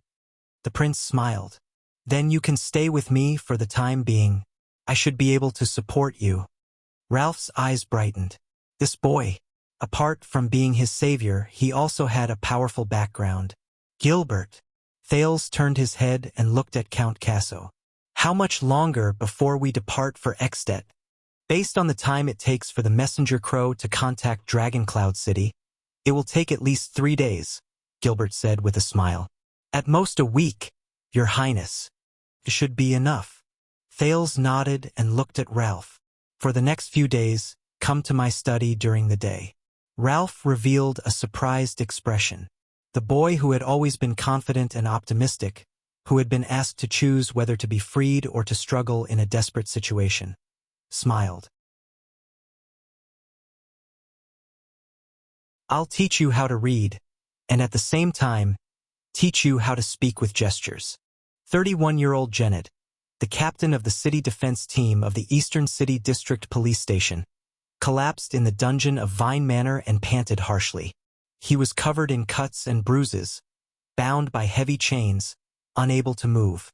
But there was a voice in his heart telling him that he absolutely could not open his mouth. No matter how much the subordinates of these great nobles tortured and beat him, no matter how much they threatened and tempted him, no matter how much they wanted to know the background of the cavaliers who appeared outside Vine Manor in Eastern City District that night, he had to grit his teeth and grit his teeth. After the national conference ended, Jened was relieved of the task of maintaining order in Star Plaza. The next morning, his superior brought a group of police officers to Eastern City District, where he was supposed to be on duty. In front of him and all the soldiers under his command, his superior read out Jened's crimes. Someone reported him for accepting bribes while he was on duty in Eastern City District. Jened immediately sighed. It was not because this was a false accusation. Instead, it was because in Eastern City District it was a widely acknowledged custom to collect tips from the subordinates of the nobles. Every soldier in the city defense team and even the police officers would collect such tips, and the police station knew this very well. They would always take a cut of the commission and take some extra money. This was also the only extra income that Jened could get for his team members, who were only paid a meager salary. Why was I the only one who was reported? The soldiers under him also looked shocked. However, there was no way Jened, who had been in Eastern City District for almost 12 years, did not know that he had probably offended someone important. Under the watchful eyes of 10 police officers, Jened only had the time to take out the saber that he had treasured and maintained for 12 years. It was the saber that the Duke of Star Lake had casually removed and handed to him when he saw that Jened was unarmed after the retreat at Walla Corridor. Use this in exchange for the flower in your hand. Because of you, at least we can have a full meal. He handed it to the young man he thought most highly of in his team. Then, his hands and feet were chained, and his head was covered as he was brought into a carriage to a manor. The carriage took many turns, but Jened had been patrolling Eastern City District for more than 10 years. He had not lost the habit of observing and memorizing roads he had developed in the Starlight Brigade when he was a soldier. How could he not recognize that this was the Covendier family's Vine Manor, which he would pass by 3 times a day on his patrol? A group of people who looked like soldiers had tortured Jened for 2 whole days. It was for no other reason. It was for the sake of asking about the cavaliers who broke into Eastern City District at night. They might even have broken into the Covendier family's Vine Manor. Where did they come from? But Jened could not say. He could not say. It was for no other reason. It was for that group of cavaliers. They came from the Jade Star royal family under the 9-pointed star. It was John's 9-pointed star, the Duke of Star Lake's 9-pointed star, the Starlight Brigade's 9-pointed star, and the 9-pointed star under which the ignorant Genid had once fought and fought tirelessly with passion. How many of his comrades were among them? 12 years ago, he had wandered numbly on the war-torn land. Amid the cold, hunger, pain, and torture, he had witnessed murder, arson, rape, and plunder in a daze every day. That was until Genid entered the city stupidly. When he was so hungry that his vision was blurry, he walked towards the recruitment office in a daze. That was until he met the Duke, the humorous, confident, optimistic, and approachable Duke of Star Lake, and his Starlight Brigade. A 19-year-old peasant boy who was often bullied, foolish, and could not survive, learned how to work together for the first time. He learned how to sacrifice selflessly for the first time. He was recognized and praised for the first time. He was taught how to read and write for the first time. He raised his sword and shouted for victory. He was the first time he sang happily around a bonfire. He was the first time he made up his mind to cover the retreat of his comrades. Also, he understood for the first time that there were things in the world that were more important than having a full meal and being able to survive. Over there, he felt like he was more like a human than a wild beast who only cared about finding food to fill its stomach. The Duke's Starlight Brigade, the Duke's personal guards, was his home, his everything.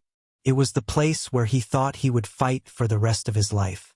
Until the tragedy of Zodra, until that shameful and hateful betrayal, until that despicable ambush, until that cowardly and despicable stab in the back.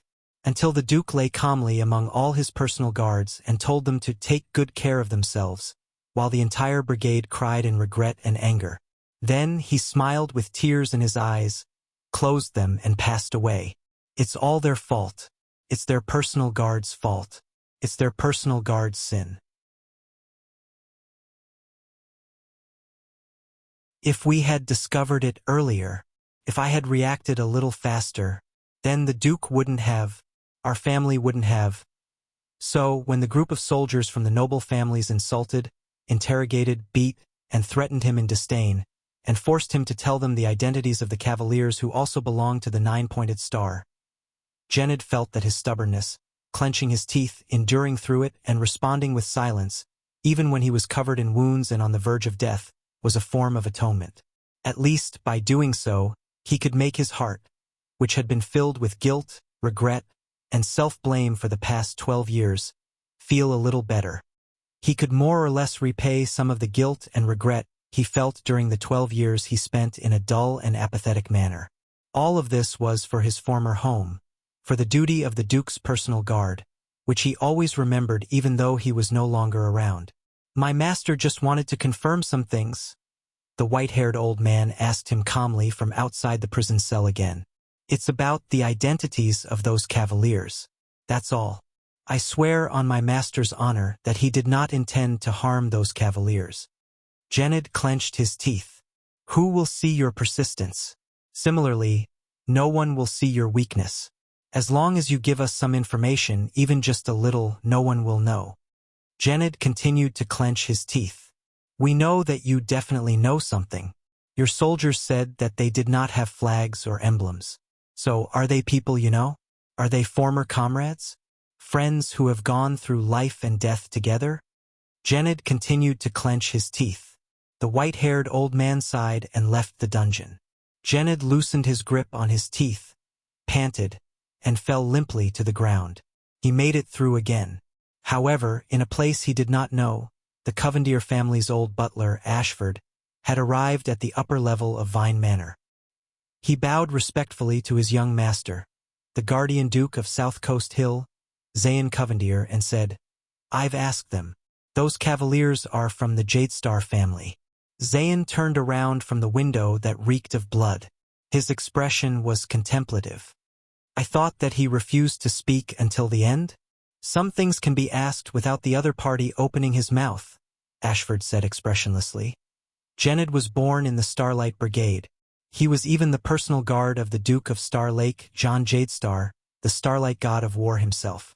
After Sonia Sasir disbanded the original Starlight Brigade, He retired from the army and came to the police station as one of the people who did not want to go north to Broken Dragon Fortress. Zayn's gaze shifted, and he seemed to be deep in thought. Ashford nodded slightly. I can tell that he is an outstanding and tough soldier.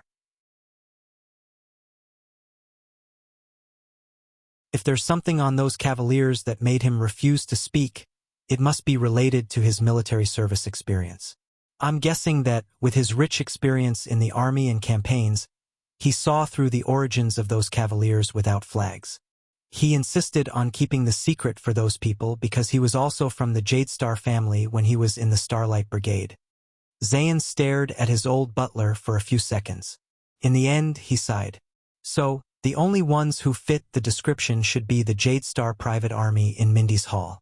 And that new prince openly returned to Mindy's Hall after yesterday. The secret treasure of Mindy's Hall is missing? Zayn shook his head and chuckled. Humph. I'm afraid that the so-called secret treasure that went missing in Mindy's Hall is that new prince. Nikolai caught that brat and brought him to Vine Manor, so they simply broke in and secretly snatched him away. Do you know, Ashford, we've held the fate of the kingdom in our hands twice. Zayn raised his head and shut his eyes tightly. In the end, he escaped. Ashford lowered his head indifferently and did not say a word. After a while, treat that soldier from the Starlight Brigade, Zayn said coldly. Ashford raised his gaze with a puzzled look. You know, that brat. I owe him one no matter what. Zayn clenched his fists and said with burning eyes, and I don't want to hesitate when I attack him. Zayn turned around and left the manor that reeked of blood without hesitation. Do you know, my lord? Behind him, Ashford smiled mysteriously. You're becoming more and more like the boss.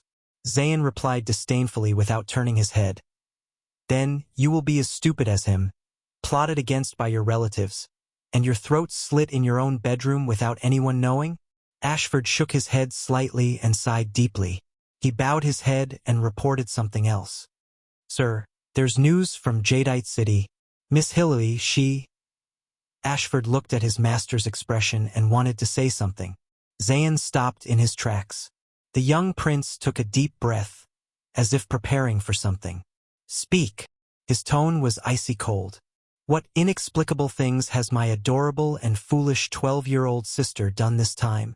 When he heard this, Ashford bowed deeply and said carefully, 5 days ago, Lady Hilly went to Sarah Principality under Lord Cassin's protection. None of her men dared to stop her. Zayn turned his head and looked at Ashford. Sarah? The Sarah Principality that fell apart after the Archduke was assassinated? He revealed a puzzled expression and frowned. Wasn't there a plague in that place recently? The outside story is that she's going to save the people who are suffering from the plague. Ashford bowed slightly. But I suspect that she found information about that organization. That organization? Zayn's expression instantly turned as cold as snow. His face twitched as if he thought of something unbearable, until he suddenly exploded. Isn't it enough that she killed her own parents? The Duke's voice was filled with anger and hatred. What kind of disaster does she want to bring back to Covendere? To this family? Ashford did not speak. After more than 10 seconds, Zayn exhaled harshly. In the end, he still waved his sleeve. Send more men to ensure her safety. Zayn shut his eyes tightly, gritted his teeth, and said fiercely, and ensure that her identity is kept a secret. Absolutely not leaked. His voice trembled as he used the word absolutely 3 times. Ashford nodded lightly. Considerately, he left the hall of the manor before the Duke did. After the butler's figure disappeared into the distance, Zayn trembled and held onto the pillar. Thud! He punched the pillar with all his might. Then, the Duke of Iris Flowers leaned his head deeply against the pillar. He exhaled a mouthful of air in pain. The previous negligence and failure, I won't allow it to happen a second time. I can't fall. I can't fall. I must become king. I must. Only by becoming the supreme king. Only by controlling the entire constellation. Otherwise, Hilly, Who else in this world can protect you? Protect someone like you? Mindy's hall cellar. Congratulations, my ally, your highness, the second prince. The silver-haired, red-eyed lowly Serena, who was over 400 years old and a refugee from the Night Kingdom, looked at Thales with a complicated expression. We can hear the cheers in the Star Plaza loud and clear. That's a little exaggerated. The distance from Star Plaza to here, Thales said helplessly with narrowed eyes. Anyway, we're one step closer to our alliance. Serena did not blush at all. Thales wondered if she really had the attribute of blushing. She interrupted him and continued, Now, we just have to wait for you to be crowned king, and then help me reclaim the throne.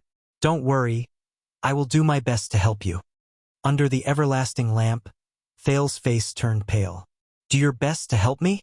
You're saying it like I'm not the only heir to the kingdom, and if you don't help me, I can't inherit the kingdom.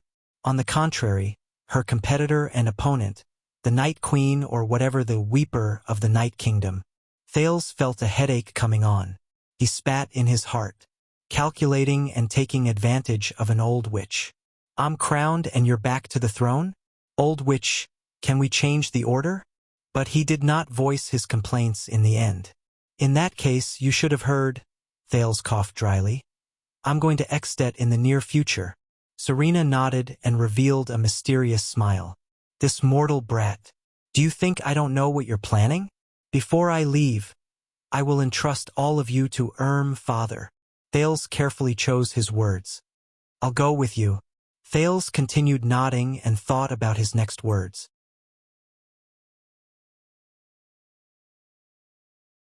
You are at least a political figure of a country. He will definitely not neglect you. I'll go with you. Thales' voice gradually became softer. What? He frowned and asked in puzzlement. I said, I want to be with you. Serena flashed a smile. The girl who looked like she was 6 or 7 years old. Wasn't she only 5 or 6 the last time I saw her? Did she grow up a little? The red-eyed girl opened her cracked mouth and said, We still have a monthly blood supply clause, don't we? Thales sighed in his heart. Besides, allies cannot be too far away from each other. I still have to ensure your safety. The prince rolled his eyes again.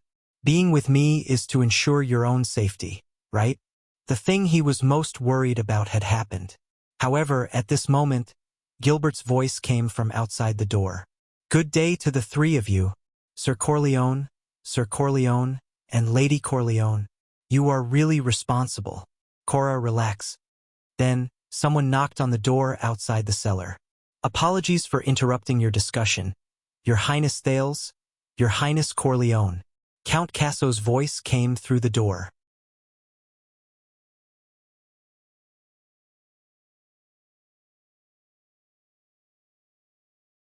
Chapter 78.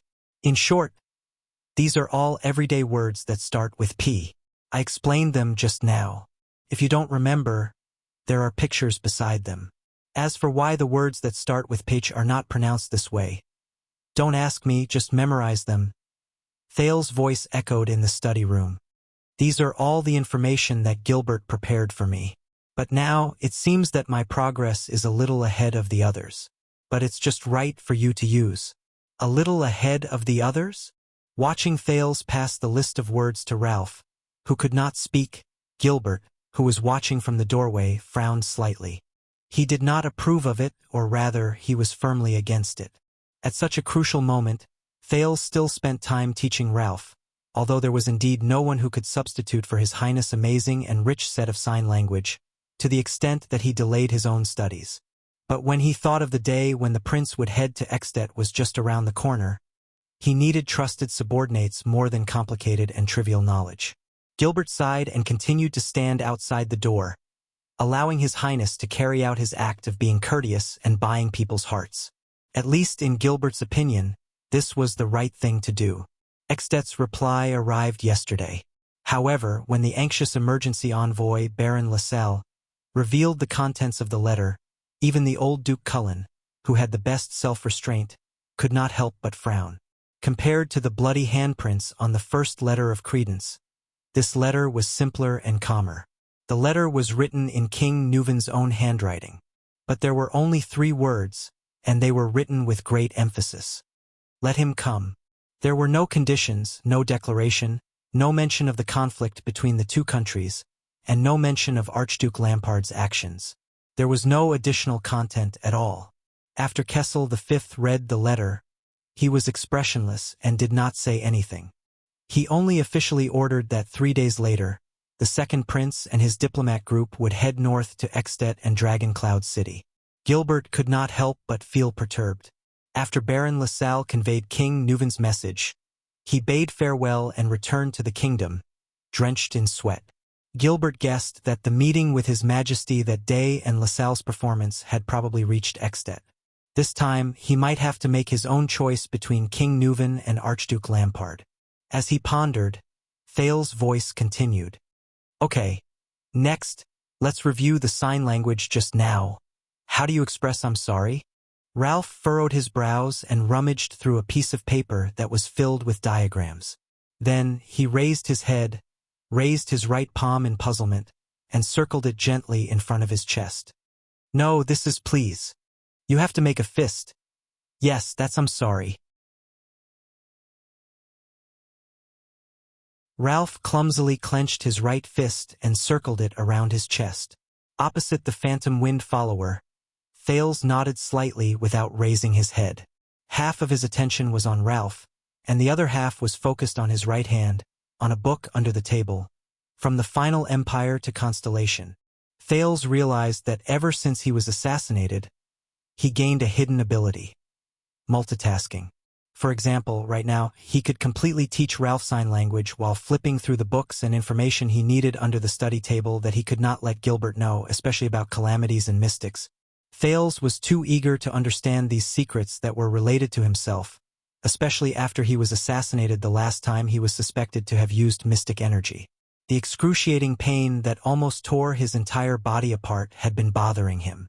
Would the next time he used mystic energy be the day he died? However, it was as if he was pushed by fate. From the national conference to the Ekstedt envoy's audience, and then to being sent out as an envoy, he had no time to stop and investigate the truth about himself and the mystics.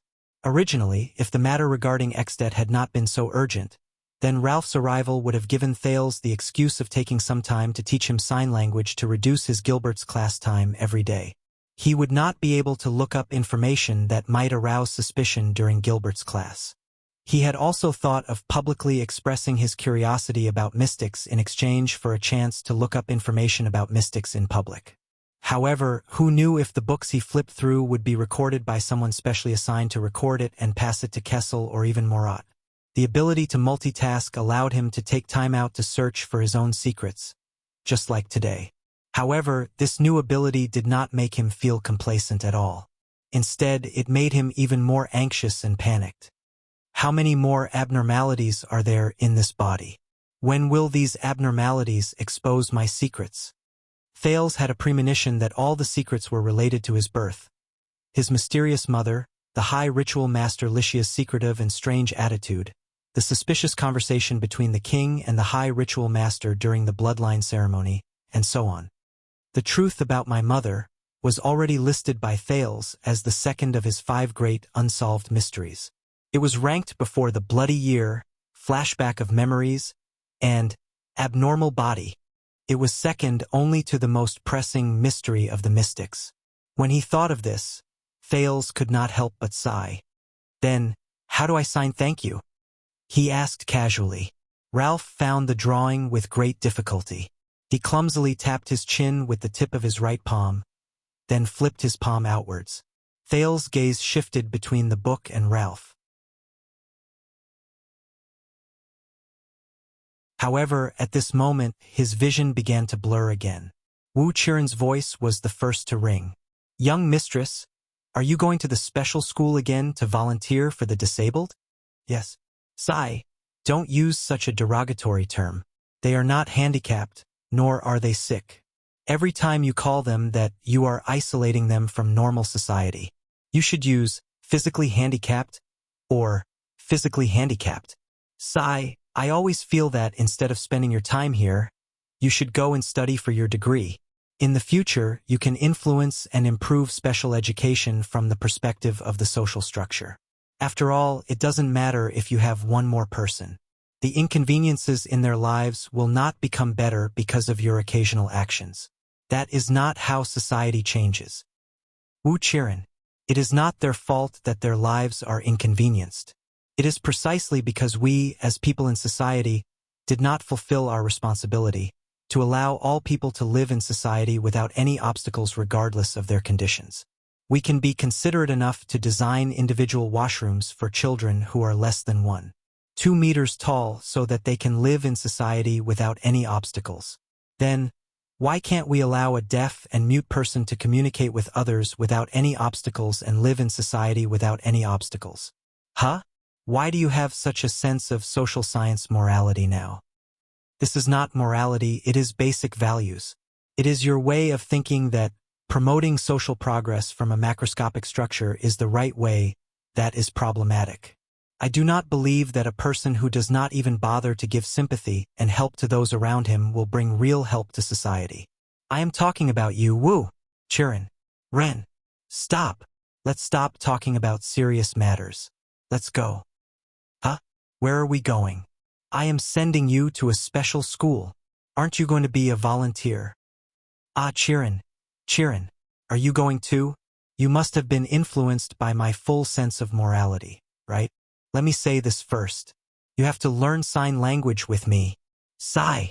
I am just sending you there. I don't care. I don't care. You must come with me. Otherwise, you are not allowed to enter my room tonight. Thales shook his head hard and chased away the memories that left a deep impression on him but could no longer be touched. He hid them in his mind again. His attention returned to the present.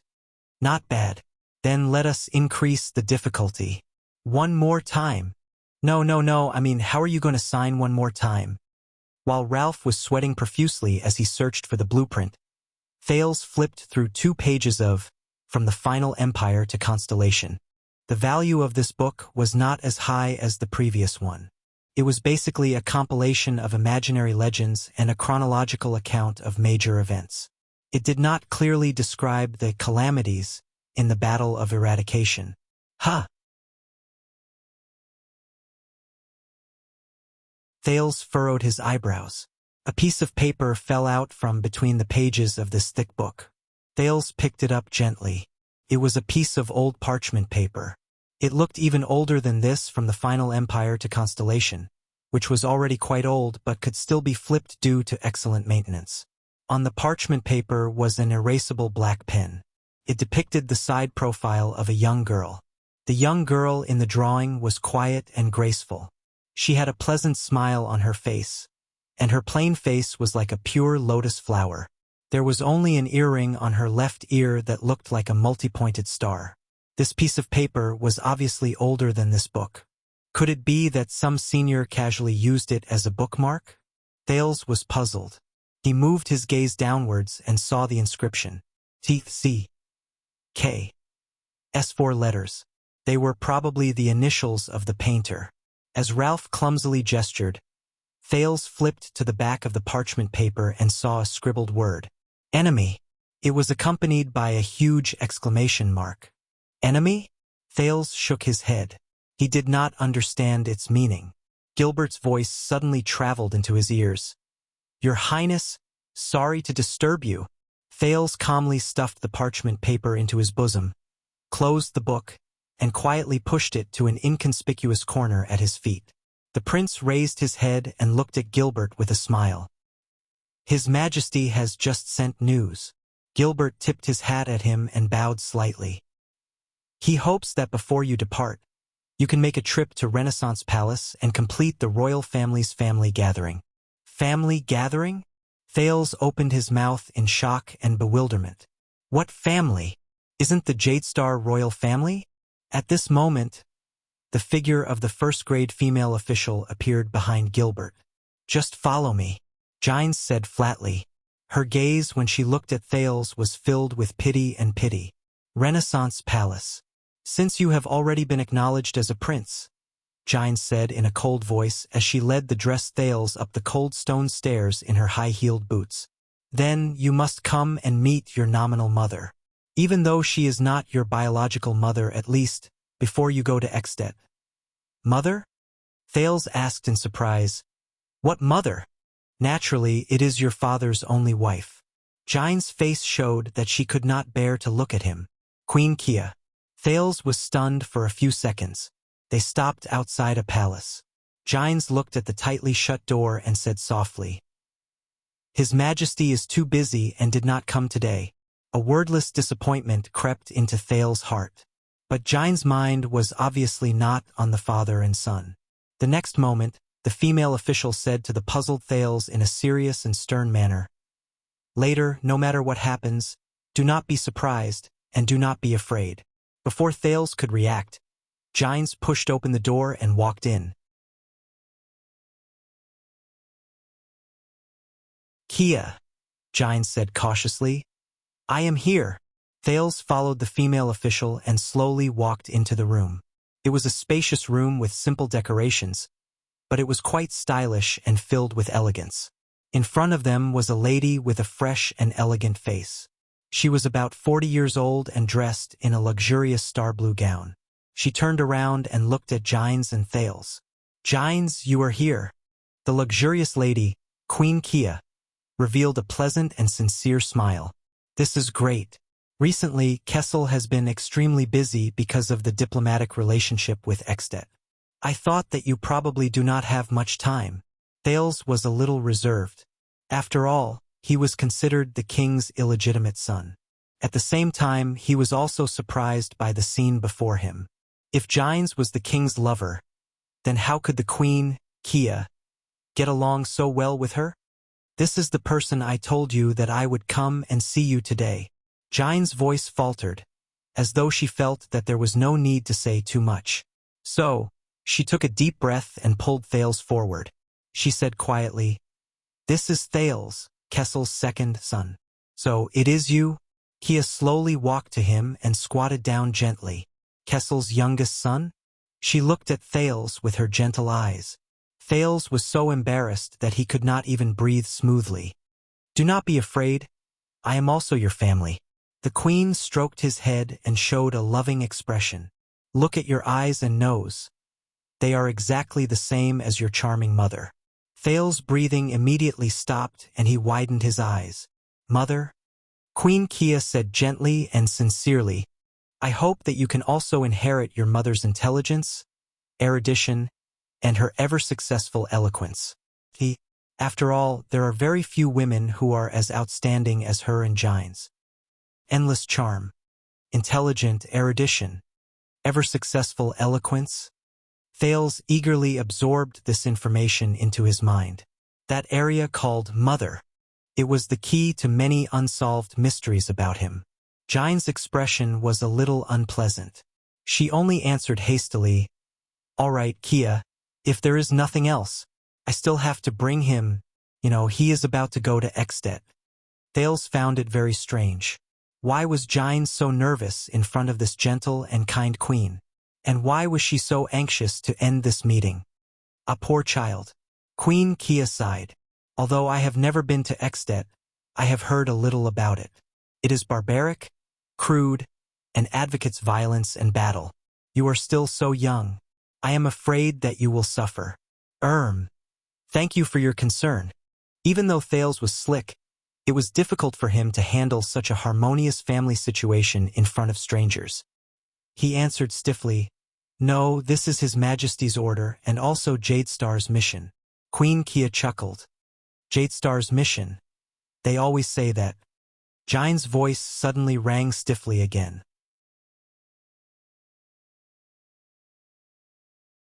All right, Kia, he has other tasks. We will take our leave first. That's not right. Thales furrowed his brows. Something must be wrong. But what exactly is wrong? Let me tell you a secret. I will have 2 night shifts today. The second night shift will be around 6 in the evening. Since I have 2 night shifts for the first time, should I count the tickets and collect them? You're tuning in to the Legend of the Vagabond YouTube channel. Don't forget to subscribe and join us on this journey to catch the most captivating stories.